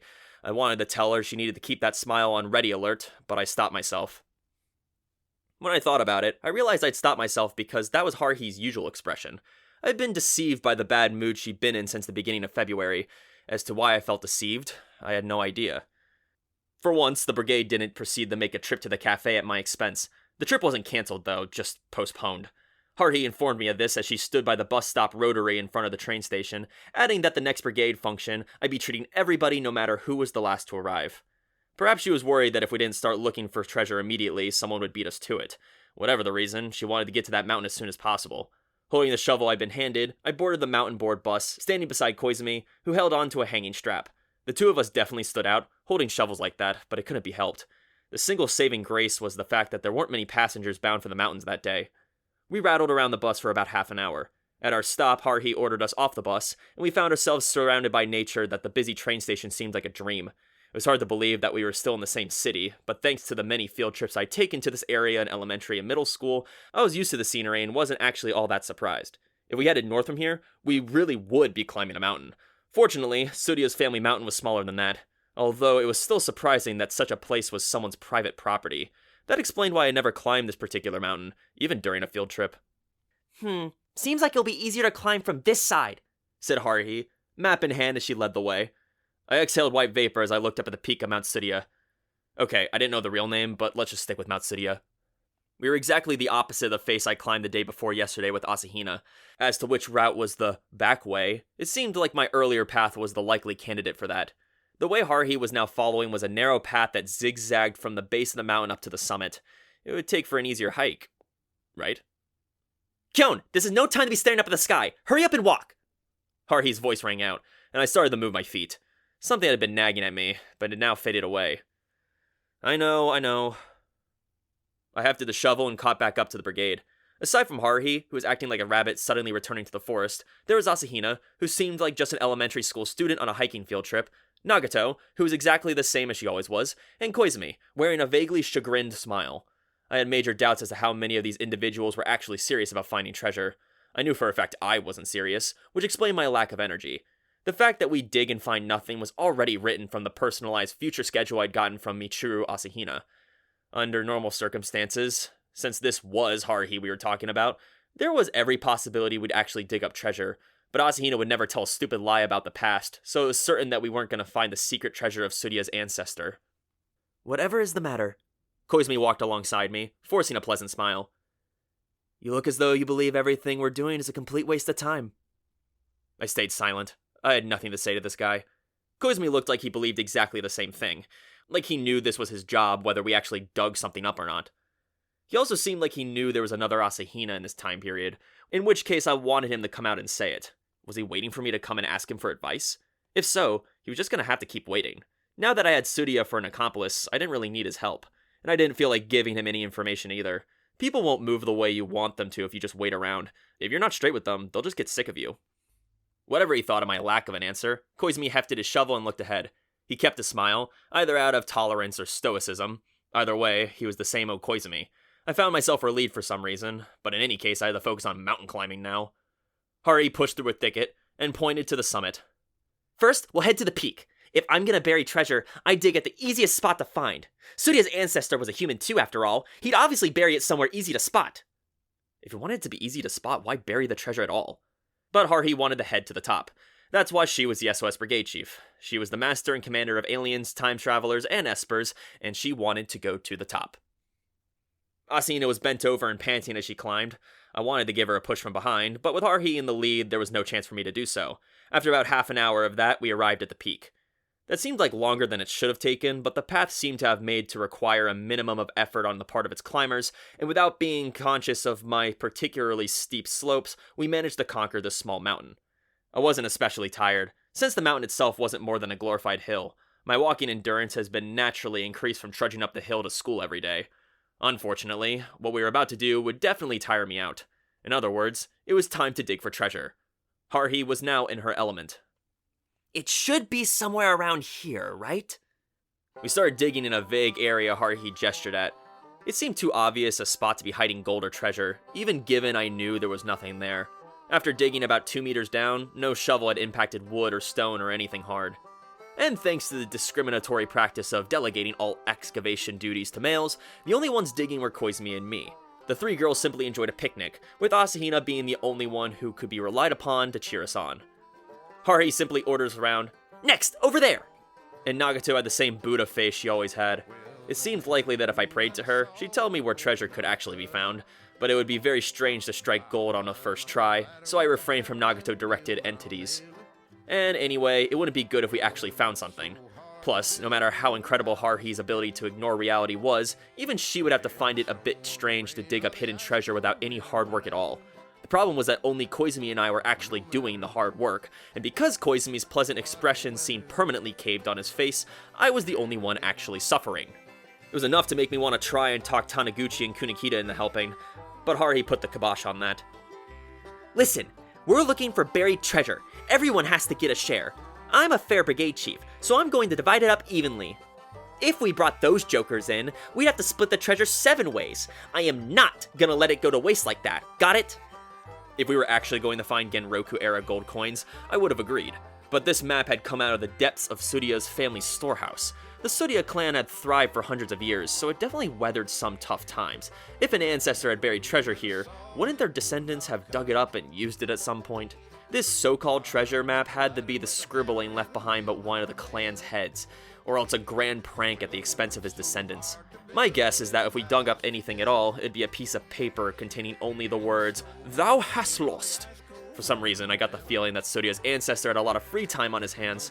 Surya herself said as much. That's why she'd been happy to give Haruhi the map. I bet Surya would have done the same thing herself, if she wasn't in the ancestor's position, cackling all the while she imagined people in the future going all this trouble because of her joke. She was definitely the type to get people all excited at first, then laugh at how exhausted they were. I wanted to warn them off, but I managed to restrain my own desire, instead silently plunging my shovel into the earth. Our mountain wasn't a large one, so there wasn't much space at the peak. As we kept digging, the area became full of holes. Koizumi and I labored mightily at Haruhi's urging, and unlike Koizumi, who was happy to play at being a mole man, I began to feel more and more oppressed. It was dangerous to just leave the holes we dug, so we had the doubly pointless work of shoveling the dug up earth back into the holes. I started to feel as I had been thrown into some kind of inhuman labor camp. Stop complaining and focus on the treasure. Haruhi sat cross-legged on a roller-out mat, giving directions with a triumphant smile, like some grand general addressing her army. To her right side knelt Nagato, looking like a faithful page freed from her paperback, while to Haruhi's right sat Asahina, who hurried close to Haruhi as though trying to stay warm. Kyon, you're working up enough of a sweat that you might think it's warm, but you can see it's pretty cold up here. If you don't hurry up and find something, we're gonna freeze. Are you sure you're digging right? I was just digging where she told me to. If she wanted to move around, she could do some digging of her own, I told her. Her arms around Haruhi, Asahina spoke in a tremulous voice. Should I help? No, don't bother, interrupted Haruhi before I could reply. This is for Kyon's sake, too. It's good practice for construction work. If he doesn't get experience now, he's gonna have a hard time later. I wasn't exactly grateful to receive career counseling from someone my own age, I said. The day's gonna come when you'll be glad you did this. That's how the world works. People should do everything they can. You do it then. Hey, Haruhi, wiping sweat off my forehead. We're not gonna find anything just digging random holes. I assume you're not planning to try to level the entire mountain. For one thing, we're not even sure if the treasure exists. Yeah, and how do you know it doesn't? We might have just not found it yet. Yeah, we haven't found it yet because it's not here. Let's first prove it exists, then start digging. Haruhi pursed her lips, though her eyes were smiling. This is that proof. In her hand, she held Surya's ancestral treasure map. It says it's buried treasure somewhere on this mountain, so it's gotta be here. I trust Surya's ancestor that much. It's got to be here. Haruhi's face brimmed with eccentric confidence as she explained her strange reasoning. Her certainty made it sound like she'd seen the spot old Fuuseiman Surya had buried the treasure. But you got a point, she said, putting a finger to her chin. It was hasty to assume it was buried at the peak. It would have been a pain to climb all the way to the top, so maybe it's on a lower spot. Yeah, I definitely want this buried at somewhere more interesting spot than this. Haruhi extracted herself from Asahina's arms and stood, putting her shoes back on. We need to look for a likelier spot. Until then, Kyon, dig over there. Upon issuing my new orders, Haruhi headed off into the brush, making a rustling sound as she proceeded in a roughly the opposite direction from which we climbed. Silently, I watched her go, assuming my sense of direction wasn't mistaken. If she kept going, she'd come across the flat spot halfway down the mountainside, where she'd find the gorge-shaped stone, a marker that practically shouted, "Dig here!" It was all well and good to do as I was told and dig, but eventually I got sick of it and tossed the shovel aside, leaving Koizumi to fill the hole back up as I sat down on the mat. Here, said Asahina, offering me a paper cup of hot tea. It was the most nutritious thing I could imagine. It was sweet, a sweetness that suited Asahina herself perfectly. Asahina held the silver thermos carefully and smiled as she watched me tentatively sip at the brown liquid. It's lovely weather today, isn't it? And such a nice view. Her eyes looked far off into the distance. To the south, where the world would spread out before us. Our far-off city was hazy in the distance, and beyond that was the sea. The mountain wind whistled fiercely, and Asahina shivered. It would have been nicer to come in the springtime. February's so cold, she said in a lonely voice, even though she kept her soft smile, looking down on the dreary view. This would have been a nicer place if the flowers were blooming. We'll come then, I told her. To see the blossoms. Give it a couple more months, and this cold air mass will have warmed right up. Oh, that would be lovely! Blossom watching! I'd love to try that! Asahina held her knees. That would be in April. I'll be a senior by then. That was true.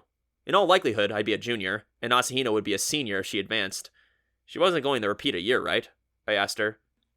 No, I'll be fine, she said with a sigh. But sometimes I think it would be nice to just do my junior year over, because then I'd be in the same year as Kyon and everybody else. Right now I'm the only one who's ahead, and I don't feel like an upperclassman at all. She had absolutely no reason to worry about that. It had been Haruhi who said we needed a baby-faced, petite, sexy mascot and forced her into the club, and Haruhi who broke no complaint on that matter. If she wanted Asahina to be in the same year, she would have totally ignored any protest from Asahina and forced her to repeat a year or fail class or something. For my part, I told her, I was satisfied if she just kept being the SOS Brigade's maid. Asahina giggled. Thank you. Possibly taking notice of Nagato's reading nearby, she lowered her voice. I hope I can be a little bit more worthwhile this year. Just as I was experiencing a spastic desire to run my mouth about the other Asahina, the sound of the rustling underbrush announced Haruhi's return. What? You're taking a break already? I didn't want to hear any complaints, I said. I already been working for nearly 2 hours. Fine. I'm getting pretty hungry myself. Haruhi seemed happy about something as she trotted over. Come on, Mikuru, let's have lunch. Okay. The sight of Asahina opening the picnic basket was fine once indeed. The handmade sandwiches, rice balls, and side dishes she took out were the real treasure, as far as I was concerned. It wasn't an overstatement to say this was the reason I'd come along. Nagato silently closed the book she was reading and looked intently at Asahina's handiwork. Koizumi stuck the shovel into the soft earth of the hole he just filled and walked over. That looks truly delicious, he said by way of his initial impression. Of course it looks delicious. You've been exercising. Haruhi butted in, filling her own paper cup with a thermos, then raising the cup into the air. Well then, here's to our hopes of successful treasure hunting. Now our trip seemed like a real picnic, if you ignored Koizumi and I's dirty clothes, that was. I looked sideways as I stuffed my face with a seaweed rice ball. From what I could tell, Haruhi was enjoying her lunch with such gusto that it seemed like she'd forgotten all about the treasure hunt. I would have expected her to have gotten frustrated with Koizumi and my failures to dig up anything interesting, grabbed a shovel and started digging around herself, but she had been strangely happy all day, almost as if going on a hike and eating under the blue sky had been her goal all along. Haruhi's actions lately had just been as incomprehensible as Asahina the Elder's future transmissions. She'd gone suddenly melancholy, then decided it was time for a bean tossing, then when I thought she'd calm down again, here we are on a treasure hunt. It was fine though, compared to being sucked into some stupid dimension filled with celestials, or having cherry blossoms bloom in autumn. It was like the difference between taking a trip to the moon or the Andromeda Nebula. Give me the moon any day of the week. One was the heavenly body on which humans had actually walked, and the other was an undiscovered frontier you'd have to use the galactic railroad to get to. There was a huge difference. Of course, I'd already been experiencing both closed space and unidentified falling blossoms. Enjoying lunch in the mountains with all 5 of us was actually kinda nice. Nagato wasn't hesitating to dig right in, I noticed with relief, and she seemed very much herself. Haruhi seemed brimming with energy, and Koizumi was the usual Koizumi. Asahina was fine too, although when it came to her, I knew there was another version holed up in Surya's place, which made it hard for me to feel really at ease. Hey Kyon, if we do find treasure, what do you think you're gonna do with your share? Asked Haruhi, her mouth full of cutlet sandwich. I had fantasies like that all the time, so it was an easy question to answer. I'm gonna cash it in and buy a new game system with all the games I wanted to play, then go to the used bookstore and buy back all the manga my mom made me sell off, then save the rest. You make it sound like it's your allowance. You gotta dream bigger than that. Haruhi gulped down the sandwich in a flash and regarded me with a pitying smile. Well, what would she do? I demanded. I don't really care about the money, so even if we find the kind of treasure we'd be able to sell off, I don't think I'd do it. I mean, we went through all that trouble to get it, right? I'd lock it up for a while, then bury it again somewhere. Don't you think leaving a treasure map for your own descendants would be worth more than just plain old money? Sure, a childish treasure hunt was fun and all, but I wasn't so overflowing with allowance I'd use it that way. If we found something useful, I'd happily keep it for myself. But if I didn't need it, I'd rather just throw it away than take the trouble to bury it, I said. You're no fun, said Haruhi, her lips pursed in exasperation. but then she smiled. I guess if you're just gonna blow it on pointless stuff like that, I hope you can find something you can't exchange for money. Right, Mikuru? Huh? Interrupted mid-bite, Asahina looked back and forth hesitantly as she simultaneously tried to set down her half-eaten lunch and cover her chewing mouth politely with her hand. Yes, wait, I mean, maybe that would make everyone happier, or... She trailed off as her eyes met Haruhi and mine in turn. She waved her hands frantically. I mean, I just hope we find some treasure, I mean. Oh, we'll find some treasure. I know these things. Haruhi made her usual baseless assertions as she stuffed her face with a sandwich. Nagato sat on the mat's corner, demolishing her lunch as though wanting the best Haruhi. Beside her was Koizumi, down on one knee like a pop idol posing for a teeny bopper magazine. He noticed my gaze and tipped his cup slightly, smiling wordlessly as Asahina watched the lunch she prepared get taken care of by Haruhi and Nagato. For just a moment, I wasn't thinking about the letters from the future or any other Asahina hiding out at Tsuriya's house. I was just enjoying having a fun picnic lunch with everybody. Despite the unseasonal hike and the pointless treasure hunt, looking at with the high-spirited Haruhi, the thankfully normal Nagato, along with Asahina and Koizumi being their usual selves, for a little while I felt like everything was going to be okay. No, everything had to be okay. Which made me remember the future that lay before me. There were things I had to do tomorrow and the next day in order to keep everything okay. The pleasant lunch ended, after which Haruhi and I bickered for a bit just to settle our stomachs, although there was no point relating the details. Finally, she clapped and stood. I braced myself. The time has finally come. Well then, time to start the afternoon treasure hunt. Haruhi picked up the lunch boxes and thermoses and gave Asahina a sidelong glance. I headed down the mountainside over there. There are so many trees on this mountain that there aren't many places to dig, which means the treasure must be buried somewhere without trees. You can't dig holes on top of trees after all. I picked up my shovel. But I found an open area that looks pretty likely, said Haruhi. Let's head that way. Plus, we can head straight down from there, so it'll be quicker to go home. We shouldn't have bothered to take the bus, really. I looked and saw that Koizumi had already shouldered his shovel and was heading down the mountain. Nagato rolled up the mat we sat on, and Asahina carefully held on to the picnic basket, nodding meekly at Haruhi's pronouncement. Haruhi bounced down the tree-filled, rock-sown slope like an antelope. Though we weren't particularly in a hurry, Nagato followed smoothly after. What? Asahina nearly tripped and fell several times, but each time Nagato came to her rescue. Koizumi and I were encumbered with heavy shovels, and we couldn't really help. I wanted to just toss the stupid shovel aside and assist Asahina, but for now I'd leave it to Nagato. Asahina bowed her head every time. You're reading too much into it, Asahina, I wanted to say. Thanks to the nearly straight route we followed down the mountain, it took almost no time to arrive at our destination, especially compared to how long it'd taken to climb up. This is the place. Isn't it strangely flat here? See? Haruhi stopped and indicated what she meant. There was no mistaking it. This was the same spot Mikuru, Asahina, and I had visited the day before yesterday. This was the place. It was surrounded by tall trees, which kept it gloomy even in midday, and the memory of the crescent-shaped clearing and the fallen leaves that littered the ground was all too familiar to me. The gourd-shaped rock stood there. It wasn't quite as white as it had been before, but that was because of the rain. Having been coated in moisture, it was uniformly faded. The water had also washed off some of the dirt that had clung to it, so if you didn't look too closely, the difference between the two sides wasn't apparent. Yet when Haruhi strolled up to the rock, a chill ran through me. She was too damn perceptive, and I hoped she didn't sense anything amiss. Just then, she put her foot on the rock and casually kicked it over, paying it no further mind. She sat down upon it. Kyon, Koizumi, time for phase 2. Just start digging somewhere around here, okay? She smiled impishly. Koizumi immediately replied with a crisp, "Understood," and immediately went to digging. But I had something else I was worried about. The spot where the rock had originally been. Mikuru, Asahina, and I had disguised it a bit, but close inspection would reveal that it had been disturbed. But when I looked, Nagato had unrolled the mat on that very spot. I caught a quick glimpse of her expressionless eyes behind her hair. She didn't give me anything that seemed like a signal for a sign. I watched her silently on the mat and opened her book, Buddha-like. The corner-loving alien left a large space open on the mat, so Asahina hesitantly sat down as well. The two very different but nonetheless beautiful goddesses sitting in a pair that made for quite a spectacle. Whoever sat between them would seem like a significant person indeed. Hey Kyon, stop spacing out! Go help Koizumi! That significant person yelled like a construction foreman, making sure no one was slacking off. Pretty sure she did enjoy bossing people around. If some boss somewhere had Haruhi for their subordinate, they'd probably stop coming to work because of the stress. I picked up my shovel, reflecting on the fact that I'd never have that problem, and hurried over to Koizumi's side, where he had already started digging into the wet earth. Let's just skip to the results. As expected, no matter how much we dug, we found not so much as a single fragment of pottery, to say nothing of treasure. That was exactly what Michiru Asahina had said would happen, so I wasn't a bit surprised. My shoulders slacked in a complicated feeling of relief, since I'd been constantly worried that by some mistake we would turn something up. That was all fine, but hadn't it just been a little bit too easy, I wondered. "We're not just finding any buried treasure, are we?" said Haruhi, her head cocked. She noisily ate a chocolate cookie she'd gotten out and she sat on the gourd-shaped rock.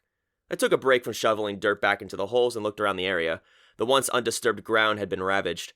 Thanks to the constant excavating and reburying, it looked like a field that had just been plowed. It really would have been better just to leave nature alone, said Haruhi with uncharacteristic perspective. "I don't really see anywhere else to dig, so we'll wrap things up right here." She then finished by pointing right at her feet, directly in front of the gourd rock on which she sat. Koizumi and I dug as ordered. It was another hole that revealed nothing. Then we shoveled the soil back into the hole. All we'd done was make the hard earth a nicer place for earthworms to live. Just I was wondering how Haruhi was going to react to not finding any treasure. "Well, let's go home. The sun's getting low, and if we're up here any longer, we're going to freeze. We'll go down this way. It comes right out near the road that leads to North High."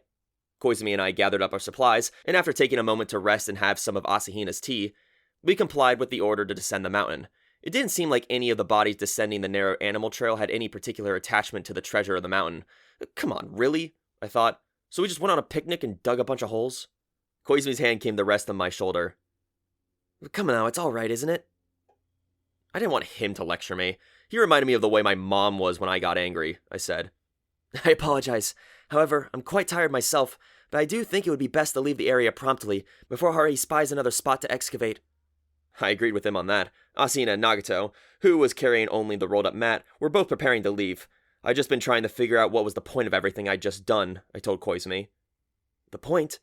Koizumi behind me as I started walking, and I heard a smile creep into his voice.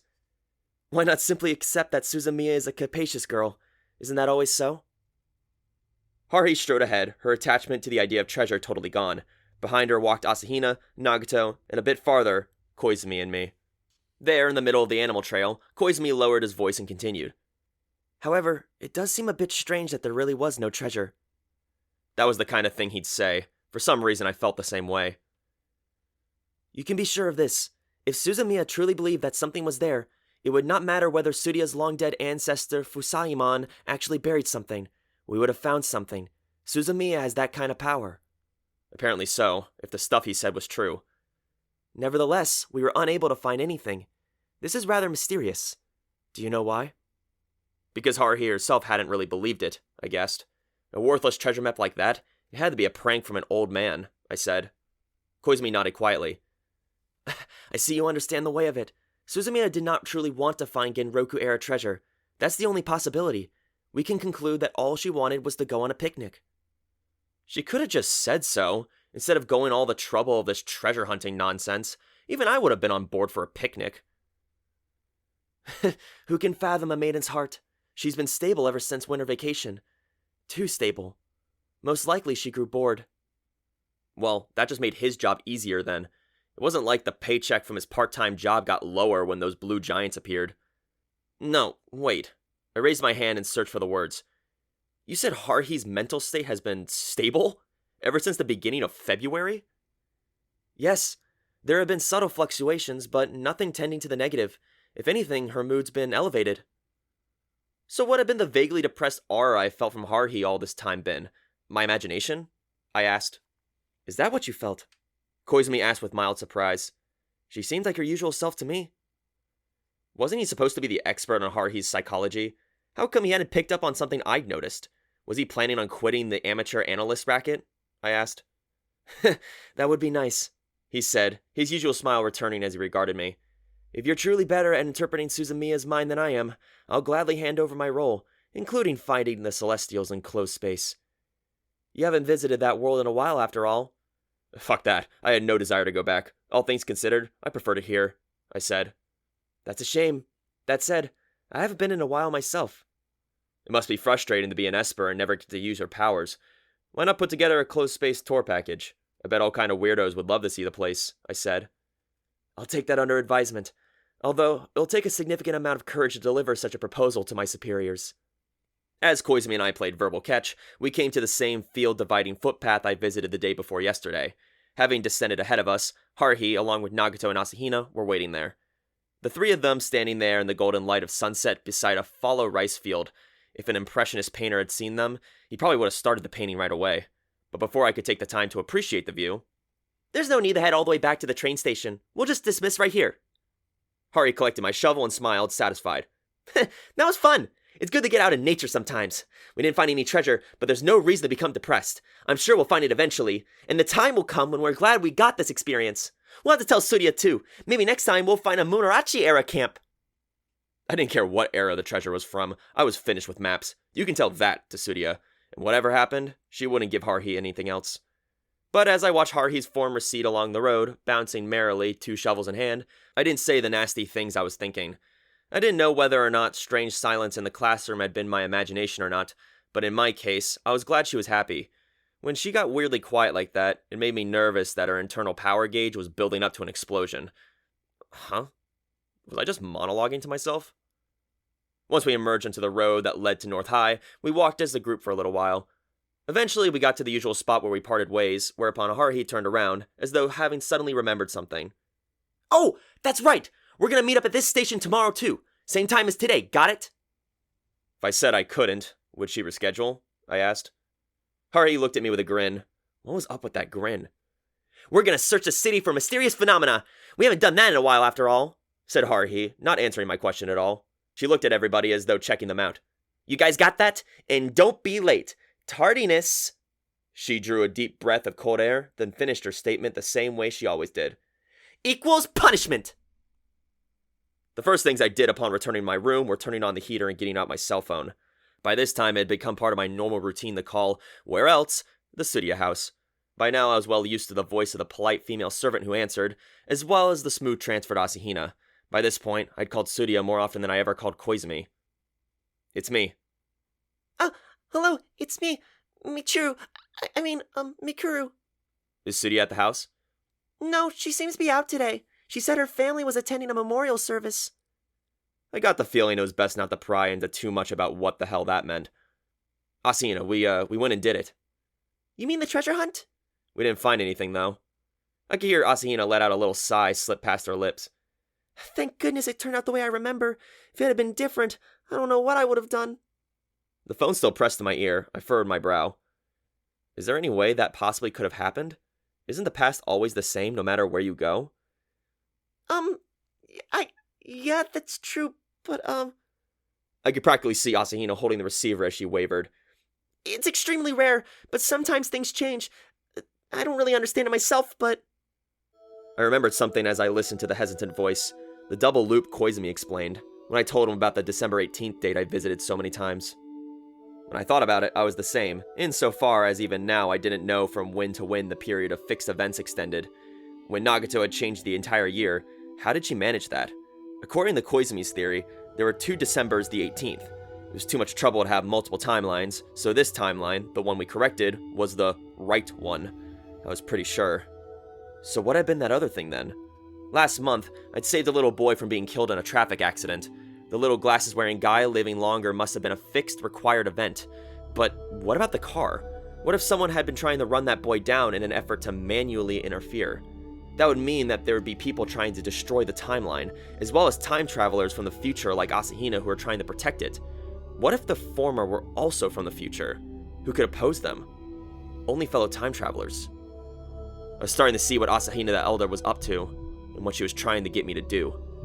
I'm sorry, Kyon," said Asahina, dejected. "I'm restricted from telling you the things I want to tell you, and I just don't know anything useful. Kyon, I could tell she was about to cry. "Anyway, about tomorrow," I said frantically. Exactly according to the plans Asahina had related to me, Haruhi had said we were doing a city patrol tomorrow. Since Asahina and I carried out the instructions of the number 3 envelope, we needed to decide on a place to meet up. Some place where Haruhi and the other Asahina wouldn't spot us. "Asahina, do you think you could wear a disguise?" "A disguise?" She sounded confused, and she sniffed. I could picture it very clearly. Like sunglasses. No, I guess that'd be weird. It wouldn't be strange to wear a flu mask this time of year, though, right? Could you do that? "Oh, sure. I'll ask Surya for one." So about the time. About when did we finish up tomorrow? Asina took only a moment to remember. It was 5 o'clock. We met up at 3, and we all went to the cafe. I took the number 3 envelope out of my desk and opened the contents. The place indicated was about a 10-minute walk from the train station where the brigade would meet up. Even if it took 15 minutes, that was still only a half-hour round trip. It would be best to have Asina lay low at Tsurya's place in the morning, then rendezvous with her a little while after the city patrol started. Having asked her the details of the day's schedule, I explained where and when we meet up. Okay then, I'll see you tomorrow. Try to dress as unobtrusively as you can. Also, I felt a tinge of foreboding in my chest. If you can you get Tsurya to come along? Tell her I asked to, no, I shouldn't get her involved with this. Don't worry about it. It would be good if she could see you off and meet you when we're done, though. Asina would have to go from Tsurya's house to the rendezvous point on her own. Maybe I was overthinking it, but my danger sense was tingling. I didn't want to make her walk alone. Okay, I can tell her. Tsurya was smart. She'd see through my request in an instant. I could count on it. I hung up, then immediately called Nagato. Here I was, asking her another favor. However, to my great surprise, her line was busy. Who could Nagato possibly be talking to? I couldn't think of anybody short of a hard-sell telemarketer. I put down my phone and changed clothes, feeling sympathy for the headset jockey who'd been unlucky enough to wind up talking to Nagato. I threw my muddy pants into the washing machine, then came back to my room and tried again. This time, she picked up. Hey, it's me. Nagato's familiar silence. I got a favor to ask you. It's about tomorrow. You know how we always split up the patrols by drawing straws? Tomorrow and the day after, I want you to rig 'em. I see. Answered the cool, clear, high voice. Yeah, tomorrow's afternoon patrol, and the next day morning one, both of those times. I need to be paired up with you. Can you do it? There was a slightly long-seeming silence, then... I see. I was pretty sure that was the affirmative, but I thought I'd make sure. So you'll do it then? Understood. Thanks, Nagato. It's fine. By the way, when I called a second ago, the line was busy. Who were you talking to? There was another silence, as though time itself had stopped, just as I was starting to wonder if she was having some kind of side story with somebody I didn't know. Haruhi Suzumiya. Now I wished it'd been somebody I didn't know. She called you? Yes. What the heck did she want with you? A third silence. I strained to hear and was starting to pick up a sense of anxiety over the receiver when Nagato finally replied. I cannot say. Nagato sure had been full of surprises these past few days. To think she'd be using that line on me, of all people. I stayed as silent as a radio that had been unplugged. It is better if you do not know. Well, that was a terrifying statement. Those were just about the least comforting words in the world, I said. Do not worry. Her voice had a hesitant tone to it, as though she wasn't sure whether she should say anything, but had decided that she wanted me not to worry. And then it came to me. Haruhi told you not to say anything, didn't she? Yes. Which meant Haruhi was up to something weird again. She was just trying to involve Nagato in it. And whatever it was a secret from me. I didn't know what it was, but based on Nagato's tone, it had to be something big. Like round 2 of the treasure hunt or something. This week sure was turning out to be a busy one. Like having all final exams in math, physics, and world history all in one the same day. God damn it, Haruhi, what are you gonna make me do this time? At this rate, Koizumi was going to wind up being my only true comrade. Haruhi, Nagato, and Asahino were all engaged in activities beyond my influence. Oh, and Tsurya too. I wondered why it was no matter the life form, females always seemed to outmatch the males. The double X chromosome was a terrifying thing. Explain it to me, please. I lay down on the floor and spread my arms wide, praying that I'd be able to pass the following week in peace. The next day, Saturday morning. My upper body ached all over thanks to that stupid unpaid manual labor I'd done the day before. At least I slept well and hadn't had any weird dreams. I put envelope number 3 into my coat pocket as I went out the front door, then got my bike out, whose tire pressure was on the low side as I headed out into the street through the cold, dry wind. I didn't want to park illegally and get my bike hauled off again by a local merchant, so I paid to park in a new bike parking structure in front of the station, then headed on foot to the meeting place, where as usual I was the last to arrive. Asahino looked like some new adorable species of pet as she came up to greet me in a warm-looking outfit, while Koizumi was his usual self, handsome enough to get 1 in 5 high school girls to usually turn around and take another look. Nagato wore a hooded outfit over her school uniform, standing stock still and looking vaguely like a Jawa. Wearing a pea coat and a muffler, Haruhi pointed right at me. We've been waiting, Kyon. 30 whole seconds. It'd been a close thing. If I had just left my bike nearby, I could have been the second to last arrival for round 1 of the citywide mysterious phenomena search. I would have liked to see Haruhi treat everyone just once, I said. Oh, I'd treat you all right, if I actually ever arrived last. But let me just say that I hate words like last place and runner-up more than anything. I think I might oversleep and be late. I'll just arrive the night before and stay up all night. Haruhi smiled fearlessly. She seriously seemed like she was ready to take on any and all comers. We should have done something like this back when she was depressed. And speaking of the past, I wonder what kind of regret was worse, regretting something you've done, or regretting something you hadn't done. As I thought it over fruitlessly, Haruhi dragged us all over to the cafe. We didn't find anything yesterday, she said as she drank her hot coffee. But when I think about it, the purpose of the SOS Brigade isn't to search for a lost inheritance, but stuff that's way more mysterious than that. I mean, like, something futuristic, or top secret or something. There's gotta be at least one thing like that in this city. There's a lot of space in it after all. It wasn't a question of land area. The important elements were things like economic prosperity and population density. Forget it. I gave up. Prosperity and population don't have anything to do with it, do they, Haruhi? Mysterious phenomena exist right in front of you, and you have no idea. And because you have no idea, they can go about their business without anyone being the wiser. In my case, I hadn't noticed them so much as I had been made to notice them, but I was glad to know. And because you sat right behind me, that was your fault too. Or should I say, thanks to you? Haruhi marked toothpicks with a ballpoint pen as I silently monologued to myself. Then she held them out such as we could all draw one. This is how we split up into teams. 2 of the toothpicks have marks, and 3 don't. I reflexively glanced at Nagato. Whoops, too soon. There was no need for me to be forcibly paired up with her this morning. What had Asahina said about that? That's right, it had been Koizumi and me. What's wrong? Hurry up and draw. Haruhi thrust the fist containing the 5 toothpicks at me. Do you actually care about what the teams are? Oh, is there someone in particular you want to pair up with? You're such a baby. I didn't like the patronizing way she smiled at me, but no matter how much I thought about it, I got nowhere. When she delivered her future prediction, Asahina had told me that Koizumi and I would get paired up. I couldn't just pick any toothpick and get the same outcome. The chances of picking a marked one were 2 in 5, so under normal circumstances, there were better odds of getting an unmarked one. But what happened if I did that? Would things work out even if events diverged from Asahina's memory? My overthinking went too far. As I silently agonized, Haruhi pulled the toothpicks away from me and had the 3 other brigade members draw each one. When she got back to me, there were only 2 left. I hastily checked Koizumi. The toothpick he elegantly held between his fingertips was indeed marked. This just left Haruhi and me to draw the remaining 2, and since Haruhi's habit was to always save the last lot for herself, the groups would be decided by my draw. I closed my eyes and took a deep breath, focusing on my concentration for 10 full seconds on Haruhi's hand. What are you doing? Isn't that a bit much? Said Haruhi, irritated, but it was an important step for me. If I couldn't make events match up here, things were only going to get more complicated. To hell with it, I said, moving my hand right quickly. I was going to just randomly grab the first one I touched, but it didn't go the way I'd planned. It was too random.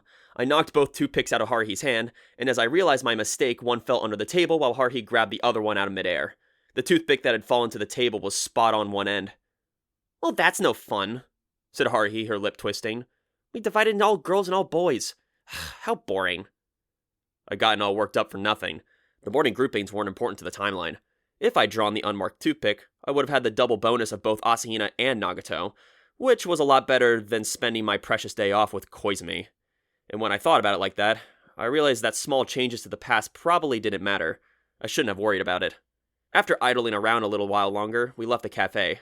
I paid, of course.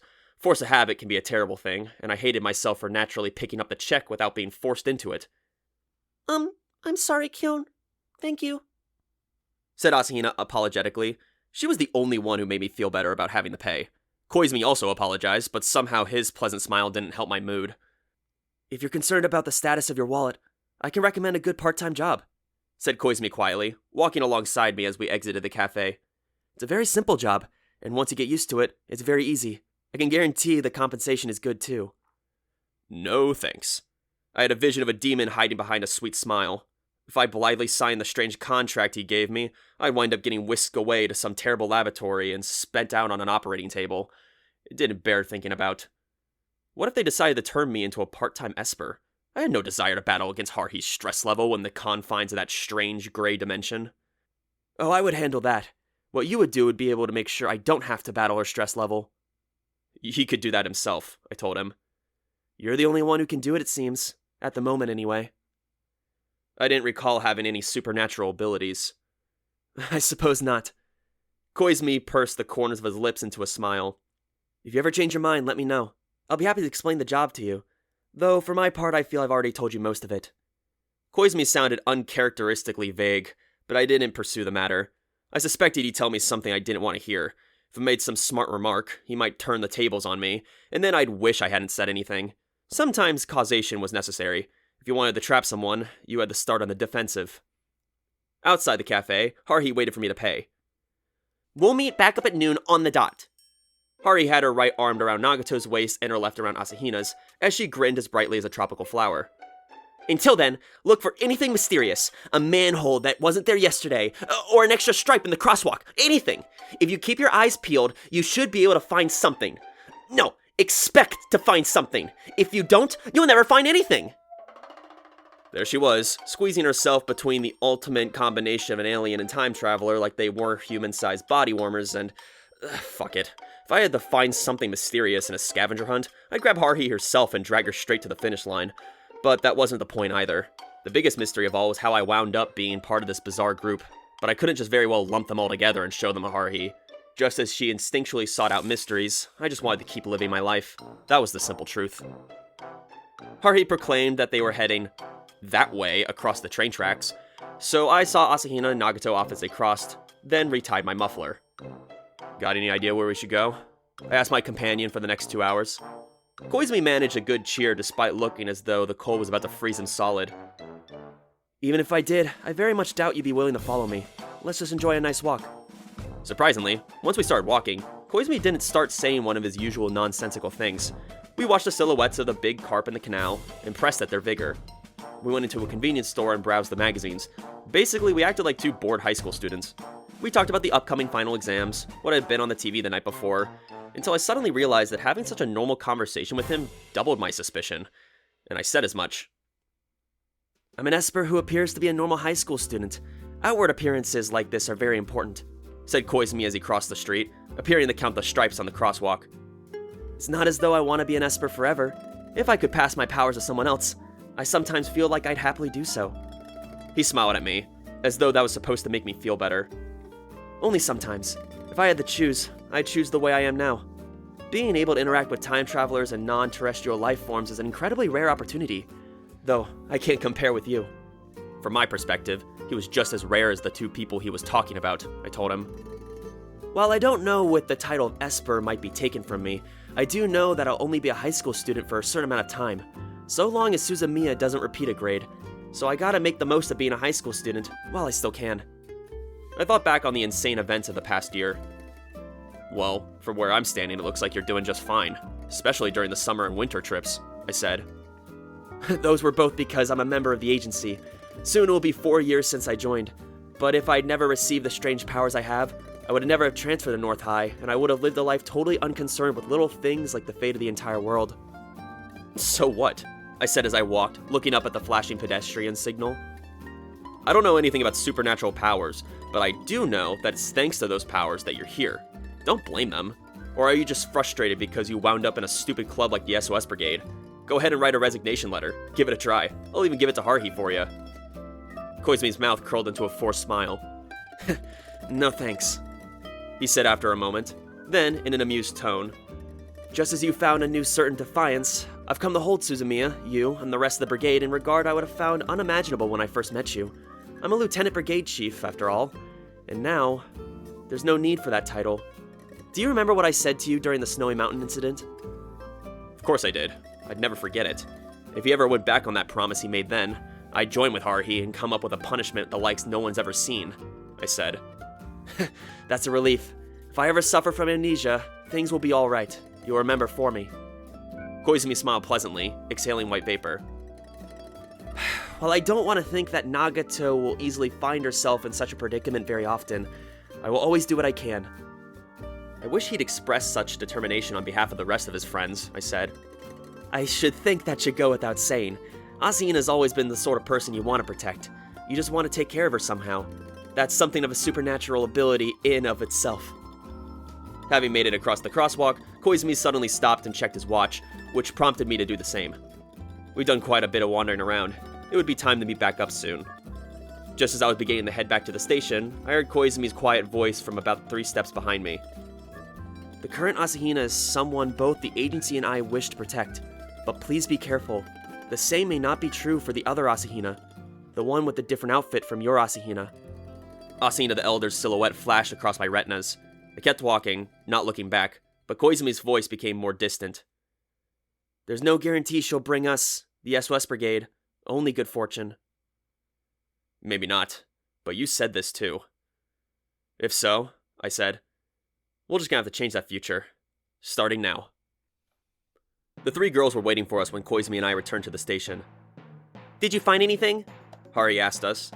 But you can't find what you're looking for. No was my honest answer. Did you find anything interesting? If you didn't, you can't complain about us. Yeah, we didn't really find anything very mysterious, said Haruhi, seeming neither depressed nor irritated. Her smile was actually rather alarming. But we went to the department store and ate a bunch of free samples in the supermarket. That was fun, right? Haruhi smiled encouragingly at Asahina. Yes it was, said Asahina, rapidly nodding her head. Her soft chestnut hair fluttered about like butterflies in a garden. It was nice seeing all the different things. I bought some new tea, too. The happily smiling Asahina seemed to have really gotten in the shopping mood, and when I looked more carefully, I saw that Nagito was holding a bag from the bookstore. Just what mysterious phenomena had these 3 gone in search of, if they wound up in a grocery store and the bookstore? I suppose if you wanted mysterious stories, the bookstore was the place to go. I don't see what the problem is, said Haruhi nonchalantly. If you get hasty, you'll wind up regretting it later. It's like when you're in a hurry and you gotta be careful. It's just like driving a car. If you're going too fast, that's gonna be the difference between getting in an accident and avoiding it. It'll happen because you weren't sure it wasn't going to happen. You're not making a lot of sense, I told her. It's very simple, Kyon. Look, Haruhi said haughtily. It's like playing red light, green light. People move when you're not looking, but as soon as you turn around, they freeze. Mysterious phenomena are always the same way. But if you never turn around at all, they'll just sneak right by you. So you gotta seize the right moment. It's all about timing, Kyon. Timing! That was even less comprehensible. I suppose it was all consistent in Haruhi's head, but she was talking about as though metaphorical Lady Luck was an actual lady, which was not helpful. Only people receiving strange transmissions on unknown wavelengths had any hope of catching an incorporeal concept. Anyway, where do you want to go for lunch? Apparently my doubts were unimportant. There's a new Italian place across from the bank. I've heard they've got a good lunch menu, so I made a reservation for the 5 of us. Evidently, Haruhi was now in full-on city girl mode. Once she made up her mind like this, a monk whispering sutras in the ear of a horse would have had a better chance of changing its mind than I would of Haruhi's. At least the monk would be racking up good karma. Fine with me, I said. What about you, Koizumi? I wondered if this would happen if she said something ridiculous like, no thanks, I can't stand tomato sauce. But Koizumi would never oppose any plan of Haruhi's. Sure, he said with a smile. It's decided then. Haruhi reaffirmed the decision she obviously already made, and then we double-timed it straight over to the Italian place just in time for the lunch rush. By the time we got there, my muscles were all aching afresh. Haruhi was no different than a cat, and there was such a thing as being too mischievous. When she was depressed, I'd feel like it was better if she was her usual too energetic self, but part of me wondered if the day she was on an even keel would ever come. I finished the ice water the waiter brought me in about 3 seconds, and when I looked to see if I'd be able to get a refill, yeah, it looked like it would take about the same amount of time it would take for Asahina the Younger to become Asahina the Elder. After finishing her reasonably priced lunch, the Doria special of the day, Haruhi took out her toothpicks and reshuffled them. We were approaching the climax of the day. It was a little confusing, since there was Asahina right in front of me, but the reason I had to worry about what happened here was because of the other Asahina, Mikuru Asahina. I hoped she'd be waiting for me. I looked askance at Nagito, who inhaled her lunch and spent the rest of her time silently reading the menu. Nagito was now watching the 5 toothpicks dispassionately. I couldn't imagine she'd forgotten my request, so I calmed myself and immediately drew a toothpick. It had a mark on it. Nagito was the next to reach out, and she immediately drew the other marked toothpick, then set it carefully on the table. Oh, I guess we don't have to keep drawing, said Haruhi. If she had used some kind of trick, Nagito wasn't so clumsy as to let Haruhi notice. Haruhi flicked the remaining 3 toothpicks into an ashtray and stood, our meal check in hand. Which is not to say she treated us. No, we split the check evenly, down to the last yen. We finished paying and re-emerged into the cold wind, again to wander aimlessly across the city like migrating fish.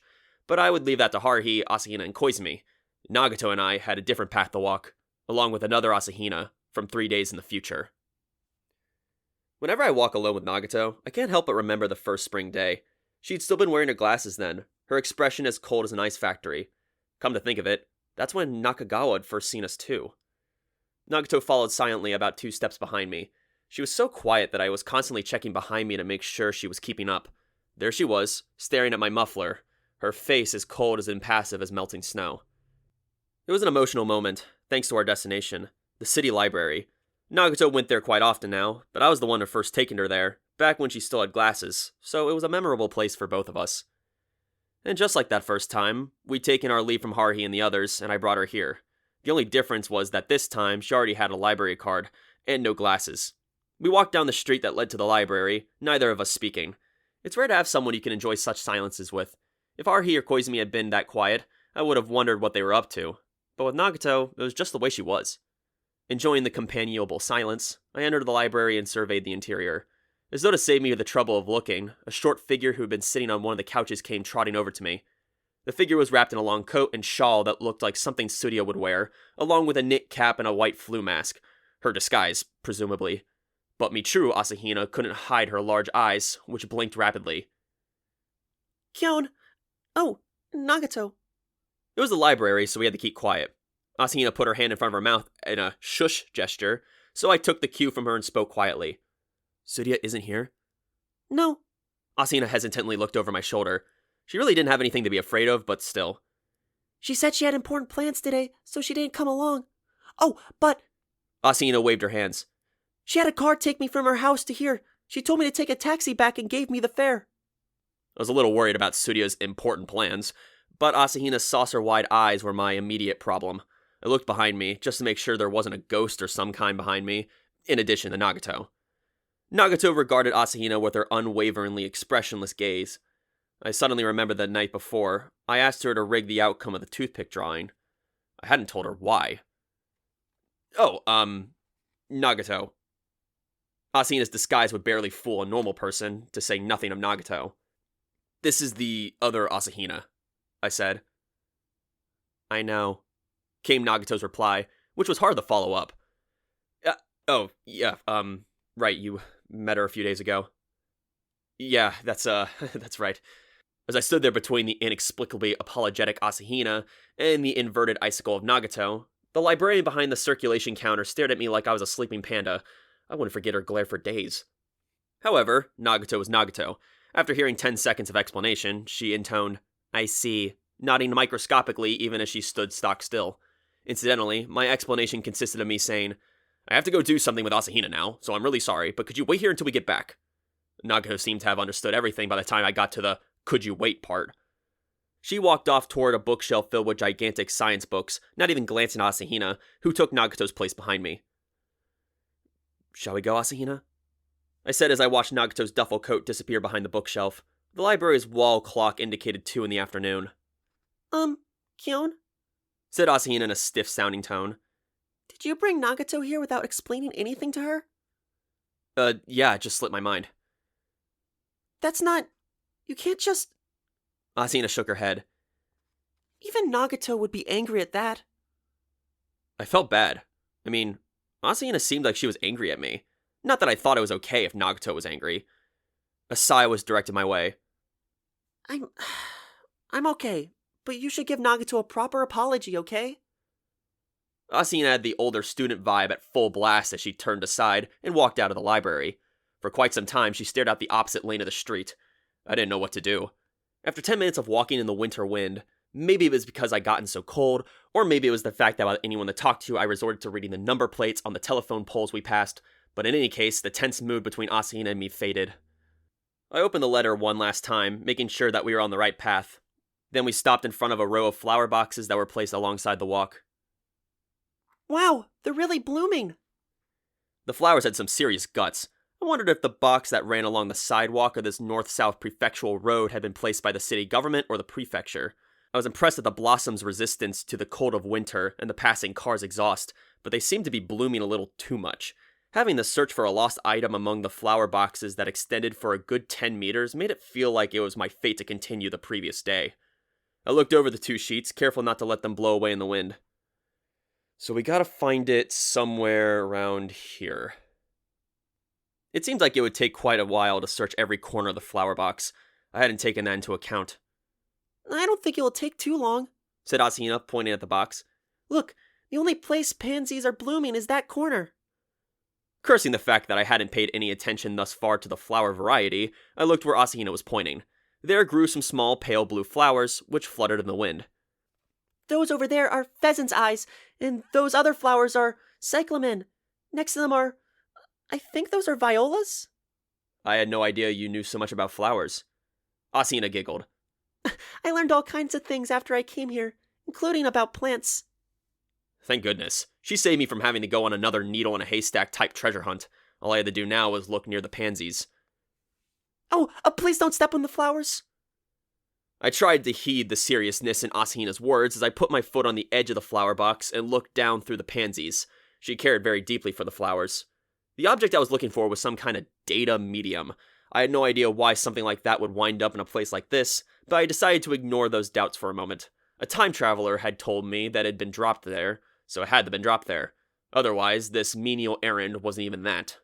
As Asahina watched over me, I squatted down and gently brushed the pansy's stems as their leaves parted. I searched the corner of the flower box. I wanted to get this done as soon as I could. This wasn't a spot where there'd be a lot of passing automotive or pedestrian traffic, but I wouldn't blame anybody for thinking I was vandalizing the flowers.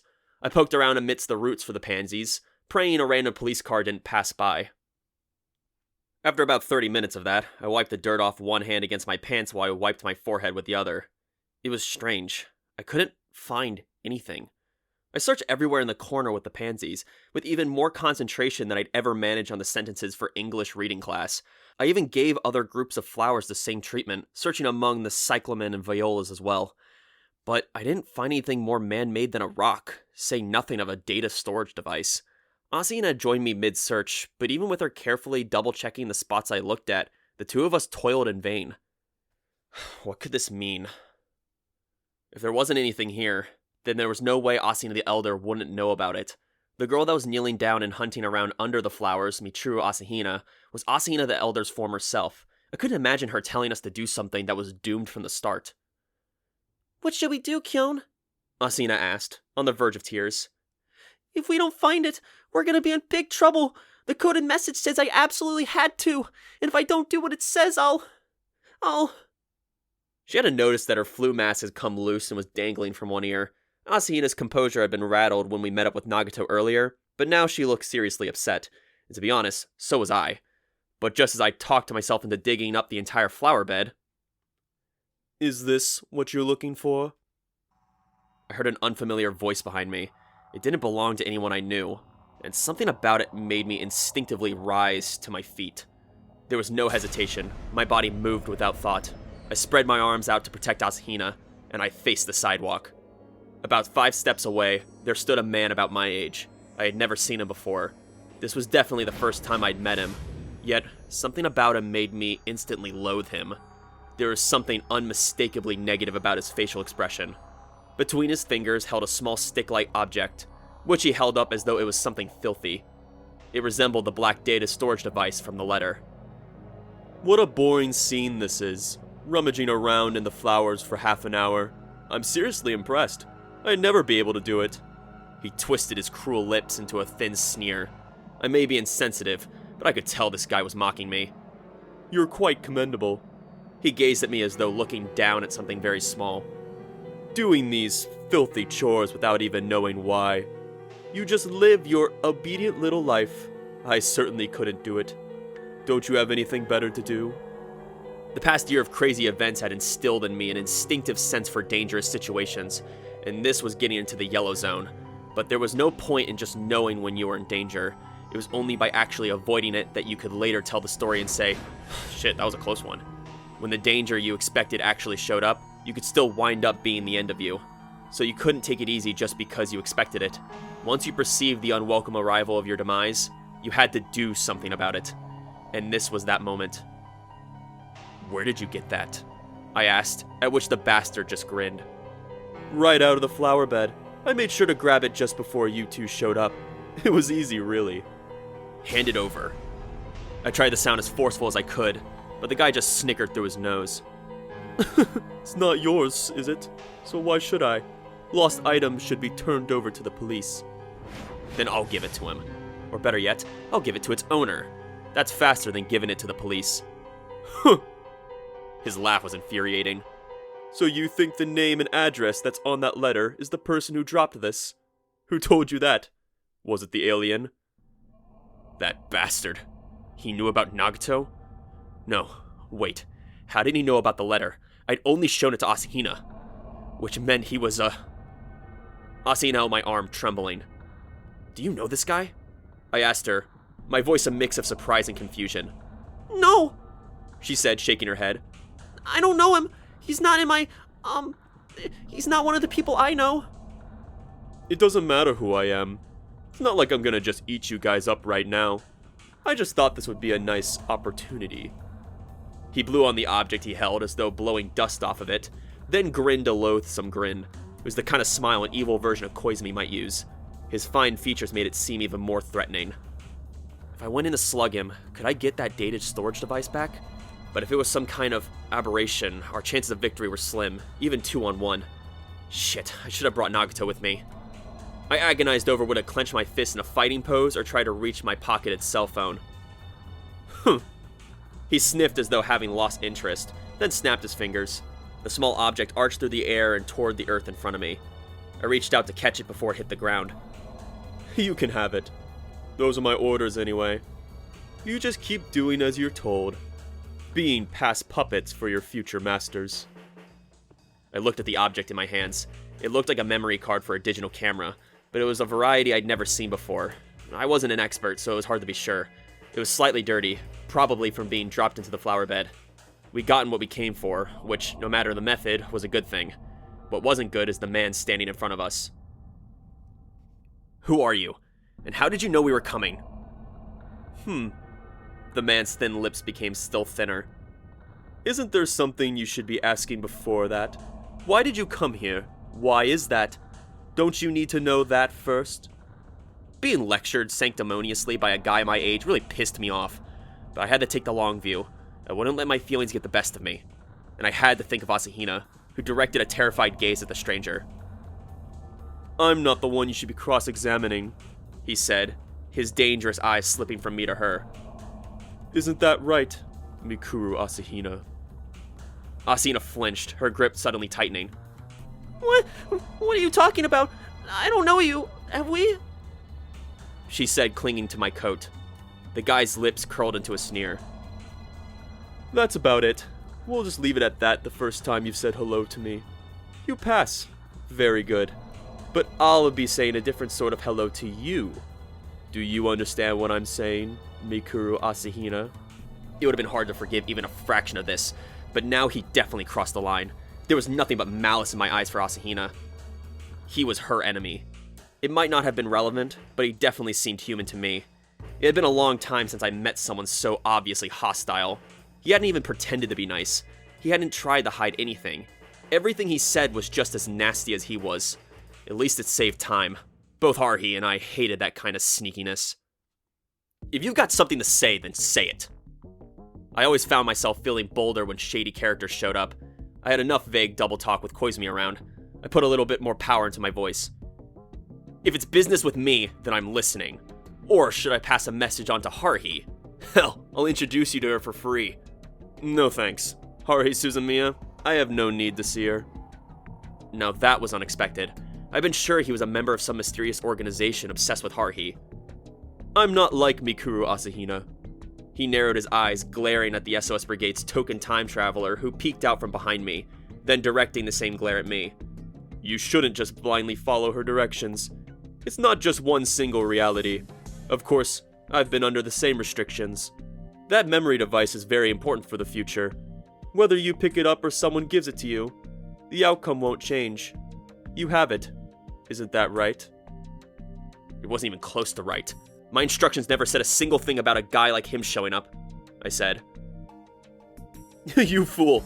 Don't you understand that the fact I came here makes no significant difference? Why do you think you're even here? How the hell should I know? I said without thinking. I had an appointment with a brigade member who did that kind of thinking for me.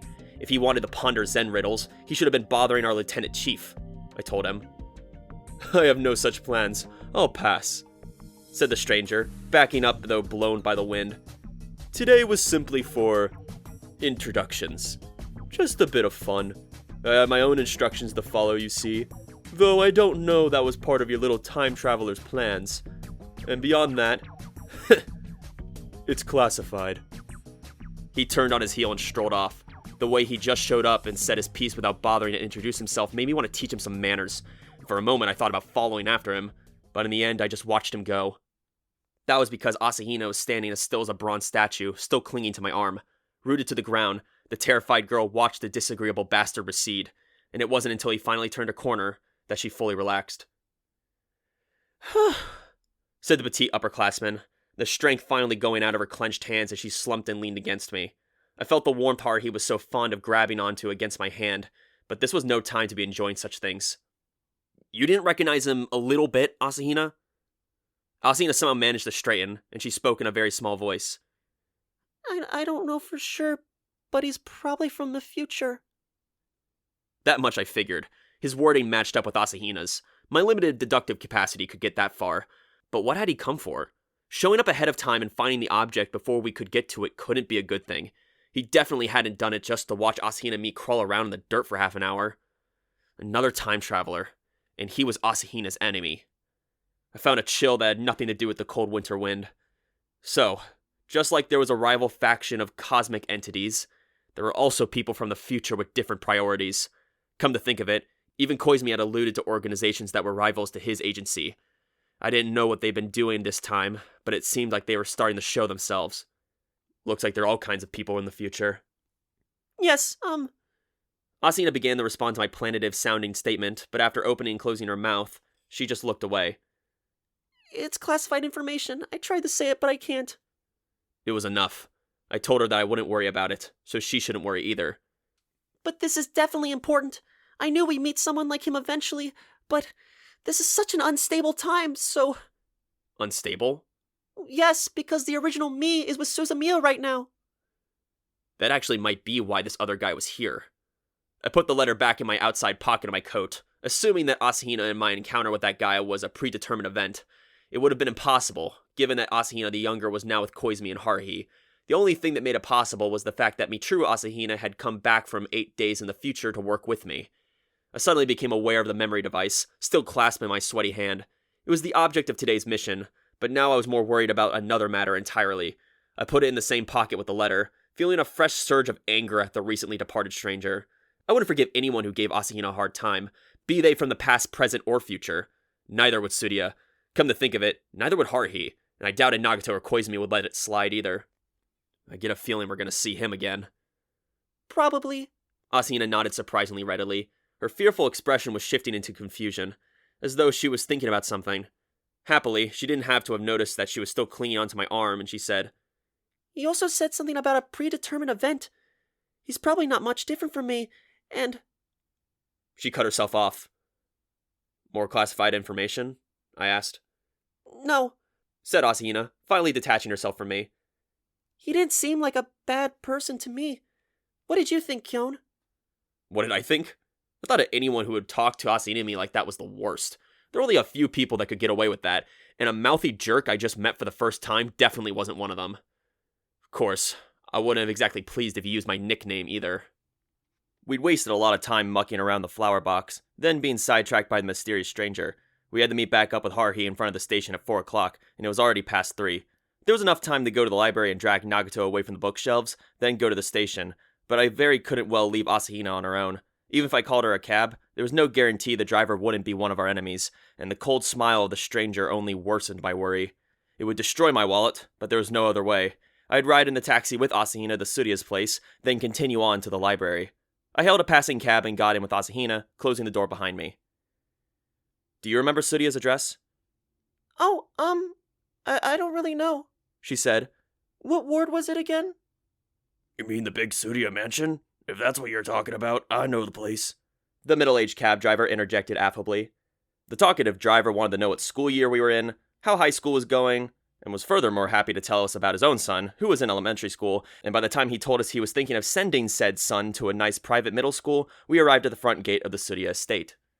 Getting out of the car, Asahina thanked both the driver and me profusely before disappearing behind the gate. I could breathe a sigh of relief. No new time traveler would be able to mess with her in there. It was good to have classmates you could count on. The library, and step on it, I said, leaning back in the seat and feeling some sort of the tension finally drain out of me. When I got back to the library, I saw Nagato there, still standing and reading. Sorry if I kept you waiting. It's fine. Nagato closed the book, it looked like a dictionary, with a thwop, then placed it on the shelf in front of her. She kept pace with me as we strode towards the exit. Nagato, do you know what this is? Outside the exit, Nagato slowly turned her head to face me, still walking as she looked at the object I held up. It was like this. I started to tell her the story about how he headed north to the station. I didn't have to keep my secrets from Nagato. I told her everything, from the letters in my shoe locker to the events that had just transpired. I see. Nagato nodded expressionlessly as she answered in her usual flat voice. There is damaged data recorded on that device, she said, staring at the small chip as though she were performing a CT scan with her eyes. Over half the data has been destroyed. In its current form, it cannot be interpreted. What kind of data? I asked. Insufficient information. The degree of damage is too high. The omitted portions too numerous. So it had something on it even Nagato couldn't make sense of. That had to mean that no normal human would be able to interpret it either, but that I was going to have to send it to someone who could. If a restoration process were applied, it is possible that entirely different data would result. Nagato looked away from the chip, as though having read the entirety of its contents. A conjecture is possible. The hood of the duffel coat shook slightly with each step it took. There are 218 sectors of the damaged data where a variant input method was used, and if read on a different device than was intended for that storage medium, it would be possible to extract the fundamental principles underlying a new technology. Before I could even ask what that meant, Nagato faced me and continued. The time travel technology utilized by Mikuru Asahina. However, Nagato explained to me. Even if someone were able to obtain that data, human science and technology were at present insufficient to interpret it, and it would not lead to the immediate development of a time machine. But it was still crucial data. Without it, a time machine would never be built, and humanity would never unlock the secrets of time travel. Asahina's method of time travel depended on thousands of accidental discoveries and developments, and at the root of them all was... This is what you're saying? Yes. Her flat expression seemed disinterested, and Nagato didn't even slacken her pace. I couldn't help but slow down, though. The fate of the future lay in the palm of my hand, and having been entrusted with it, I felt an indescribable pressure. It could also be a dummy, said Nagato, unwittingly throwing cold water on my emotions. It is unlikely that it is the only copy of the data. It would only be natural to have several backups. Well, that made sense. That's how it always went. When something really valuable was being transported, there would be an original and a dummy, and each would take separate routes. A vision of Asahina the Elder appeared in my mind. She winked and put her finger to her lips, smiling softly. But even she had a weak subject, and it was standing right in front of me. Oh, that's right. Nagato, I said to the back of the rapidly advancing girl. Sorry about today. Nagato's progress slowed, and she looked over her shoulder with a blankly questioning expression. No, I mean, yesterday I didn't tell you I was going to bring Asahina along today, right? I kinda just asked you for a favor with no explanation, which was, yeah. Nagato continued walking while looking at me. After 10 seconds after her searching gaze, I finally cracked. Asahina told me I should apologize. Anyway, I'm sorry. I see. She finally looked ahead. Nagato kept walking, speaking again after about 5 seconds. I see. In front of the station, Haruhi and Asahina leaned on each other like puppies exhausted after a day of playing, while beside them Koizumi stood, a beatific smile on his face. After meeting up, we found ourselves piling back into the cafe in order to report our findings. Of course, nothing I could report to Haruhi had happened since the last time we'd done this, and I wasn't going to tell her about the weird guy who's shown up either. Fortunately, when I reported we found nothing mysterious or mysterious seeming, Haruhi's mood didn't take an instant turn for the worse, unlike last year. Oh well, you win some, you lose some. Have we ever won some? Haruhi was in surprisingly good spirits as she sipped her cappuccino. Let's meet up again tomorrow. Those mysterious phenomena won't expect us to be on the lookout 2 days running. We gotta preserve the element of surprise, then grab them by the tail. They'll probably pop out from the strangest places. We might just run into them. Yeah, like a voice suddenly calling out to you from behind. Just remembering it made me angry. Just the thought of him smirking as he watched Asahina and me toil away was enough to make my drink taste like black coffee. He'd better be ready the next time I saw him. I'd grab him by the scruff of the neck and make him kneel in front of Haruhi or Nagato. That'd show him. My irritation must have shown on my face because Haruhi peered at me curiously, but in the end she let it pass with no comment, then smiled an inexplicable smile. Oh well, we got tomorrow. A new day brings new possibilities. It wouldn't be any fun just to repeat the same day over and over, would it? My guess is that Sunday is the best target anyway. It feels like the laziest and most laid back, right? Like it doesn't get along with Monday. That's what I think. As I listened to Haruhi anthropomorphize the days of the week, I realized that Monday was a vacation day too, and just as I was suddenly afraid I'd wind up looking for mysterious phenomena 3 days running, I remembered that Mikuru Asahina hadn't said anything about that. And anyway, the sight of Asahina the Younger's bashful laughter at Haruhi's affable chatter did my heart good. So, that will wrap things up for today, said Haruhi, dismissing us. Just as I'd been told, it was exactly 5 o'clock. Man, oh man, today certainly gave me a lot to think about. Riding my bike into the wind, I reflected on today's events. Koizumi's words just before lunch, the 2 Asahinas, the nameless jerk and his boasting, Nagato's unwavering face, and Haruhi's unexpected good spirits. I didn't even want to think about anything else happening, but things weren't done yet. I wasn't so forgetful that I just trudged home empty-handed. I couldn't pretend that I hadn't seen the object in my pocket, and there was tomorrow to think about. So it was that I stopped by the convenience store and bought a stamp and an envelope, then headed over to the home center. Once there, I wandered over to the pet corner. I found myself rather taken with the dogs and cats there, which, unlike shamisen, were purebred. Pushing the temptation aside, I found the aquarium tank, inside of which there were a clump of pond turtles and green turtles. They seemed to be getting along well. I wish I had Asahina with me. I would have loved to see her face as she exclaimed at the American short hairs and shelties at the display. I'd seen my sister do it one too many times. I looked into the turtle tank. Alright then, which one should I get? I began my evaluation. The small turtles were mostly unmoving and sat very still upon the rocks, like they were in a diorama, which was sort of charming in of itself. I could understand why one would be a turtle fancier. It seemed a little rude to keep them cooped up like this, but it was winter, so I guess that couldn't be helped. On the other hand, I was going to toss one of them into a freezing cold river tomorrow, which wasn't much of an improvement. Which one would a turtle enjoy more? Which had more appeal? A cozy life in an aquarium, or returning to the harsh freedom of nature? Perhaps sensing my intent gaze, one of the pond turtles craned its neck up to look at me. Losing his balance, he fell off the rock and plopped into the water, and after drifting about in the bubbles that frothed out of the tank's filter, finally managed to climb back into the backs of his comrades. Perhaps the water was cold. Yep, I found my turtle. I flagged down a shop attendant to pull out the little guy for me, indicating to the young man, maybe a college student or something, which turtle I wanted to purchase. He happily took out a wide variety of turtle care type items. For my part, I would have been fine with just a paper bag to put the turtle in, but it would have been awkward to explain that, no, I didn't plan to keep it as a pet, I was just going to throw it into a river. He'd want to know why, and the fact was, I wanted to know why myself.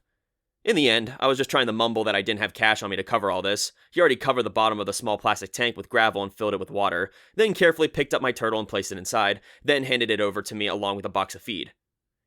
"This comes free with the turtle," he said with a big smile as he led me to the register. Seems like this shop attendant really liked turtles. "If you got any questions about turtles, just ask," he said, ringing it up at the register and paying for the case and feed out of his own wallet.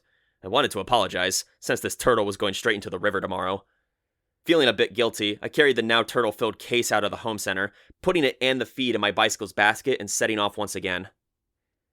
The sky was now well and truly dark, but I still couldn't head home. There was one more thing I had to take care of. One more thing to do. "Hey, Cone! I figured you'd come back. Evening!" My destination was none other than the Tsuria mansion, where a certain cheerful girl dressed in a perfect traditional Japanese-style outfit let me and my bike through the gate beneath the starry sky. "Huh? What's that? A souvenir?" said Tsuria, peering into the bike basket. "Aw, a pond turtle! Thanks, but our garden pond is totally lousy with these things. They just multiply like crazy. If you put a little guy like that back in there, they'll just beat up on him." Sorry, Tsuria, this wasn't a present for her. I'd actually got it for Asahina, sort of, I told her. "Oh, Too bad. Also, Kyon, I'm sorry I couldn't take Mikuru to the library today. I just can't skip out on these things. I leaned my bike up in the corner of the absurdly large garden, then walked alongside Tsuruya, carrying the turtle case with me. Did you have plans? I asked. It was a memorial service. The whole family gets together to remember our ancestors. It was my dad's grandfather's this time, which actually had a really interesting life. With so many episodes, his memorial was really busy. Tsuruya chattered like she was a hare racing a tortoise that had just decided to take the race seriously. But what are you really worried about that, Mikuru? Do you want to sleep in the same room with her? I'll sleep next to her too, but if you don't feel like it, that's fine. Tsuruya smiled at me cheerfully. She sounded just like a fairy godmother bringing Cinderella a fancy ball gown. But I knew if I naively took her up on her offer, she'd really give me an earful. I wouldn't fall into such an obvious trap. Tsuruya knew that too, which was why she laid it in the first place. I think I'll pass, thanks. Tsuruya was smart enough to get my drift, and even if somehow it'd become a reality, if I were to sleep between the two older schoolmates like that, I'd be way too nervous to sleep even a little bit. I'd only wind up more exhausted. Maybe because of the cold, a little pond turtle had retreated into its shell in one corner of the case and stayed there, unmoving.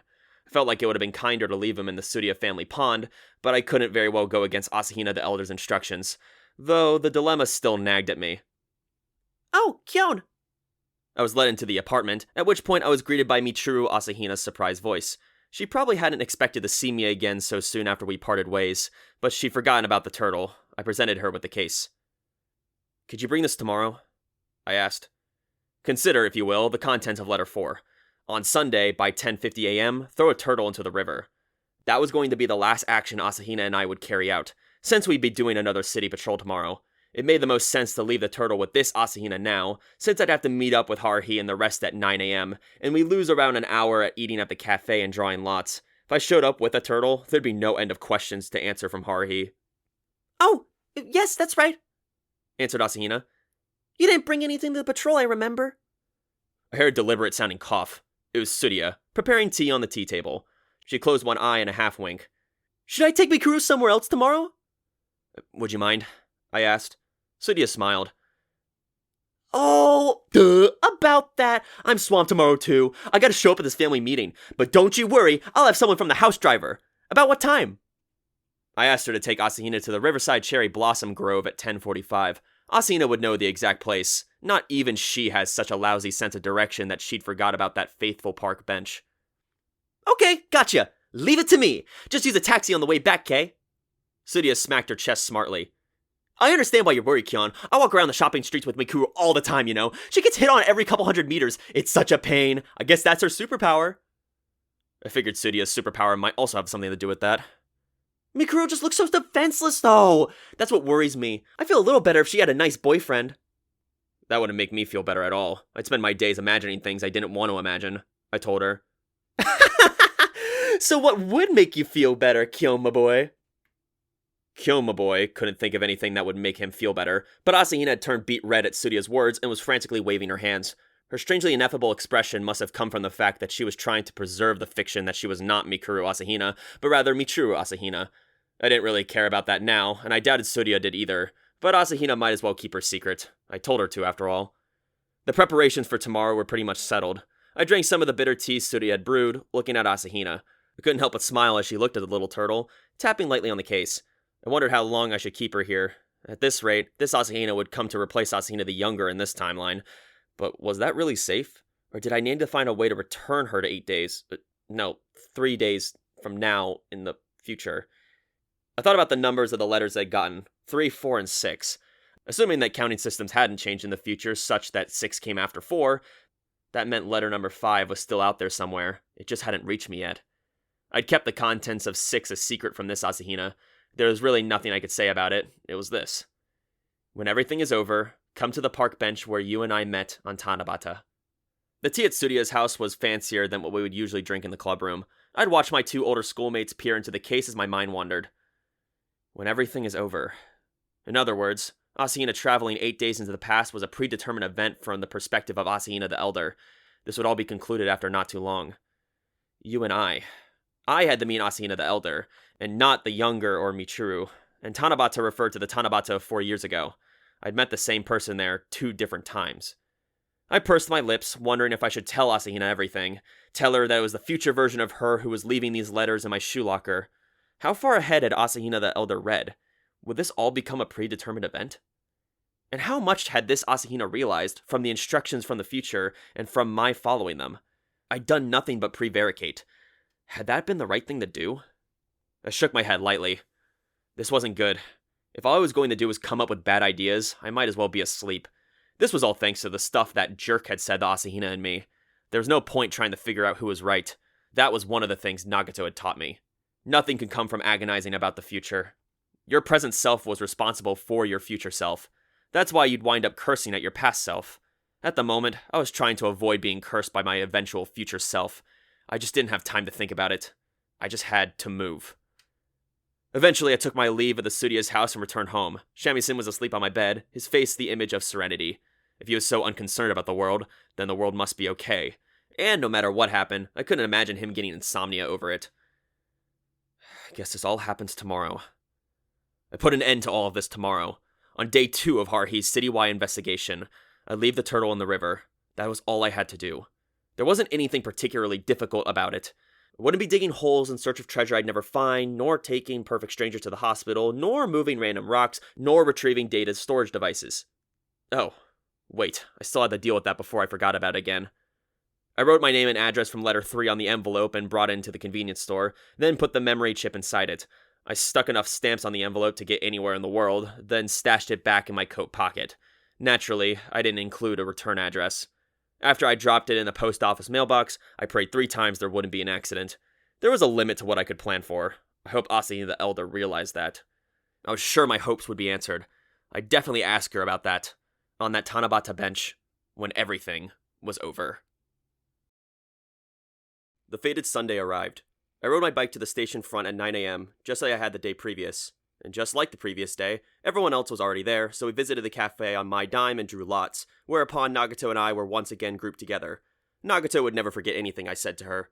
I knew I could trust her. It was a lesson I needed to learn myself, honestly. For Nagato more than anyone, I wanted to keep every promise I made her, even if it killed me. That's how much she'd done for me.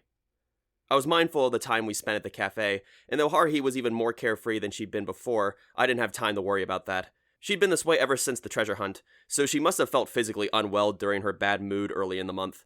It was strange to see Haruhi grinning and whispering something to Asahina's ear, wherever she said. It made Asahina smile brightly. I wanted to know what it was, but in my case, Koizumi and Nagato were their usual selves, so it didn't seem like any cataclysms were imminent. I slurped the phone that remained at the bottom of my mostly empty cup of espresso as Haruhi slid the check over to me and stood up. It was 10 o'clock on the dot. There was plenty of time to walk over to the river. We were to meet up back at noon, which gave me more than enough time to go put the turtle in the river and return. I watched Haruhi, Koizumi, and Asahina recede into the distance. Sorry, I said to Nagato. Would you mind going to the library on your own? I should be able to come and get you in an hour. I see, Nagato answered, drawing her duffel coat hood up, which completely hid her head. Nagato, do you know what it is that Asahina and I are doing? Something necessary, Nagato murmured as she began to walk down the road that would take her to the library. Necessary for who? For you and Mikuru Asahina. Not for her? Not for Haruhi or Koizumi? I asked. Nagato continued to silently walk. Eventually I heard her voice from within her hood. That possibility exists. It is still unclear. From where I stood, I could see her shoulders slacken, whereupon she suddenly turned and fixed my face in her crystalline pupils. However, her hair shifted in the wind. It will become clear soon, in which case I will move, as will Itsuki Koizumi. Nagato's short, declarative speaking style had always been that way ever since I met her. Our direction is the same, mine and yours. Having seemingly reached a conclusion, Nagato turned and began to walk quietly away. This time, I didn't follow her. Thanks, Nagato. Embarrassment made my voice low. I didn't know whether the receding hooded figure could hear me or not, but I was certain she understood my feelings. Nagato was certainly clever enough to do that much. Along the way, I'd figure something else out. That Nagato, Koizumi, Asahina, and I were all jointly and mutually responsible. In the center shone the brilliant star known as Haruhi, and we were all the planets that orbited around her. I didn't know how long it had been that way, but if Mars and Venus were to suddenly disappear from the night sky, not only would it be rather sad, it would be a big problem for astrologers. and for me. Until we knew with total certainty that Martians and Venusians didn't exist, I didn't want to make them just up and disappear. There are a lot of things that you take for granted until they're gone. Like lead for your mechanical pencil when you're in the middle of a test. Okay, that was a stupid example, but in any case, I didn't want to feel the terrible sense of loss I'd felt last December ever again. Nagato taught me something again. She taught me that the path I should take had been long since decided. Half an hour later, I arrived at the riverbank. The abnormal, autumnly blooming cherry blossoms were nowhere to be seen. There were only bare brown branches, waiting frigidly for spring's arrival. As I made my way to the bench, I looked down to the river, which was at a low ebb. It was a typical raised bed river, with a distance of maybe 3 meters between the bank and the surface of the water. Thanks to the prudent construction of the dikes on either side, the river had a tidy feel to it. With only a few centimeters of water at the bottom, the river was low, but it was still very pleasant. Come summer, there would be children chasing wildly after the small fish it contained, but here at the dead of winter, none wanted to approach the frigid flow. That may or may not have been the reason, but in any case, the bench where Asahina had once confessed her true identity as a time traveler was unoccupied. Despite it being Sunday, there weren't many people who wanted to take a nice riverside walk when it was this cold out, so the tree-lined path was nearly deserted. There was one bored-looking dog being silently walked by its shivering owner, but that was it. Just as I was listening to the babble of the flowing water and really playing the part of the lonely high school lad to the hilt, my clever reverie was interrupted. Kyon! Having descended the stairs that led from the roadside, Asahina stepped into the riverbank. She was indeed carrying the turtle's container, but had forgotten to wear the flu mask from yesterday. But with her knit cap and shawl, she still gave off a very different impression from the usual Asahina look, so I suppose it was alright. This would be the last day, anyway. Asahina faced me and waved, then looked back over my shoulder on the road. When I looked, I saw that there must have been a car from the Tsuri estate driving away. It was a fancy domestic auto, every inch the wealthy family's second car. We'd have to make sure to thank the driver. It was 10:44 a.m. Once I walked to the river's edge with Asahina, it was 10:45. Perfect timing. The water looks so cold. Asahina looked down at the lazily flowing river, then held the case that contained the turtle up to her eye level. I wonder if the turtle will be able to grow up healthy. My petite older classmate showed kindness to even the smallest animal. Just wait a moment. She placed the case on the ground and opened the lid, then produced the box of feed from her coat pocket. The pond turtle cranked its neck up towards the suddenly vanished roof. Then, when Asahina brought the feed closer, it gulped the treat down in a single bite. It had gotten quite fond of her in a single night. That was Asahina for you. I felt bad separating the two of them, but soon the time will be upon us. There are only 3 minutes to go until 10:50. We'll come again in the spring, I said soothingly as I picked up the pond turtle. Unconcerned, the turtle sat quietly in the palm of my hand. I'm sure we'll be able to see him again once he's gotten bigger. That's all I could say, though I had no reason to believe it was true. I shook up Asahina's worried gaze, wound up for the throw. Just as I leaned back in preparation for my underhand toss. Excuse me? I heard a sudden voice from behind me and suddenly wound up tumbling into the river, still holding the turtle. I tottered and stumbled, but managed to steady myself on the dry ground, whereupon I immediately turned around. Thank you so much for helping me. It was a young boy wearing glasses, his voice youthful and his head politely bowed. It was the same boy I saved from being killed in a traffic accident a month earlier, and nearby whom Haruhi lived and occasionally served as his tutor. Ah! Asahina seemed surprised. I certainly was. I never thought we'd meet again. What are you doing? The boy's features were very different from my sister's, sharp and intelligent. He looked at Asahina and me, and at the turtle I held. Just as I was about to tell him that there was a question we should be asking him. I'm on my way to cram school, he said clearly, before I had the chance to ask. He indicated the book bag over his shoulder. I always come this way. That's what I was doing that day too. He bowed again, then looked confusedly down at the case on the ground, then at the now struggling shelled reptile in my hand. Are you gonna let that turtle go? Yeah, I answered, feeling freshly guilty. Both Asahina and the boy seemed to overflow with sympathy for the turtle as they looked at it. I felt their wordless appeal. Why do we have to throw this poor little turtle into a freezing river? But there wasn't anything I can do. I had to do this. My watch indicated 1 minute to go. I couldn't just stand there doing nothing. I racked my slow-witted brain for some kind of solution. Hey kid, are pets allowed in your house? I mean, would your parents be okay if you came home with this little guy? The boy pushed his glasses up. I think so. If I took care of him, I mean. I see. Hang on a sec. Still holding the turtle by its back, I crouched down beside the river. With 3 meters separating the riverbank where we were from the water's surface, the distance wasn't too far. The current was weak, so I wouldn't lose sight of the turtle. I gave the turtle a gentle toss, like tossing a feather, trying to keep the impact from being too forceful. The turtle fell into the river with a plop, leaving behind a series of concentric ripples that moved lazily downriver. The boy watched the scene as though holding his breath. Having sunk, the turtle seemed to kick off the river bottom, then stuck his head out. He almost looked bewildered at the ripples he was causing as he floated along. After a short time, he started swimming, and finally he climbed atop a rock and stuck his neck out. He didn't really seem like he was saying goodbye to us. More likely he was marveling at his turtleish way of his suddenly expanded world. The ripples he made were washed away, but the turtle remained. I didn't know what Asuna the Elder had anticipated, but her instructions only went as far as throwing the turtle in the river, which meant that when I did that, I could do whatever I wanted with the turtle after that. That's what I kept telling myself as I removed my shoes and my socks. Once I rolled up the legs of my pants, I was ready to go. And as Asahina and the boy watched wide-eyed, I climbed down from the bank. The water was just as cold as it looked, and from the bottom was coated in some kind of slimy, mossy substance that did not feel good. But I'd played in many a stream with my cousins in the countryside when I was little, so this was nothing. Sorry about that, little guy. The pond turtle lifted its head up. He didn't try to escape when I brought my hand near, and I was easily able to retrieve him. For the turtle's part, he probably wanted to ask why the hell I threw him in the river if I was just going to get in and fetch him back. Fortunately, I had no facility in turtleese. Holding him in one hand, I climbed back into the bank. By the time I put the turtle back in its case, the chill had crept from my feet all the way up to my neck. Ugh, I was going to have stomach trouble later, I could tell. I sat down and lifted my feet into the air to shake off the excess water. Alright, kid. Turtle's yours. Can I really have it? The boy asked hesitantly. He'd seen everything I'd done. I mean, didn't you have a reason for throwing this turtle into the river? I was no better equipped than the turtle himself to satisfy this childish curiosity. After all, even I didn't understand what the hell I was doing. Don't worry about that, I said. I don't think the turtle really wanted to get tossed into a freezing river in the middle of winter. If you take care of him, I think he'd like that a lot better.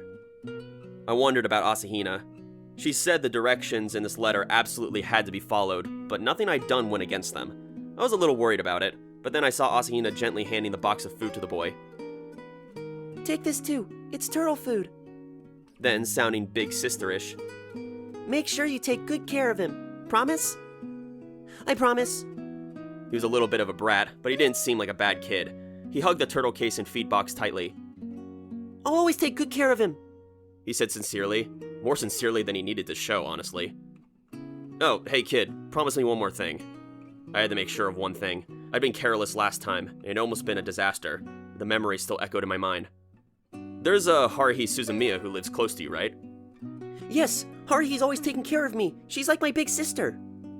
The words big sister sounded very strange in the context of Haruhi. You gotta keep this a secret from Haruhi, got that? You can't tell her that you saw me or Asahina, the bunny lady, and you can't tell her we gave you the turtle. Can you promise me that? I promise. The boy nodded, his face serious. Well, that was one thing I didn't have to worry about anymore. Are you sure you're gonna be able to take him home? Asahina piped up. Your parents won't tell you not to take things from strangers? It'll be okay. I'll just tell them something else. The boy straightened.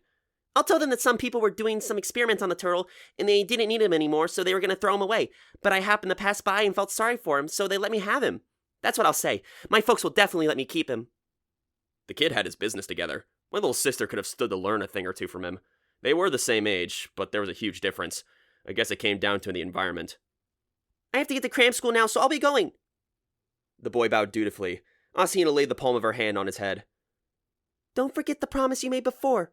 Be careful of cars. Make sure you don't get any accidents, and make sure to study hard. If you do, I'm sure you'll grow up to be an important person, one whom everyone will remember for a very long time. Asahina extended her little finger, at which the boy showed a bashfulness appropriate to his age. He hesitantly hooked his little finger around hers, thus completing a pinky promise.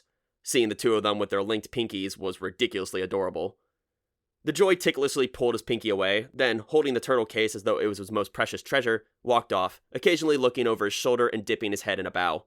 Asahina waved to him until he vanished from sight, and I completely dried my feet and got my shoes back on before she finally dropped her hand. She sighed. Apparently for her, or for her future, that boy was a very important figure. It was like if I traveled back in time and met a towering historical figure in the Edo period. That much I knew without having to ask, and that whoever he was, it would probably be classified information. I let a sigh escape myself, the sigh of having accomplished my mission. This was the last thing I had to do with Asahina. The empty can prank, the gourd-shaped stone, the mysterious data storage device, and the turtle. The problem was, I didn't really know what to do next. It had been written on letter 6. I could rest easy as long as Asahina stayed at Studio's apartment and didn't go wandering around.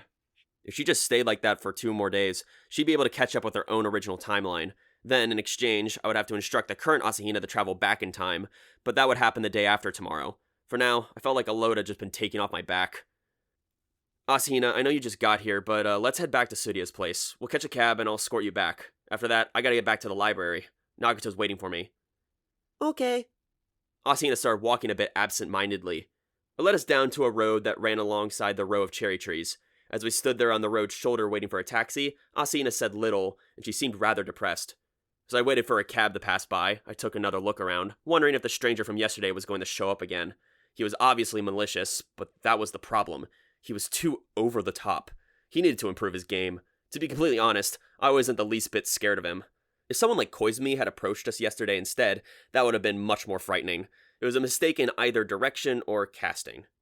Ha ha! I found myself impressed with my own reliable disposition. And it was true, wasn't it? Throughout the past year, I've been involved in unthinkable, astounding events, and every time I learned something new. I'm sure I'd been shaken before, but now things were different. I wasn't at Nagato's level yet, but I had enough time to develop an unshakable core. I'd no longer worry about my own place in the world. No taxi had come yet. Indeed, there were few cars of any kind on the road. I was happy to stand there and loiter for a while beside Asahina, but having sent Nagato off for the library alone, I needed to get to her as soon as I could. Maybe it was my fault for letting my mind wander so idly. The next moment, I witnessed something unbelievable. I hadn't checked my watch. There hadn't been an opportunity. I didn't know the exact time, but it was definitely before 11 o'clock. The incident played out like this. As Asahina and I stood there on the left side of the road, dazedly watching for a taxi, a minivan approached us slowly. This wasn't a highway, so the vehicle's slow speed itself didn't strike me as strange, and I paid it no mind. But as soon as the van decelerated even more, and although there were no traffic signal in sight, it came to a complete stop, directly in front of us. I'm not sure if I even had the time to think, what? Because it was barely a split second later that the sliding door of the minivan suddenly opened, and arms reached out from within the car and grabbed Asahina's body, pulling her into the vehicle. By the time I realized that the cry had come from Asahina, the moss-green minivan had accelerated away, its exhaust blasting into me as though mocking me, sliding door still open, and disappeared into the distance. What? It took a couple of seconds before I recovered from my stupor. The van was gone. Wait just a second. Wait, what the hell is this? Asahina had disappeared right before my eyes. She'd been pulled into a van, and the van was already out of sight, and here I was, standing alone on the edge of the road. What was going on? Holy shit, a kidnapping. And right before my eyes, I had been standing right next to her. She had been close enough that I could have reached out my hand or simply grabbed onto her. She had been next to me just a few seconds ago, and now she's gone. How could something so ridiculous actually happen? God damn it, what the fuck? I hadn't been so freaked out since last December, when I realized that Haruhi wasn't in my class anymore, and sitting behind me instead of her was Asakura. Shit! Had it been that bastard from yesterday? Was this his doing? If it was, I underestimated him. Had his appearance and attitude been a setup to get me to let my guard down? If it had all been a ruse to distract me? Asahina! A loud noise assaulted my eardrums. It wasn't the sound of the wind through the cherry blossoms. It was the sound of the blood rushing through my head. I whipped my phone out. I had to get somebody, anybody to help me. If they'd help me get Asahina back, I didn't care who they were. The police, fire department, self-defense force, chamber of commerce, anything. My fingers moved automatically, and the phone was ringing before I even knew who I dialed. They picked up immediately. What's up, Kyon? It was Haruhi's voice. In the moment, I'd been so flustered that I called Haruhi. By this time, I was far past rationality. Haruhi, we're in trouble. Asahina's been kidnapped, I shouted. Huh? What are you talking about? Haruhi's voice was entirely calm. My stomach churned and I yelled into the phone again. I told you! Asahina's been kidnapped! We've got to help her! Listen, Kyon, Haruhi began almost kindly. I don't know what you're getting at, but if you're going to start making prank calls, you're gonna have to do a lot better than that. I mean, really? Are you kidding me? Mikuru's been with me the whole time. And if you said it was Yuki, that would have made more sense. No, it's not Nagato, it's Asahina, she's... I started, but then I realized it was futile.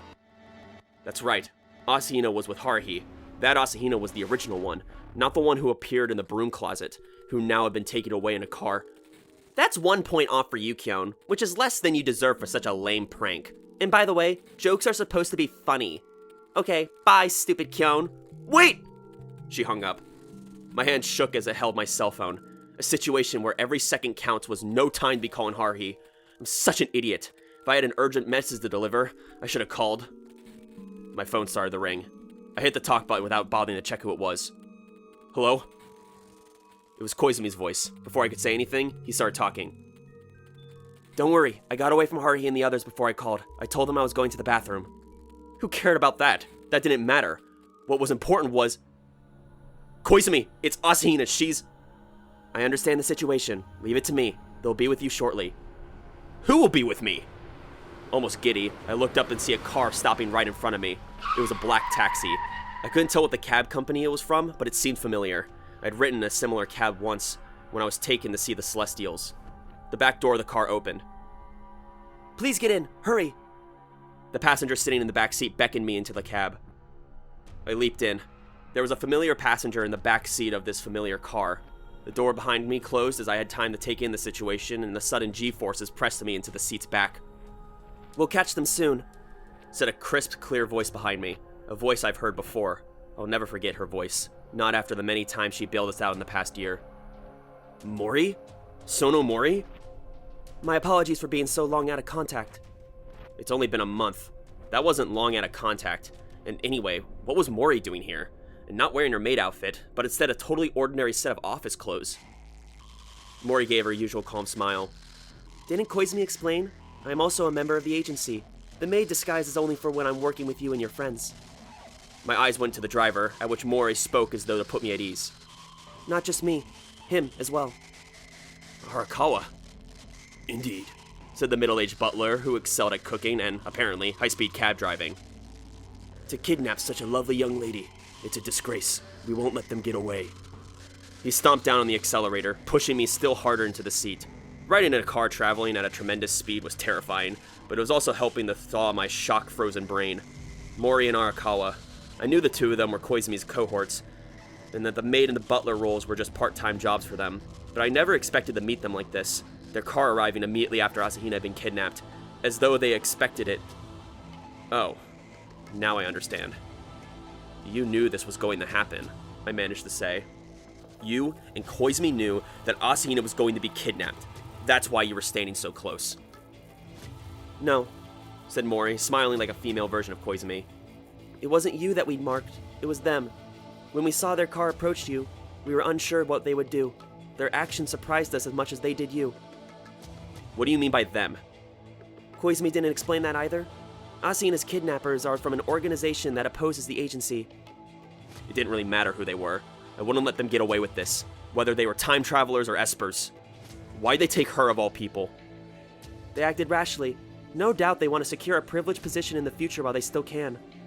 Privileged? I asked. Yes, I expect they plan to use her to bargain with the future. However, they've made a mistake. They should have kidnapped the Mikuru Asahina who was now with Koizumi.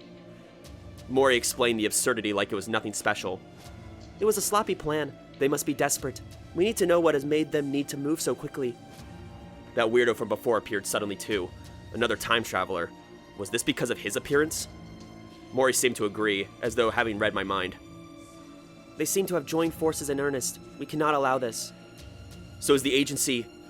I wanted to say my, but somehow restrained myself. Is it our ally? Our goal is to maintain the status quo. Is that not enough? It was precisely enough.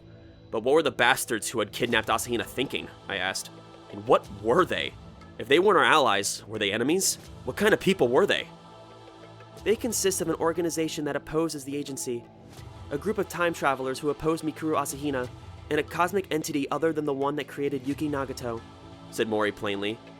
We knew they would interfere soon, having heard Koizumi's report regarding the Snow Mountain late last year. It was conceivable that they would join forces. Rather, it was inevitable. There's a significant potential payoff in gambling on Haruhi Suzumiya. They might lose everything, but they stand to gain much. Bouncing and swaying, the black cab flew through the railroad crossing without stopping. and then threaded through an S-curve, barely so much as slowing down, tires squealing. As does Koizumi, and you and your friends. I was starting to feel carsick. So you knew about the other Asahina? You knew that she'd come back from 1 week in the future, and that she was holed up at Tsurya's place? It is likely that without her, the original Mikuru Asahina would have been kidnapped, before Haruhi Suzumiya's very eyes. That was the worst possible scenario. There was no telling what Haruhi would do. Which means... It meant that the Asahina who'd come from the future had been kidnapped instead of the current Asahina. In other words, her future self had saved her past self. Was that why Mikuru Asahina had to come? I could have carried out all the instructions in Asahina the Elder's letters on my own. So what had been the meaning of the things I'd done with Asahina? The other group of time travelers, the turtle and the boy, and the kidnapping. Only the Asahina the Elder knew everything. A strange emotion settled over me. Don't lose them, Arakawa, said Mori. Understood. Their exchange brought my attention front and center. The moss green car was in view. Both vehicles were still traveling at a high speed. Given the way we were going, it wouldn't have been surprising if we got into 3 or 4 accidents by now, but Arakawa's driving technique was as good as any rally racer's. He was no ordinary butler. The kidnapper's car seemed to be heading for the mountains. If we kept going, we'd soon reach the forest park where we shot our movie, then keep heading north. Past that, there was little but mountain roads and a few people or buildings. Damn, what were they planning to do with Asahina here? I wouldn't let them get away with it.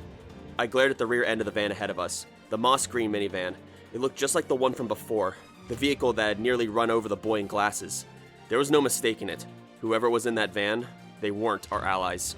Still driving at an insane speed, the kidnapper's van swerved off the paved roadway and into a true mountain road. Arakawa pulled on the steering wheel and followed. The road seemed to have been forcibly carved out of the cliff. It was barely wide enough for 2 cars to pass each other, and there was no guardrail. The driver slipped up, we'd wind up tumbling to the foot of the mountain. I never thought I'd be in a high-speed car chase before, but I wasn't level-headed enough to appreciate that fact. All I could focus on was how badly I wanted to beat the crap out of the kidnappers. A cell phone started ringing, as if to throw cold water on the flames of my fighting spirit. It wasn't my phone, though. Mori took her own phone out and put it to her ear. I couldn't make out the words, but it sounded like a man's voice. Mori was silent for a while, listening. Understood. According to the plan, then. She replied simply, then raised her elegant voice and directed at the driver's seat. Arakawa, just a bit farther. Very well, said Arakawa in a reliable-sounding tone, nodding. He downshifted, revving the engine. There was no chance for me to ask what they were planning to do. Whoa! We were approaching a bow-like curve in the unpaved road. A police car appeared ahead, coming towards us around the bend. It slammed on its parking brake and executed a perfect drift turn, coming to a stop in the middle of the road, totally blocking the way. With nowhere to go, the minivan braked hard, kicking up a cloud of dust as it skidded. My blood ran cold when one of its wheels seemed to go over the edge of the cliff, but the kidnapper's driver was pretty good, managing to force the car back on course, where it completed a full spin and an additional half revolution. The van's nose faced the mountainside as it came to a stop alongside the police car. Arakawa executed a similar, if slower, maneuver, bringing the black cab to a sideways-facing stop. The minivan was trapped. The only place it could go was off the edge of the cliff. Arakawa, stand by there, said Mori, then opened her door and stepped out to the mountain road. I followed, but just as I was about to dash over to the minivan, Mori grabbed my arm. She stopped me with a sharp glance, then called out to the van in a clear voice. Turn off your engine and step out of the vehicle. You still have time. Her tone was polite as ever, but it had a different timbre to it than the one I remember from the island mansion in Tsurya's mountain villa. An officer got out of the police car. When I looked at the smartly uniformed figure, I was stunned. Underneath the policeman's cap was the youthful face of the younger Tamaru brother, Yutaka.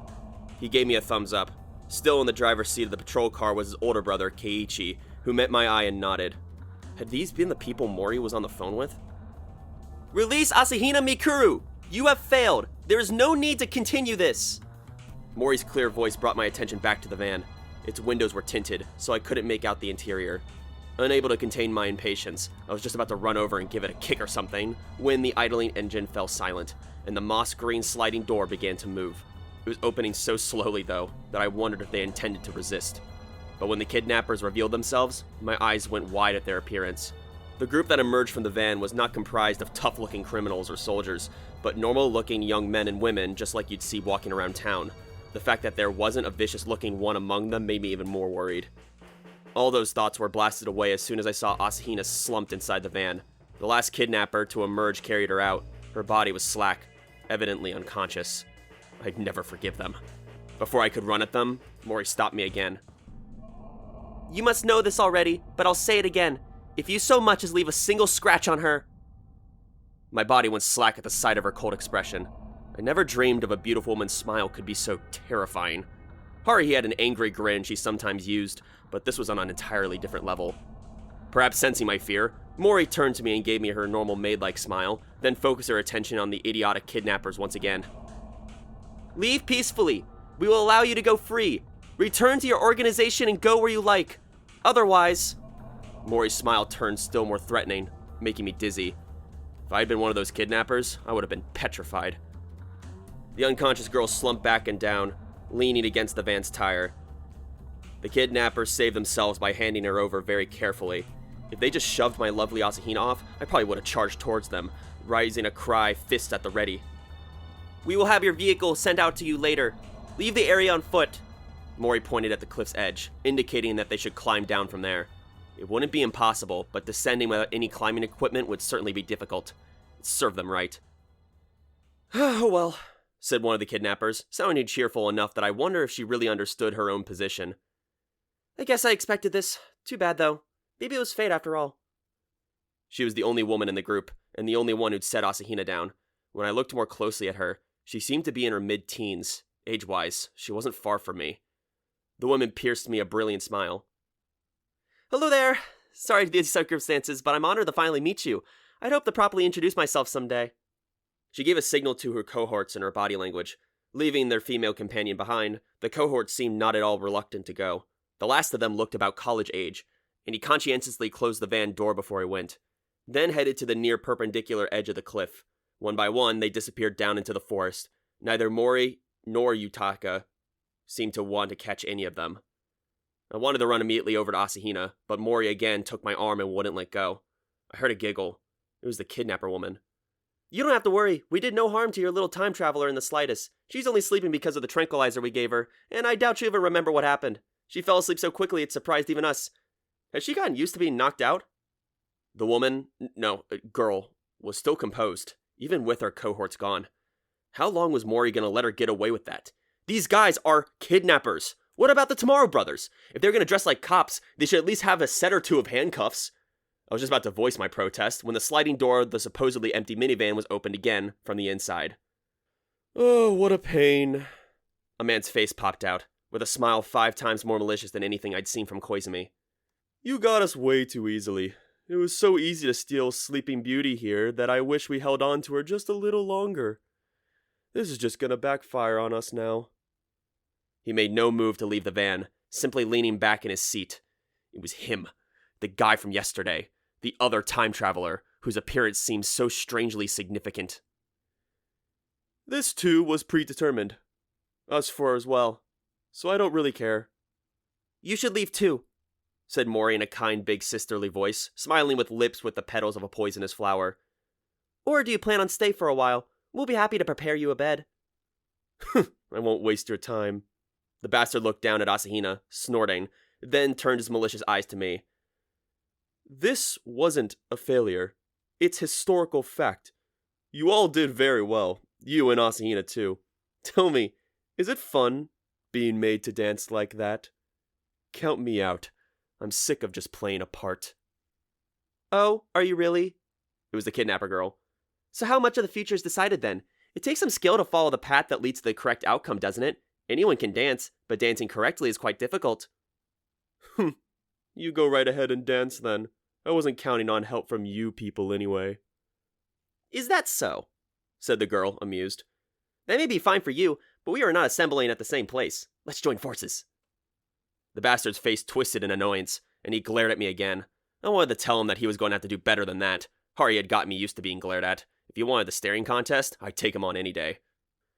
Maybe he sensed my anger. His face was full of loathing. Fools! All of you. You don't understand anything. Your ignorance is terrifying. He put his hand on the door handle and gave me one last parting line. I will come again. You will see me many times. It's ridiculous, but it's my duty. He closed the van door. Evidently that's all he had to say. Mori was still, continuing to stare right at the kidnapper girl, and I took my cue from her. The unnamed kidnapper girl stood there smiling, then went over to the van, as though suddenly remembering something, and opened the door. I already knew there'd be no one inside. The interior of the car was empty. That malicious jerk was nowhere to be seen. I didn't know if he used teleportation or time travel, but either way, I was happy he was gone.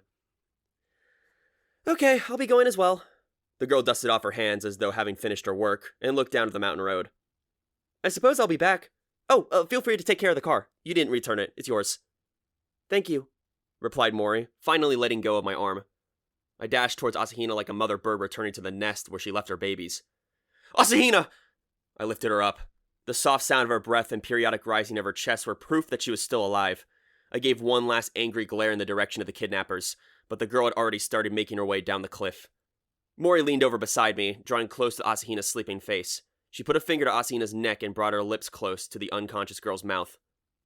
She is unhurt. I expect she'll wake in a couple hours. Please, take her to the car. I carried her, of course. I was well used to carrying Asahina around. It was the one job I didn't want anyone else doing for me. We returned to the black taxi. Arakawa gave Asahina a fond look as though she were his own grandchild, then regarded me similarly. I relaxed my arms and let Asahina gently come to rest in the car's back seat. I had no idea what was going to happen, but I was elated about getting her back. When I thought about what it would have been like if they'd gotten away, no, I didn't want to think about it, and it couldn't have happened anyway. It must have been nice to be Asahina the Elder and believe in predetermined events. For her to do something like this, it must have been absolutely necessary in order for this Asahina to even truly become her. Right, Asahina? I continued to gaze at my younger-seeming older classmate, not noticing when Mori got back into the car, nor saying anything to the Tomorrow brothers. I only came out of my reverie when the car began to move. Where shall we go?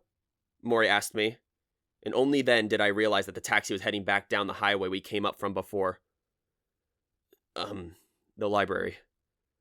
At the moment, I just wanted to see Nagato's face and calm down. I sat back in the seat, feeling about as exhausted as Asahina looked. I thought my work was done once I put the turtle in the water, then retrieved it, but the fact that Asahina's kidnapping awaited soon after was more than just unexpected. Despite my psychological exhaustion, I managed to move my mouth and speak. Mori, have those guys always targeted Asahina? Have there been failed kidnapping attempts all along? Are there going to be more? She will not be kidnapped in this time period. Well, then, what was it that just happened? I believe that what I'm saying is correct. Her current self is completely unharmed. After all, someone else was kidnapped in her stead. Mori's face was filled with affection. Mikuru Asahina enjoys the protection of many. Yours, Yuki Nagato's, and even ours. We are all alike that we don't wish to hand her over to anyone. Just as I trusted Koizumi, I supposed I could trust Mori. As for the rest, I suggest you ask your lovely maid, the older one, from farther in the future. That much was obvious. I exhaled, then voiced the sudden question that came to mind. Mori, are you Koizumi's superior? Something about the way you talk makes me think so. Mori giggled and smiled with a strangely ageless smile. You needn't concern yourself with that. We're like a company. All the employees are quite close and don't stick to formalities, not even with the company president.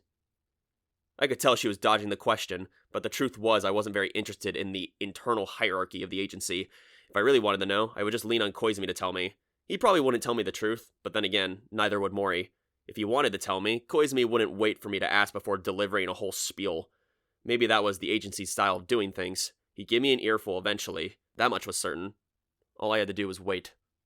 I got out of the taxi in front of the library, and with Mori's help got the still sleeping Asahina safely situated on my back.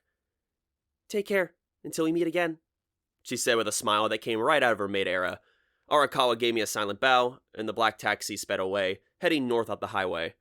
I wondered if it had been Arakawa in the driver's seat when Koizumi took me to see the Celestials. I'd have to ask about that, and thank him too. Arakawa and the Tomorrow brothers both. Heading to the library's entrance with Asahina on my back, I saw Nagato waiting for me there. She stood stock still, apparently unaffected by the cold. I am glad she is unhurt, said Nagato, before I could say anything. Her crystalline eyes regarded at Asahina, whose cheek rested on my shoulder. I heard what happened. From whom? I asked. Koizumi? Nagato shook her head slowly, then even more slowly held a hand out to me. She was holding an envelope. Beside the fancy design on it, there was a single handwritten numeral. Number 5.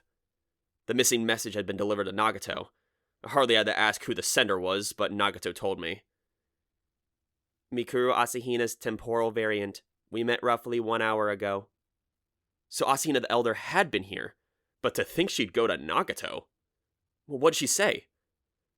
She said to take care of herself, said Nagato simply, then reached out with her index finger and touched Asahina on the forehead. What? It was a magic touch. Asahina's eyes blinked open. What? Kyon? Huh? Why are you carrying... Oh, Nagato. Shamisen struggled the same way when someone picked him up. Asahina had started squirming immediately upon wakening, and although I would have been happy to carry her a bit longer, she seemed unlikely to calm down, and Nagato was watching. I let Asahina down. According to what Mori had said, the tranquilizer was supposed to keep Asahina asleep for 2 hours, but perhaps because of something Nagato did, Asahina seemed perfectly steady once her feet were on the ground. Her eyes were a bit red at the corners. Asahina looked up at me. What happened to me? We gave the turtle to the boy, and then all of a sudden there was a car, and it stopped, and... Apparently she'd been given the tranquilizer immediately thereafter. She didn't remember anything, so I explained the rest. As the story progressed, her face went from pale to flushed, and when I finished the tale of the car chase, she smiled, much to my surprise. So that's what happened. I guess even I could be useful sometimes. I managed to protect my other self in this timeline. Asahina's straightforward smile blasted all the psychological fatigue out of me. She was right. If it hadn't been for Michiru Asahina, the kidnappers would have resorted to more extreme methods to capture Asahina the Younger. They may have done it right in front of Haruhi. Koizumi and his comrades would have tried to stop them without worrying about the consequences, but that would have been a terrifying turn of events. Haruhi would be shocked, and Koizumi's agency could hardly stand by and do nothing, but even our enemies would realize that. Now, they couldn't get away with kidnapping even the comparatively harmless Michiru Asahina. We managed to get Asahina back without relying on Nagato. I bet our antagonists were well aware of what might have happened if she had been involved. If they wanted to be our enemies, I looked forward to seeing them get the treatment they deserved. Oh, that letter. Asahina's eyes fell upon envelope number 5. When did it? Just a while ago. It was for Nagato, I said. For Nagato? Her long eyelashes fluttering, Asahina addressed her petite fellow brigade member. Nagato, who was it that gave you this letter? Was it... I cannot say, came Nagato's flat refusal. The expressionless alien continued, as though to remind Asahina. You will understand eventually. Asahina's mouth opened, and she froze. You of all people should understand that, added Nagato, in a voice that sounded like a snow sculpture given life. I guess I wasn't the only one who wanted to remind Asahina that it wasn't that we didn't want to tell her, is that she should have known without asking. I suddenly felt strangely uncomfortable, sandwiched between the two silent girls, so I opened the letter and read it. The contents of letter 5 were as follows. This is the end. Please tell your Mikuru Asahina to return to her original temporal posting. You are free to choose the time designation, and location as well, if you like. Do as you will. Do as you will, huh? I wouldn't mind hearing that phrase under different circumstances, just once. From the original Asahina, of course. Of course, since this is the me we're talking about, even if that wish were granted, I'd probably just stand there and faint dead anyway. Sleeping soundly until Haruhi came along to pound wakefulness into me. I wasn't like Haruhi. I wouldn't wish for the Earth's rotation to reverse. It was better just seal wishes that you didn't actually want to come true. The world was best left as it is. Which is why we had to send Asahina back. I placed my hand on the shoulder of the dazed-looking Asahina and showed her letter 5. She seemed to be more concerned about the sender's identity than the content, but she read it thorough to the end, her face showing her acceptance. I understand. I finished what I needed to do. She then continued, sounding a bit lonely. But it was an indirect order. If it hadn't come through you, I wouldn't have been able to return my own time. Her sad expression soon disappeared, though, and she smiled. Someday, I'm going to be able to do all this on my own. You'll see. That's when I'll come and save you, Kyon, and everybody else. I don't know when it'll happen, but surely.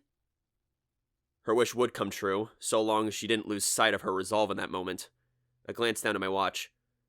So about the time we'll return you to. This Asahina had appeared in the broom closet 6 days earlier at 3:45 p.m., and at the time she explained she'd come from 8 days in the future at 4:15 p.m., thus her correct temporal posting was 2 days from now at 4:15. Any time before that, and her situation wouldn't be any different than how it was at this moment. We wanted to avoid another instance of two Asahinas existing simultaneously. A 62-second time lag would do nicely.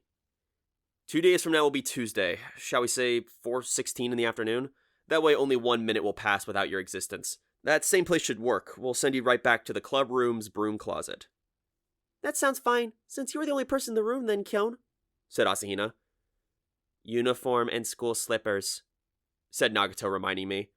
This Asahina was wearing things she borrowed from Nagato. Her school uniform was back at Tsuruya's house, but if I went with her to get him now, I'd miss the scheduled rendezvous with the rest of the brigade. And I didn't like the idea of sending Asahina back to fetch him alone either. Let's do this. You go back to your correct time in those clothes, and I'll get your uniform and shoes from Tsuruya later today, and we'll, figure something out. I will leave that to you then. Oh,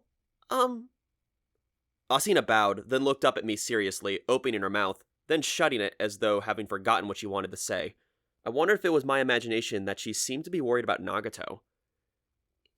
It's nothing. We'll talk about it after I get back. It bothered me, but it probably wasn't too important. If it was something I didn't need to know about for 2 days, I wouldn't worry about it. I would have not minded Asahina activating her time travel mechanism right here on the spot, but she didn't want to be seen doing it. She wanted a place where she could be alone. We went into the library and escorted Asahina to the girls' bathroom. Kyon, thank you for everything. I really should be thanking Koizumi and Tsuruya too. She could tell Koizumi anytime, but Mori would have to be thanked whenever we met her next.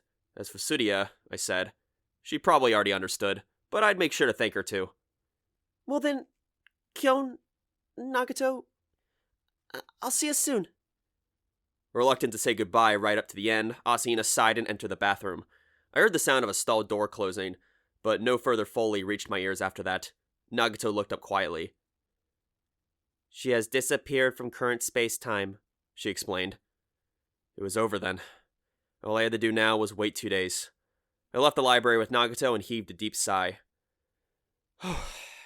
Hey, Nagato. Asahina and I had met a time traveler from a different faction and a group that opposes Koizumi's organization. I see. Yeah, so I was thinking maybe the other aliens are also around. Are you afraid? Nagato asked, her gaze perfectly still. I offered her her own answer. I am not afraid. You got that right, Nagato. I had the same opinion. I bet Asahina and Koizumi would agree with me too. Us birds of a feather had to get along, I said. Nagato faced silently ahead, and I closed my mouth and continued to walk. I knew full well that I didn't have to come right out and say something so obvious. The SOS Brigade wasn't a group of people. It was a single unit. There was no need to explain that to the person who had long since understood that far better than I ever had. At the station front, Haruhi spotted Nagato and me and waved her hands hugely, like a cheerleader with a great flag. Asahina was there, right next to her, with Koizumi a bit removed. Haruhi was in fine form, Asahina had a happier than usual smile, and Koizumi made eye contact with me but said nothing, only brushing aside his bangs with a finger. Kyon, Yuki, you guys sure took your time. Where'd you end up? Don't tell me you spent the whole time at the library keeping warm. I guess that'd be okay if there are any mysterious spots around there, though. So were there? Hell no, I said. There were no books that could suck you into their world upon opening them, nor were there books whose characters would leap from their pages into the real world. Maybe in a stack of a bigger, older library, but not there, I told her. Good point. We'll have to try to find a place like that next time. An antique bookstore or something. I'd love to rummage through Tsuruya's family-only storehouse, but there's probably nothing but ancestors' last testaments. Haruhi started walking without explaining where she was going. Maybe Asahina and Koizumi already knew. They happily followed her, as did Nagato and I. I was well aware that putting to Haruhi the question of where she was heading would be pointless. She'd keep walking even if the destination were totally unknown, eventually stopping and pointing at her feet, proudly declaring, "We're here!" The SS SOS Brigade had Captain Suzumiya at the tiller, and if it were really a seagoing vessel, we'd probably end up in Bermuda. As it was, Haruhi took us to the same Italian restaurant we visited the previous day. I gazed at Asahina as I ate lunch, full of complicated emotions. She was placidly eating her seafood carbonara with a knife and spoon. It was a calming scene, but soon she'd be heading back in time to flail around for me for days. I wanted to tell her, at the very least, about the kidnapping part. As I agonized over it, an irritated Haruhi prodded my plate with her fork. Kyon, why are you spaced out about? Got something on your mind? Tell me all about it, and I'll give you some good advice, as your brigade chief. Her eyes shone with energy, the eyes of someone happily taken in by the most childish April Fool's prank. Also, about that phone call, did you forget? The prank call. What was that? That was... I took a drink of water to buy myself some time. It was a stupid joke. I felt like I'm making a prank call. I guess I really shouldn't have. I'm sorry. I glanced briefly at Asahina. Haruhi did likewise. Asahina made a confused expression, her utensils freezing in place halfway to bring a bite of pasta to her mouth. The next moment, Haruhi and my eyes met again. I guess it's okay, said Haruhi generously. Just make it a better prank next time, okay? You'll get bonus points if it makes me laugh. If you get enough, you can trade them in for a special prize for me. But if the joke's stupid, I'll dock points without mercy. Remember that. Felt like Haruhi's roundabout way of asking me to prank call her. As I was agonizing over having to think of jokes every time I called her, Haruhi and Asahina giggled conspiratorially. Once lunchtime was over, Haruhi was happy to call it a day. I'd known this would happen, thanks to Mikuru Asahina, but it was still impressive to see after 2 consecutive days of patrolling, even Haruhi would get tired, though her face remained as energetic as always. Asahina hid her smiling mouth with her hand as she nodded to me in parting. Nagato wore her standard lack of expression, and Koizumi had the same pleasant smile I was sick of, as we all went our separate ways. After a short while, I caught up with Koizumi. I should thank you. Koizumi smiled as though it was nothing. You're quite welcome. The car chase was a bit much. The Tamaro brothers had driven the police car. Had they been the real thing? I asked. I doubt if they were really even brothers. Let's leave it as they were my colleagues, who sometimes assume the identity of a master of a mansion and his younger brother, sometimes a venture capitalist and his younger brother, and sometimes a pair of police officers. What about Mori and Arakawa? I've become particularly suspicious of Mori's true identity. Is your organization working with Asahina and Nagato's bosses? Not directly, no. However, we seem to have come to a tacit understanding, and there were even times where we unwittingly worked towards the same goal. I myself no longer fully understand this world, and the agency itself is far from united. Koizumi shrugged as we walked down the alleyway. One extreme viewpoint is that there are no aliens or time travelers, that Nagato and Asahina are just pitiful, deluded girls. That obviously wasn't true, I said. I'd sign a testament if they wanted me to. Ha! But what if Nagato's magic and Asahina's time travel are all the actions of Suzumiya, and all the girls are mistaken in believing that they are the source of such things? If that was the reasoning, you could explain anything that way, I said. Or it might be that not Suzumiya who possesses this godlike power, but somebody else. Koizumi was probably trying to add some sarcasm to his smile, but all I saw was his usual handsome face. The eye of a hurricane is calm, but all around rages a terrible storm. There may be someone who looks in on the center from the outside. Are you not the one who's kept so busy by all these events? If you were the screenwriter, would you cast yourself in such a tiring role? This kind of vague explanation was Koizumi's specialty, but I owed him one, so I decided to listen, for once, although it was doubtful that I'd be able to remember everything he said. If I had that kind of memory, my grades would be a little better than they were. If I may speak frankly, my current problem is that I seem to be in the minority. If asked which side I belong to, the SOS Brigade comes to mind first and foremost. My feelings tend toward it, rather than toward the agency. So this is what I think.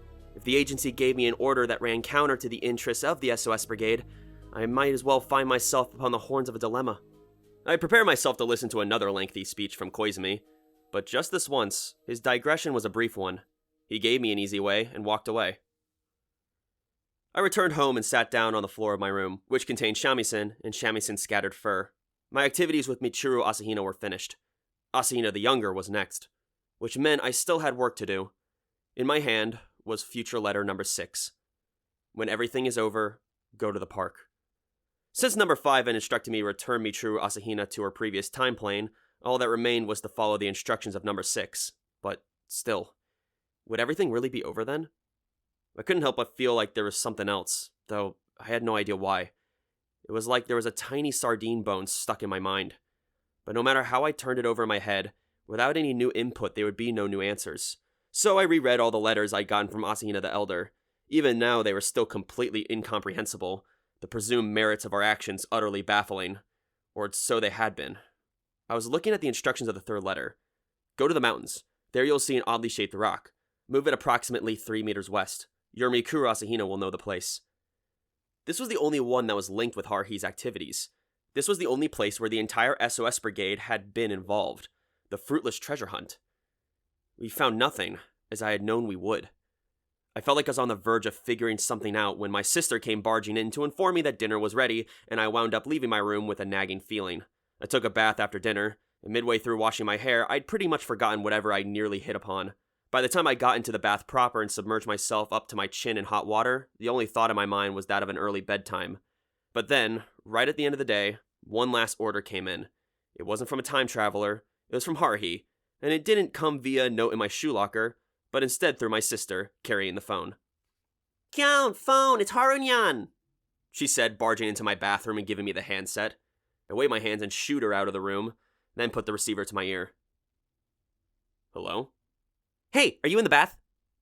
Haruhi's voice echoed off the walls of the bathroom.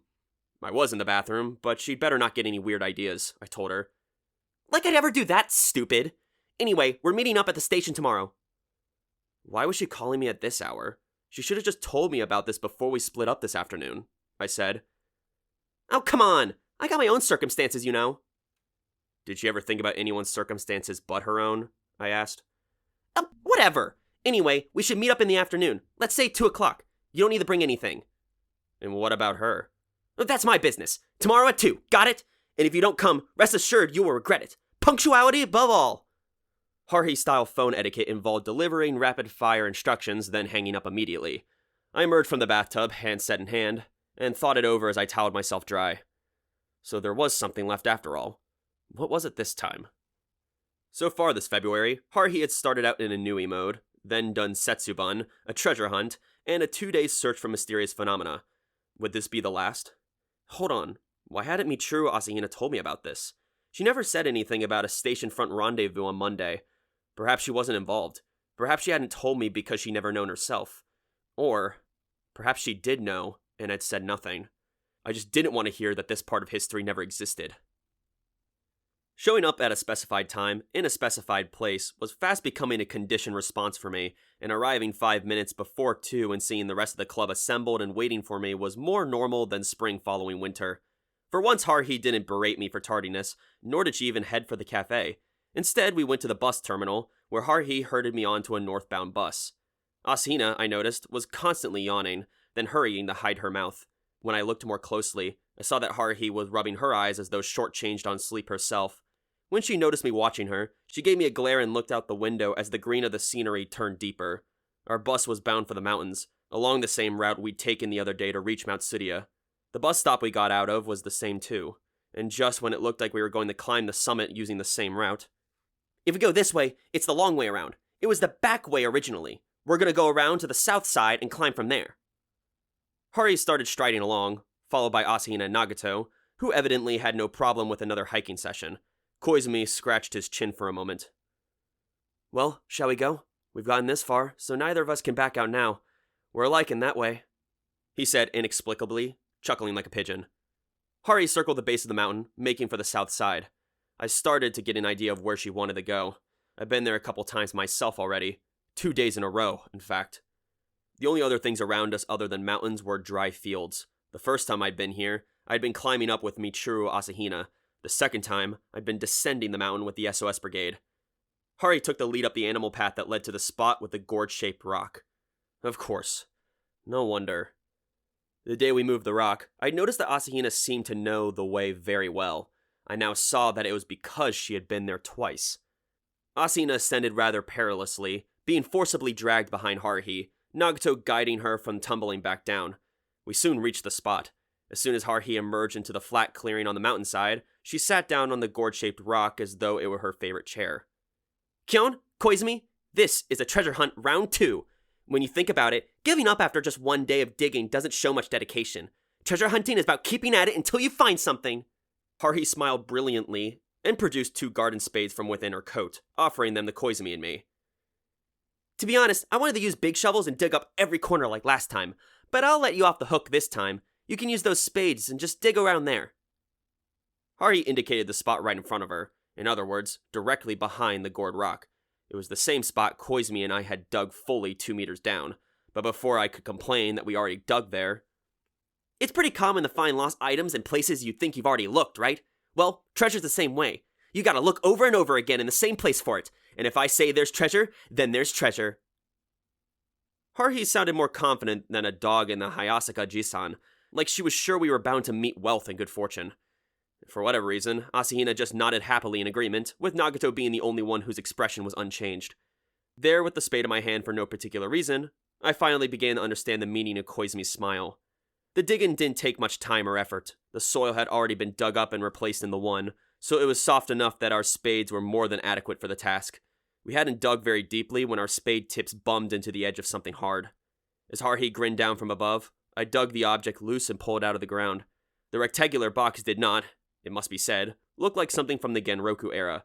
It's more like a tin that cookies or rice crackers would come in. It hadn't been there 3 days earlier, when Koizumi and I had been searching. Someone had to come up here since then and bury it. I was sure of it. No points for guessing who. Open it! Said Haruhi, looking like the tongue-cut sparrow, watching the old man pick from the smaller basket. The folktale was about greed and how the smaller basket was filled with treasure instead of monsters, so in this case, she was definitely thinking this was treasure. I took the tin in hand and popped off the lid. I saw neither jewels nor gold coins, but I doubted anyone would dispute me where I call it treasure nonetheless. There were 6 small boxes delicately wrapped in beautiful wrapping paper, all tied up with ribbon, obviously. Finally was all I could say. I remember what day it was, or maybe it would be more accurate to say I realized. It was the day even more important than July 7th, Tanabata. At least it was for high school guys. Today was February 14th. In other words, Valentine's Day.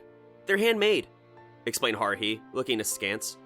We worked from noon to nightfall to make them. Mikuru, Yuki, and I pulled a late shift for you guys. A late shift! Originally, I wanted to make them from pure cacao, but then I was like, let's not get too crazy, so we went with chocolate cake. Each of the 3 girls had written our names on the labels that adorned the wrapped packages. Both of us got a cake from each of them. Koizumi put down his spade, and after carefully brushing off his hands, he picked up one of the packages. To Koizumi from Mikuru, it said. Asina had made treasures just for us. You bet she did, Haruhi fired off like a machine gun. We all did. It was pretty fun, and we gave it our all. But whatever, I was just worried that everything was going to get out of hand, and it was going to make me space out all the time. And to be honest, I was sort of worried I was just falling into society's trap, but so what? It's just a broadly accepted tradition. I feel bad for the people who think it's just a conspiracy by candy companies. It's fine! Yuki and Mikuru and I had fun, and that's what's important. We were thinking of putting hot peppers into them, but... Hey, Kyon, what's that look? It was nothing. I was just... grateful. It was true. I'd forgotten entirely that today was the day that made men the world over nervous. If I'd remembered, maybe I would have prepared an appropriate reaction, but having weathered this surprise attack, I had nothing to say to the 3 brigade girls. It was hard to ad-lib clever words to hide your embarrassment. I doubted I had enough life experience to pull it off. The strength drained from my body. All the riddles had been solved. Haruhi's strange mood and behavior starting in February, Asina traveling back in time but finding it difficult to talk about the treasure hunt, Taniguchi's sulking and insistence that he envied me. Haruhi had been thinking about this all along. How to give us chocolates on Valentine's Day. She seriously couldn't get over herself, not even a little.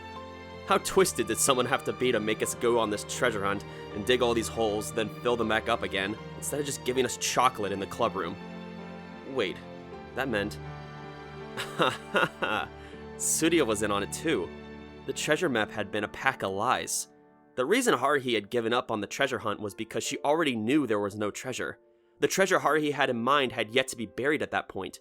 The chocolate cake, of which Koizumi and I now had 3 pieces. That had been the cause of this week of uncertainty on Haruhi's part. Nagato and Asahina had gotten dragged into it as well. What fools we were. Both Haruhi for coming up with such a plan, and me for not seeing through it.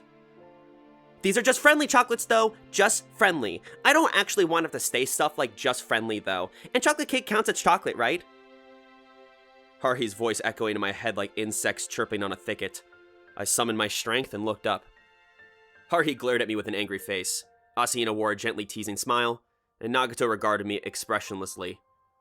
Thank you so much. I will savor every bite. Koizumi beat me to the punch. Haruhi's lips twisted into a smirk. I recommend eating them as soon as you get home. Just gobble them down in one go. Don't leave them on the family shrine for your ancestors to eat, got it? She turned her head away hurriedly, then stood. Okay then, let's go home. The event's over, and if we don't leave right away, we'll get stuck in traffic. I'm sleepy. We worked on those till sunrise, I'll have you know. And then we came up here in the morning and buried them. And I only caught a couple of hours of sleep at Yuki's place. The same goes for Mikuru and Yuki. We were on the way home, and as we stood waiting for the bus stop, Haruhi stood as far away from me as possible, gazing off into the distance, avoiding my eyes. Oh, brother. I whispered to Asahina, who stood next to me. You didn't give chocolate to someone you had a crush on? Just friends? No, She replied, sounding a bit desolate. even if I did have a crush on someone here, I'd eventually have to return to the future. Our separation would be inevitable. It would be so sad. It was an extremely honest view to hold. I couldn't think of a single rebuttal. And yet, it was the position's obvious correctness that made me hesitate to agree with it. You know, you could just stay here, I said. This time period's not so bad. You could visit the future from time to time, but just keep your home here. Asahina giggled. Thanks. Her lips formed a soft smile that made me want to steal a kiss. But I wasn't born in this time. My home is there, in the future. No, to me, this is the past. I'm just a visitor. The future is my present, my home. I must return someday. Just like the princess from the Bamboo Cutter's Tale, no matter what measures were taken to stop her, when the time came she had to leave Earth. It wasn't where she belonged. I guess I agreed with Asahina. If I jumped 100 years into the past, I might find it interesting at first, but I'm sure I'd miss the culture and technology of home. I'd want to play video games with ridiculous graphics, heat convenience store chicken bowls in the microwave, and send stupid text messages with my cell phone. More than anything else, I'd want to nap in my own room and enjoy my own time at my own space. Even if she could do all of those things, Asahina would always be aware that this wasn't her time. She was in the past. It was an unusual place for her to be in, and I could imagine that might never really feel comfortable. Oh, but... She began hastily, waving her hands. It's not that I don't like being here. It's very important, and I have to do my best. I'm just really glad that you're here with me, Kyon. It certainly made me happy to hear her say so. I thought I'd try something out. So, when you go back to the future, how about you take me along? Not that Haruhi would keep quiet if something like that happened. We could take everyone on a trip to the future. Haruhi and Nagato, and Koizumi too. I wouldn't complain. Hell, I'm starting to think that moving to the future wouldn't be a bad idea. What? Her fairy-like eyes widened. She was totally taken aback. No! Definitely not! That is absolutely forbidden. It's just... Asahina's face looked surprised for a while, but eventually she noticed my own expression. Gosh, Kyon, if you're gonna tell us as a joke, make it jokier next time. God, you really surprised me. Sorry. Yes, of course it was a joke. This was my time, my era. I'd encountered terrible challenges, especially the repeated time travel to 3 or 4 years ago. But I'd always come back to this time and place, in the SOS Brigade's clubroom. I hadn't even been a high school student for a year yet, and I was sure Haruhi had a lot of things she still wanted to do here and now. I wondered if the day would ever come when she would finish it all. It was a bit too early to be planning an escape to the future. The day would come when Asahina had to return to her own time. But for the moment, she was here, and that was enough. So long as we kept having fun here, the future would surely become a fun place too. She had once compared different time planes to pages in a flip book, and if I thought about it that way, if all the pages were full of gags, the last page couldn't possibly be horror. I'd never accept that. I mean, who would? I'd once lost my friends in the SOS Brigade and gotten them back. I'd never forget the determination I had then. Whatever happened from here on out, whether I stumbled or was defeated, I'd face ahead. I wasn't such a lightweight that I'd easily go back on my decision I'd made 2 months before. But leave me at my oh brother? That's special. In other words, no matter how cheap my pride was, it would have to be a little cheaper before I sell it off completely. As long as I faced forward, I could say, oh brother, if I wanted to. They were just words after all. The same went for, Haruhi, you idiot, or take me with you, or even saying nothing, Nagato style. In a 3-legged race, you have to tie your leg to your partner's leg. It was easier for 5 people to run a 6-legged race than it was for 1 person to do 3. If there was one thing I learned this week, that was it. I'd spent the last several days going back and forth between my house and the train station. I'd probably enjoy a respite from that for a while. Haruhi continued to ignore me, her back turned, not so much as giving me a proper goodnight. Our honorable brigade chief took large, resolute steps, but I wondered what sort of expression she would wear tomorrow at school. I gave my thanks to Asahina and Nagato as I reassured myself of their weight of their packages in my pocket. I'm really sorry I couldn't tell you. Suzumiya made us promise not to say anything, said Asahina, looking particularly regretful, her head bowed. I was impressed that Haruhi had the ability to silence even Nagato, although I suppose it wasn't that difficult, since it was me who'd forgotten such an important day in the first place. Although things had been complicated for a while, it was though I'd simply dropped the concept of Valentine's Day entirely. When I got back to my room, I immediately opened the 3 packages, though I did not intend to eat them in lieu of dinner as Haruhi had suggested. Inside were plastic cases containing chocolate-coated pieces of cake. Haruhi's was round, Asahina's heart-shaped, and Nagato's was in the shape of a star. Each one sported white chocolate lettering on it. Smack dab in the middle of Haruhi's was a simple, blunt chocolate, while Nagato's sported gift in neat serif font. Asahina's said just friends on it, which seemed a bit uncharacteristically blunt to me, until I noted another message hitting at the bottom of the cake's plastic case, hurriedly scrawled out on the corner of a paper towel. Suzumiya made me write that, it said. I imagined the scene of the 3 of them having a lively time together making cakes in Nagato's kitchen. I put the 3 cakes in the refrigerator. I couldn't forget to tell my sister not to go and eat them. Once the sun was down, I got on my bike and started the pedal. The last checkpoint was a certain bench in a certain park near Nagato's apartment. The park was dark and deserted, and there sat a bench unoccupied beneath the streetlight. I stopped my bike, and as I pushed it into the park, I still did not see a soul. I sat on the chilly bench and raised my voice to the empty space. I know you're there, Asahina. The evergreen shrubs behind the bench rustled, and slowly around the bench came the person I was waiting for. May I sit? But of course. I'm expecting this to be a long talk, I told her. She giggled. I'm afraid I won't be able to tell you that much. I confirmed that it was Asahina the Elder's elegant form on the bench beside me. The winter wardrobe's version of adult Asahina didn't look any different from the random person on the street, assuming you didn't count her heart-melting beauty. I breathed in the winter air, then spoke. You're going to explain things, aren't you? Where shall I start? The first errand Asahina and I ran. The prank. We pounded nails into the ground, then covered them with a can, and thereby sent a man to the hospital. It seemed like ages ago. There was a reason you had to do that. Asahina's face had a faintly visible smile that I could see from an oblique angle. Kyon, I want you to imagine something. If you could go back into the past, years or even decades. She sounded serious. Imagine that you can go back in time and witness history. But what if that history wasn't the history you knew? What if it were different? What do you mean different? I didn't understand.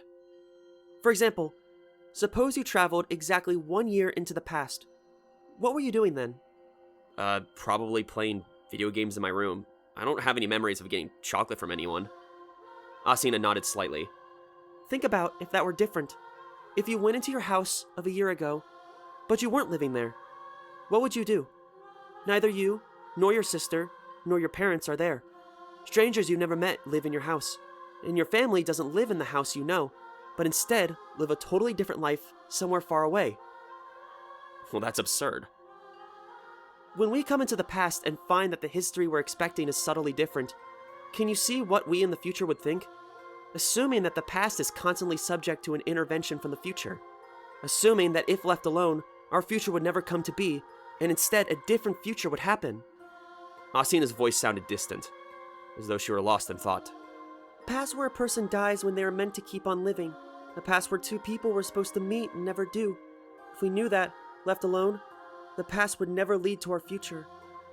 A shadow fell over her already lonely-sounding voice. I'll get to the point. The man who injured himself kicking the can you placed will meet a certain woman in the hospital. They will get married, have children, and those children will have children. That is all because he went to the hospital.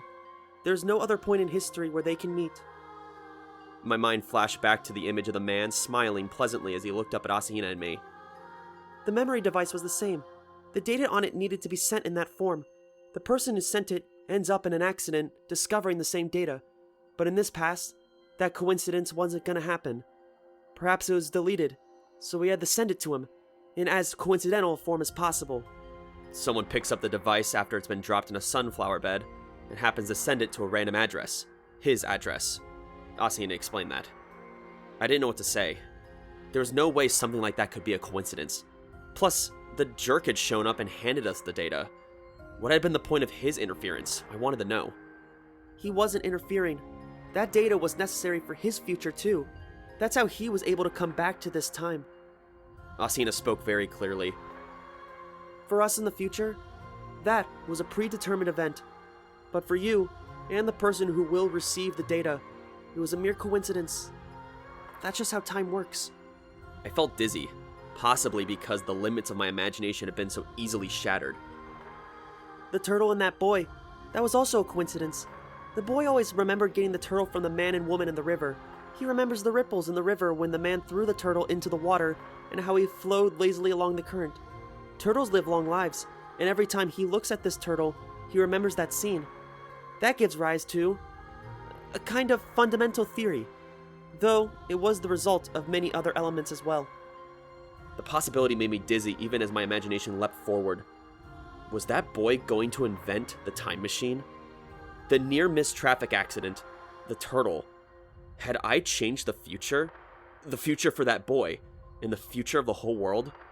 All because of a few insignificant things I had done? Suddenly, a different memory came back to me. A few days before the school festival, when I was in agony trying to finish our film's climax, Nagato had said something to me. In order to stabilize the future, the correct values must be input. Asahina Mikuru's job is inputting those values. My memory was pretty good, but this was not the time to relish it. No. What I was concerned about was how the phrase, in order to stabilize the future. I could no longer assume that there was only one future. Probably. I wasn't sure, so I couldn't speak with confidence. What understanding I had gotten me this far is the following. Through my mind was wild with question marks. Was the future not a stable thing? Were there other futures beside this one from which Asahina came? I could admit the possibility, but just barely. If the future divulged into separate branches, that could mean that there was a future in which that glasses-wearing boy lived and one where he died. Except that I'd erased that possibility of the latter, which meant I had single-handedly obliterated an entire future. I didn't know if that were really true. The basis for the conjecture was so shaky that I would be an idiot to suggest that proof was left as the exercise of the reader, yet I could not easily dismiss that wild notion. I was mute, struck dumb. How else could I react? The divergence points were concentrated in this time period. While most paths would lead to the same future, everything you did the past few days was connected to a divergence point, a path that would lead to a different future. Her lovely voice got quieter. There will soon come an even larger divergence point. There is a very powerful future. If you should choose it, it would not be very good for our future. My body felt heavy and sluggish somehow. I tried to look over at Asahina, but my head was strangely stiff. But it will be okay. I trust you after all, right? My consciousness began to blur. A familiar diagram emerged from within the mist. Koizumi's explanation. There were 2 X's. It was impossible to completely erase the past. Once modified, history would simply be rewritten over from the original timeline. And I had another memory. The loop during summer vacation. We'd repeated the same 2 weeks tens of thousands of times over. But no one save Nagato could remember. It was though those tens of thousands of repetitions had never happened, so the answer was clear. The past could be negated. In fact, it wasn't even a question of whether a certain past had or had not existed. Even if something had happened, if nobody remembered it, it didn't matter. Which was why you just had to erase the memories of the past. If my memories of the period from December 17th to December 21st were erased, my memories of all that running around, of jumping back 3 years into the past and being stabbed by Asakura, and I'd simply woken on that hospital bed, what then? I would simply have believed Koizumi's explanation, that I'd fallen down the stairs, hit my head, and lost 3 days of memory. Nagato, the literature club girl, Asahina from the calligraphy club, Haruhi, the girl from another school who looked alarmingly good in a ponytail, and Koizumi, the normal guy. If my memories of them were erased, I wouldn't have to worry about jumping back to preserve the integrity of the time loop. But no, that wasn't right. On the morning of the 18th, on the verge of death after being attacked by Asakura, I saw future us, and so I knew that I would go back in time again. And the only one who could repair Nagato was her 3 years previous self, and it was Nagato from this last January 2nd who put that repair into action. That much was necessary. And time was rewritten. I felt a chill. Haruhi had no idea. Neither did Taniguchi or Kunikita. The only ones who knew were Nagato, Asahina, and me. Plus, after hearing my report? Koizumi. Which meant there was no guarantee I wasn't in the same position as Haruhi. If history had been changed somewhere, even if I had once known of it, without any memory of it, it would be as though nothing had ever happened. Not just that, there even the possibility that the version of myself who was thinking these things could be overwritten by another version with another timeline. A timeline in which my present self would cease to exist and a different me would continue into the future. I thought of what Nagato had said in the hospital room. Erasure of all your relevant memories. No guarantee such erasure has not taken place. The Asahina who had come from 1 week in the future told me that she had not met her other self, which is why I'd gone into such lengths to make sure they never did meet. But even if they had, it might have not even been such a problem. The current Asahina's memories of such an encounter could simply just be erased. If she were then sent back in time after such erasure, it wouldn't much matter whether or not she encountered herself.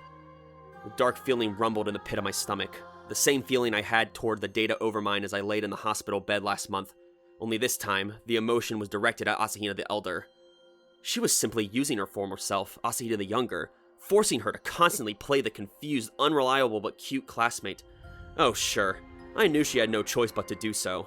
I understood that she had to retrace the history that she herself remembered experiencing. The future's countermeasures against the past, Koizumi had said that. But wasn't there some other way? My next curse on my head was finally broken. It felt like I had just taken an hour just to look sideways.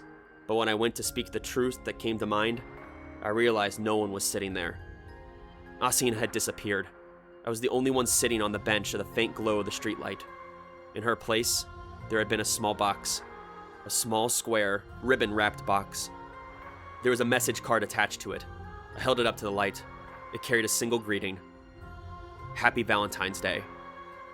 The chocolates inside were fairly normal. There was nothing futuristic about their flavors or shapes. Either the chocolatiers of Asahina's world had not changed their recipes much, or they matched the chocolate to its destination era. But still, Asahina. I didn't want to think that I would concede so easily. Yes, today, she deviated and provided me with information, but it still wasn't enough.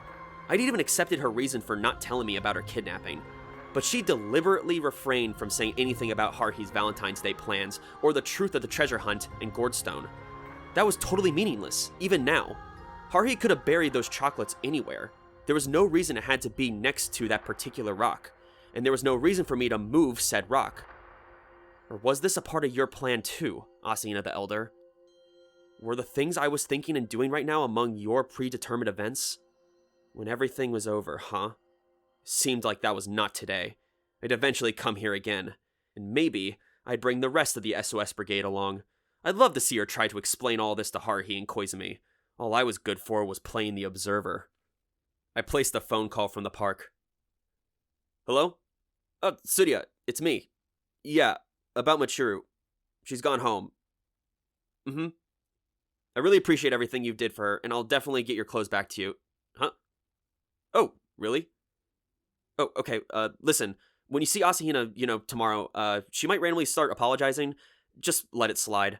And there should be a North High uniform she left in your apartment. So you could bring that to school tomorrow? Yeah. Before the end of class. So far, so good. I listened to Tsuria's cheerful, okay, and took a deep breath.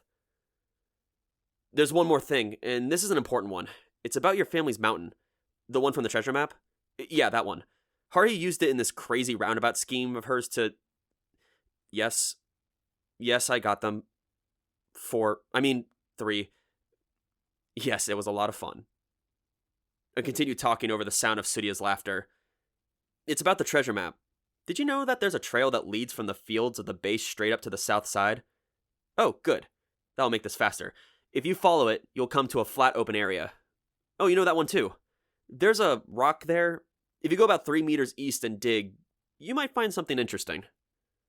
Tsuria's response sounded doubtful. No, I don't have any proof myself, so it's not 100% guarantee, but I get the feeling that there might be something. If I hadn't moved the rock, Haruhi would have taken it for a marker the moment she laid eyes on it, and we would have wound up digging right next to it, and we might as well found something. Something we should never have found. 3 meters west. That was how far I traveled after picking up the rock. Just that far. I gave Tsuruya some vague responses, then hung up. There's your piece of defiance from me, Asahina. I'm not trying to outwit you or your future, but sometimes a guy just wants to give something a try. After all, I wasn't nearly as audacious as Haruhi. The next morning, I barely arrived at the classroom in time for the first bell. Ignoring the irritated-looking Taniguchi as well as Kunikita, who was already teasing him, I took my seat and spoke to the person behind me. Hey, how's it going? Great, obviously. Haruhi flashed a Cheshire cat grin full of intrigue at me. Goodness, but she hasn't even glared at me first. Could she, too, flip moods over the course of a single night? As the bell rang, she leaned forward over her desk and whispered into my ear from behind me. Hey, Kyon, let's get something straight. Don't go talking about what happened yesterday. Especially to, say, Taniguchi. You gotta keep it secret, got that? It would be well, not embarrassing, but still. Don't go spreading rumors. It will ruin the value of the gift. What the hell was she mumbling about? I wasn't giving the gift back, I told her. Especially since it was edible. I didn't tell you to give it back. If that were the case, I wouldn't have given it to you in the first place. Also, changing the subject, we're gonna be busy after school today, so prepare yourself. I knew all too well. I'd be busy myself, as it happened. I had to send Asahina 8 days back in time, then be there to greet the returning version of herself, and then, finally, this long week will be over. During the lunch period, Tsuruya came by my classroom. Fortunately, Haruhi rarely brought her own lunch from home, and she had gone in the cafeteria to eat. As soon as I heard Tsuruya's, "Hey, Kyon!" I set aside my half-eaten lunch and headed out to the hallway, where she waited. Not here!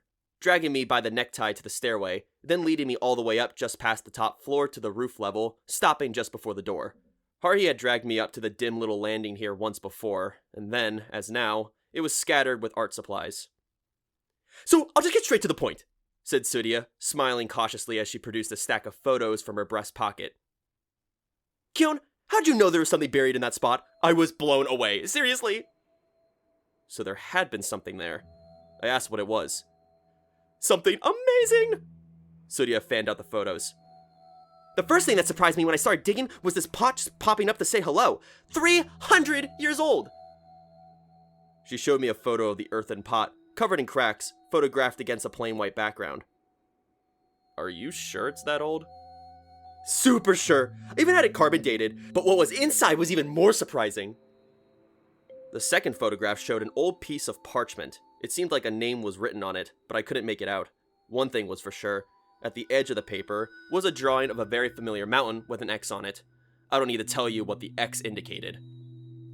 This was definitely written by Fuyuman Tsuruya, my ancestor. It was the 15th year of the Genroku era, 1702! A quick translation of it reads, I found a strange object, but it made me feel uneasy, so I buried it on the mountain. Haruhi's treasure map. She had said that something similar was written on it, but that one was a fake. This was for real. But what was old man Fuseimon even thinking? How are we supposed to find the treasure if buried on the map on the same spot? Said Tsuruya, smiling as she indicated a third photograph. What's this? The photograph gave no sense of the scale, but it looked like a metal rod about 10 centimeters long. It was so shiny you'd never think it had been buried for centuries, and close inspection revealed that the surface was covered in spider web fine lines, like a circuit board. Although the pattern looked disorderly at first, I realized that it actually had a beautiful symmetry. Was it really made during the Edo period?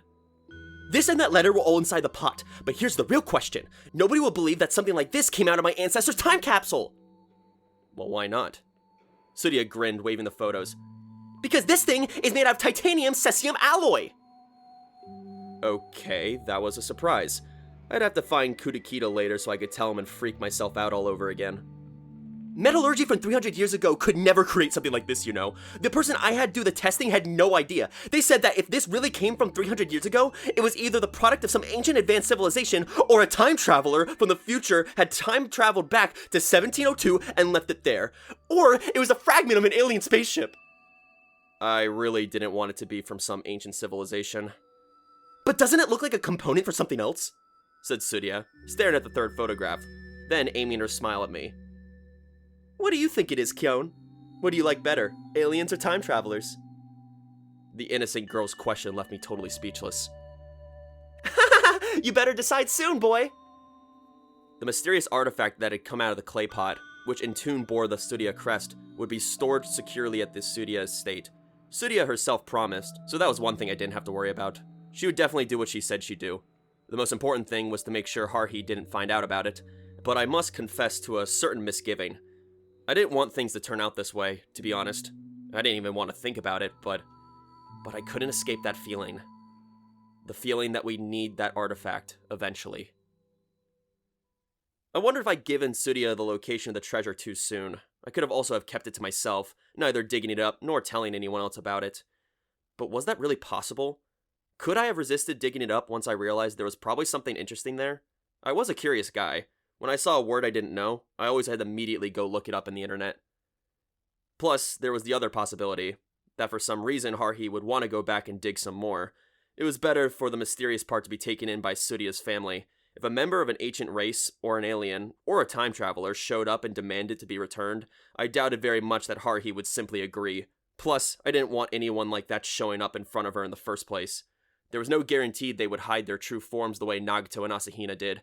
Rather than traveling back in time to change the present before it happened, it was better to do what I could in the present to avoid bad outcomes in the future. We did live in the present, after all. Tsuruya and I parted ways, and I returned to the classroom, where I came upon Haruhi happily eating my lunch. Hey, what the? That's mine. I know, even I wouldn't eat the lunch of someone I don't know, you know. Well, if there's someone you do know, you should also know you can't just eat their lunch, I said. Give it back. Spit it out. Anyway, said Haruhi, putting the chopsticks back in my lunchbox and pushing it towards me, then looking up at me with a strange expression. What are you making that weird face for? Stop grinning. Grinning? Was there a reason I should grin? But when I put my hand to my face, I found that Haruhi was right. The muscles in my face had somehow relaxed into a smile. You look weird, said Haruhi rudely, then turned away. Her hair rustled with the movement, her small ears peeking through. In that instant, I realized it. I realized why I was unconsciously grinning. What reason would I have to smile? What had happened to me this past week? Besides wandering all over the place with Asahina, I encountered a new time traveler and a new mysterious organization, which had kidnapped Asahina among other dastardly deeds. Not only did they seem likely to appear again, but likewise the rival alien faction would probably show its face again as well, and now a mysterious artifact has been found in Tsuruya's mountain. It was surely no time to be grinning like an idiot. Yet, anyone who genuinely believes that is a fool, and I had no intention of being a fool.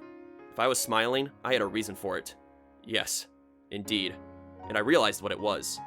I'd already dealt with a series of incredible events, and more seemed likely to come my way, yet I was not even slightly disturbed. Whoever or whatever might come, I didn't care. I wasn't the least bit afraid of them. If they were gonna come, bring it on. I'll face anything. But I wouldn't be alone. When the time came, I'd have Nagato beside me, and Koizumi, and Asahina. In front of me might be Haruhi herself, standing tall. Perhaps Tsuruya would be behind me, giggling away. If the mysterious forces of the universe wanted to face all that, then let them come. Be they foe, ally, neutral party, or sharer of some common goal, I didn't care. I put the lid back on the lunchbox that Haruhi returned to me, then wrapped it up in a napkin before putting it in my bag. I might have looked weird, but Haruhi's expression as she regarded me was still weirder. Did I really look that strong? Hey, Haruhi. What? Haruhi furrowed her brow. You better take care of the SOS Brigade.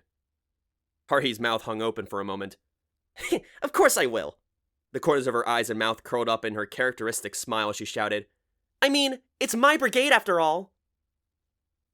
After school, I had to arrange for the two Asahinas to switch places, but that wasn't all I had to do. There was still Haruhi's plan.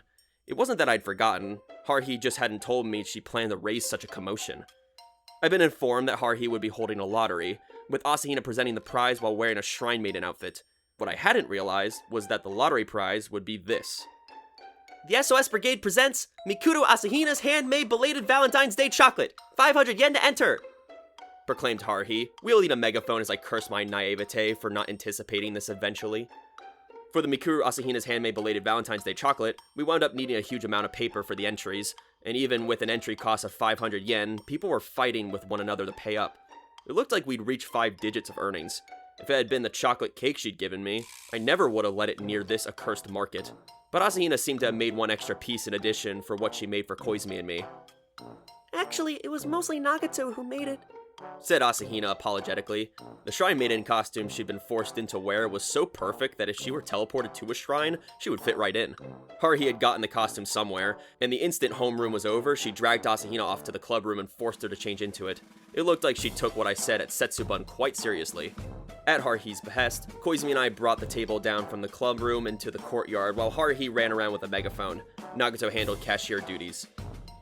Male students started to swarm the courtyard like zombies in search of fresh meat, fomenting a terrible atmosphere that made you wonder where this country was headed. I saw Kunakita and Taniguchi in the crowd, and I began to worry for the future of my classmates. Haruhi gave instructions to the many male and few female students in the crowd.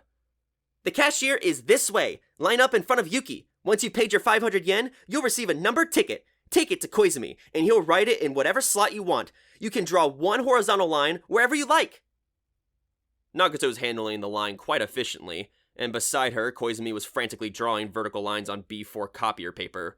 It looked like entries would reach 3 digits, which meant 2 or 3 sheets of paper weren't going to be close to enough. As the number of sheets Koizumi taped together increased, so did too the number of times I checked my watch. This was very, very bad. I wasn't going to make it in time. Mikuru Asahina would be back at 4:16. I had to send this Asahina back in time by 4:15, and I need time to get her changed out of her shrine maiden outfit before. It had just passed 4 o'clock, and Nagato and Koizumi still hadn't finished taking entries and setting up the grid. Asahina stood and held the decoratively wrapped prize, her smile looking a bit forced for a mascot. It was too chilly to be dressed as a shrine maiden, but this really wasn't the time to be thinking about details like that. As I was mentally calculating how long it would take her to get out of this outfit and into her school uniform, the Amidakuchi setup was fully completed. As I expected, if you rolled up the series of papers, you'd have a decent-sized scroll.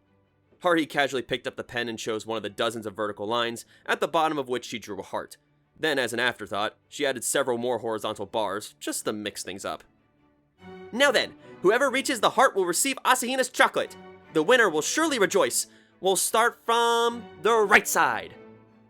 If she'd only start from the heart mark and worked backward, this could all be done in one go. Why'd she have to waste so much time? I understood her desire to rile up the audience by gradually building tension, but it was incredibly inconvenient for me. Haruhi had no inkling of my impatience. She set up a CD player down on the table and hit the play button. An energetic classical theme began to fill the space. It was the infernal gallop from Orpheus in the Underworld. What was this supposed to be, Sports Day? I'd have to resort to my trump card. Fortunately, I was sitting next to the goddess of lotteries. Sorry, Nagato.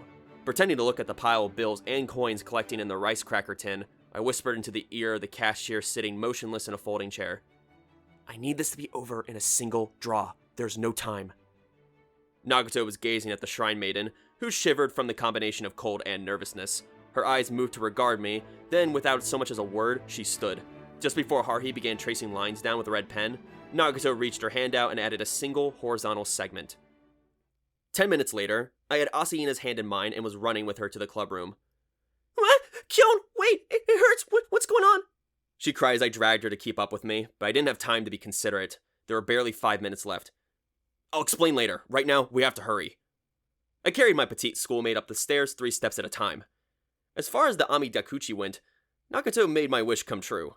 The very first student won, which left both Haruhi and the rest of the onlookers feeling let down, but hey, somebody had to win.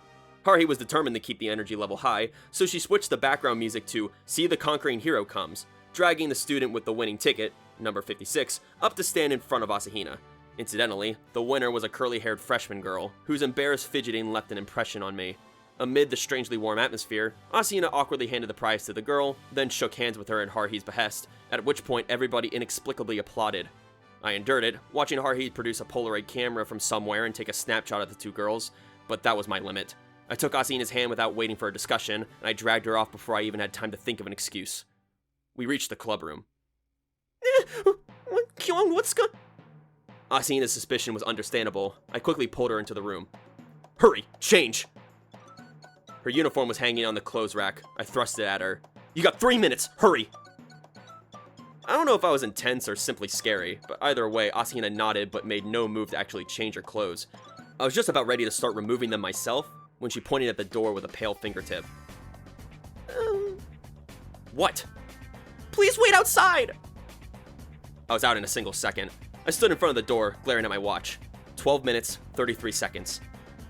Asahina, are you done? Wait, please. There was no time to allow my imagination to run wild with the sound of rustling fabric. I was anxious enough just worrying about Haruhi following me back to the club room. Asahina! Just a bit more. It was 4:14. I couldn't wait any longer. I barged back into the room. Kyon, I'm not... Asahina froze, her hands at the fastener of her school uniform's blouse. The red trousers and white jacket of her shrine maiden costume were scattered on the floor, proof that she really had been hurrying. I will pick him up later. I grabbed both of her shoulders and pushed her against the door of the broom closet. Kyon! I heard her cries as I pushed her recklessly back, which wasn't a great idea. Her foot slipped, and the force of my pushing made me push her right over, and I fell onto her. What? No! What the hell was I doing? There was no time to gaze at her weakly shaking head as she laid out on the floor.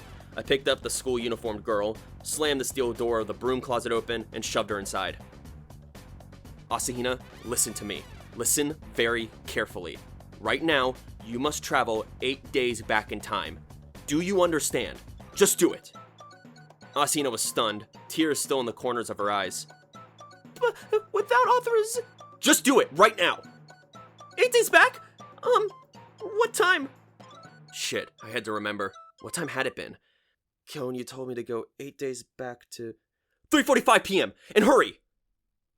Oh, okay. Huh? Asahina looked up at me like a small frightened animal, then placed one hand to her head. I haven't even made the request yet, and authorization's already come. Space-time coordinates 8 days ago, February 7th, 3:45 p.m. to right here? What? Top priority code? You'll understand once you get there. I'll be waiting for you. I'll take care of you somehow. And tell him I said hi. 10 seconds till 4:15. I gave the shocked Asahina a nod as I closed the broom closet door. I heard no breathing from within the steel enclosure. There's an old saying, what goes around comes around. If you do something for somebody else, eventually it'll come back around to you, and for better or for worse. I never felt the truth of that statement more than I did at that moment. The person responsible for my panic state at this moment was none other than myself, who 2 days earlier had given Asahina the return time of 4:16 p.m. When I'd chosen that time, I never imagined that I'd be cutting things so close. Either way, it's my own fault. Asahina? I spoke to the closet. There was no answer. I knew it was pointless. I couldn't give any warnings to my past self. I knew because I hadn't myself heard of any such warnings, and Asahina didn't say anything about them to me. I wanted to say something, but I was out of time. My watch display now indicated 3 seconds past 4:15. It was extremely quiet. All I could hear was the sound of the breeze and the noise that rode in on it. I stood in front of the broom closet and continued the wait. Clunk. That wasn't the sound exactly, but there was a sound from within the closet, something that was not a broom. I couldn't hear breathing, but I sensed someone. At exactly 4:16, the plain old steel closet felt somehow more like a piece of antique furniture. I opened the door and said the line I'd prepared especially for the occasion. Welcome home, Asahina. She was wearing a long coat and shawl I hadn't seen in 2 days, the clothes she'd borrowed from Tsuria. Oh, Asahina looked down, bashful, then slowly lifted her face back up. Her crystal eyes hesitantly rose to meet mine, then stopped. Finally, her faintly smiling lips bloomed into a voice. I'm back. It would have been nice to savor the moment for a while, but the circumstances Asahina and I found ourselves in would not allow that. I had to have her change out of the street clothes she was wearing, but I hadn't gotten her school uniform back from Tsuria yet. With no other option, I wound up having Asahina change back into her shrine maiden outfit clothing as I stood in the hall, slumped against a clubroom door. Haruhi and the others were sure taking their sweet time. It was convenient for me, sure, but I worried that it was a little too convenient. Meanwhile, along came a person carrying a paper bag in her hand, a person whose arrival would have saved me some trouble if it had been a little bit sooner. Yoo-hoo! Kyon, apologies. Here, I got Mikuru's uniform and her school shoes. I was gonna give them to you during lunch, but I totally forgot. Tsuria closed the distance between us with a few steps. So, Haruhi and the others are up to something in the courtyard, but where's Mikuru? She grinned as I pointed wordlessly at the clubroom door, then turned the doorknob as though she was casually opening her own refrigerator. Hey, yeah, Mikuru, getting changed. Hey, perfect timing. I'll just take those clothes home with me. Tsuria winked at me, then went into the room. Staring discreetly at the opposite wall in the hallway, I couldn't see into the room, but it was still easy for me to imagine Asahina's surprised face. I've seen it so many times before, after all. Here, let me help. Time to change, time to change. I sat down in the hallway, listening to Asahina's frantic cries and Surya's childish laughter. Surya probably didn't care why Asahina was wearing the clothes Surya had supposedly lent to her long-lost sister. Both she and I knew that trying to explain it was pointless. Surya's greatness lay in the fact that she wasn't worried about it. I doubted I would ever reach her level in my lifetime. I smiled ruefully, just as Haruhi returned with Nagato and Koizumi in tow, the latter carrying a folding table on his back. She strode towards me, proudly rattling the tin full of money, as though she were a fisherman and this was her big haul. "Why'd you drag Mikuru away? We got booed!" I'd been afraid she would catch a cold if she were outside those flimsy clothes any longer, I told her. Besides, it was a waste not to charge at least 500 yen for the aesthetic appeal of that costume. "Yeah, good point. I see what you're saying. We gotta go all out in times like this. People will stop appreciating us otherwise." Haruhi readily agreed. Perhaps she already started the second phase of her plan. "Anyway, Kyon, I was really surprised. Yuki started giving out consolation prizes." She patted the girl on her slender shoulders. "You know those bargain-sized bags of chocolates? The kinds with the letters of the alphabet and stuff like that? Yuki passed out to everybody who lost the game. I was really surprised she did that kind of preparation. Yuki, you were really thinking ahead. But it's a good idea. We'll have consolation prizes next time we do something like this, and it'll definitely loosen people's wallets." I was sure they only wanted to get close to Nagato, but I was deeply moved by her quick thinking. She bought me that time that I desperately needed. Nagato moved slightly, as though indicating that she wanted to get inside the room and start reading. It was an expression only I could read. Just then, the door opened from the inside. "Oh, Surya, you're here. What's up with those clothes?" "Hey-ya, Haruhi-nyan! I lent these to Mikuru, just trying to get them back so I won't get in your way." Surya draped the coat over her shoulder, putting the remaining clothes in a bag and spinning a shoe on the tip of her finger. "See ya, Haruhi-nyan!" "Sure, see you later, Surya." After exchanging a high five with Haruhi, Surya disappeared down the hallway, having not even once so much as indicated that anything strange was going on, as though it were a totally ordinary day. I'd never be that good of an actor. She was a person to be reckoned with. The Surya clan would prosper so long as she was around. Nagato drifted into the room, artlessly taking a book from the shelf, opening a folding chair, and immediately sitting down to read. Watching out of the corner of her eye as I helped Koizumi bring the table in, Haruhi didn't even seem to notice that Asahina, in her shrine maiden outfit, was looking a bit nostalgic. "Mikuru, next time you go buy tea, go ahead and buy the expensive stuff. Our war chest is pretty full now, thanks to you. Be happy, Mikuru. These grades mean I'm promoting you to the 2nd Lieutenant Brigade Chief." Watching Haruhi sit at the brigade chief's desk looking immensely pleased with herself, I secured a seat at the edge of the table and collapsed on it, exhausted. I was so tired. I now understood all too well what it was like to tamper with time in order to make events match up. Even if I wanted to blame someone, I'd been the one to do it all, so the responsibility target would be painted squarely on me. Were things always this hard for time travelers? If so, I'd have to be careful not to tell Asahina anything for a while. She was carrying a heavy psychological load, and she might roll into a ball like that pill bug at the slightest prod. "You could have shared some of that burden with me, you know. Cleaning up after messes is my specialty," said Koizumi, quietly enough that only I could hear as he removed the wrapping on the booster pack of trading cards. I looked up to see Koizumi scrutinizing the cards and smiling. Our eyes met. "I wonder which hairstyle would go best with this outfit." I heard Haruhi say she sat Asahina down in a chair and was playing around with her hair. As I watched, Asahina narrowed her eyes like a cat whose fur is being brushed.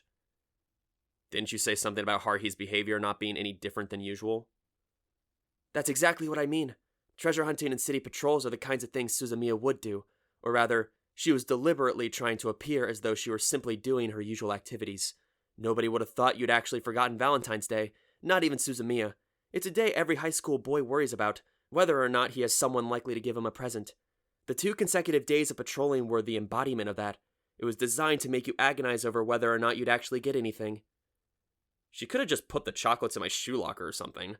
It wasn't only a post office box for time travelers, after all. "Suzumiya simply hates conventionality. No doubt she thought that to not be very interesting. But toiling to dig up buried treasure makes it much more rewarding when you finally find it." Koizumi continued to rearrange the cards in his hand.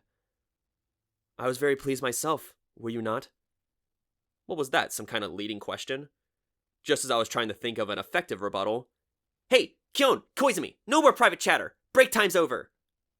Asahina stared at the sudden exclamation, which got both Koizumi's and my attention. Haruhi removed her hands from the ching-nong into which she arranged Asahina's hair. "Now, it's time for a lecture." She tapped the whiteboard. "Kyon and Koizumi, especially, you guys listen up.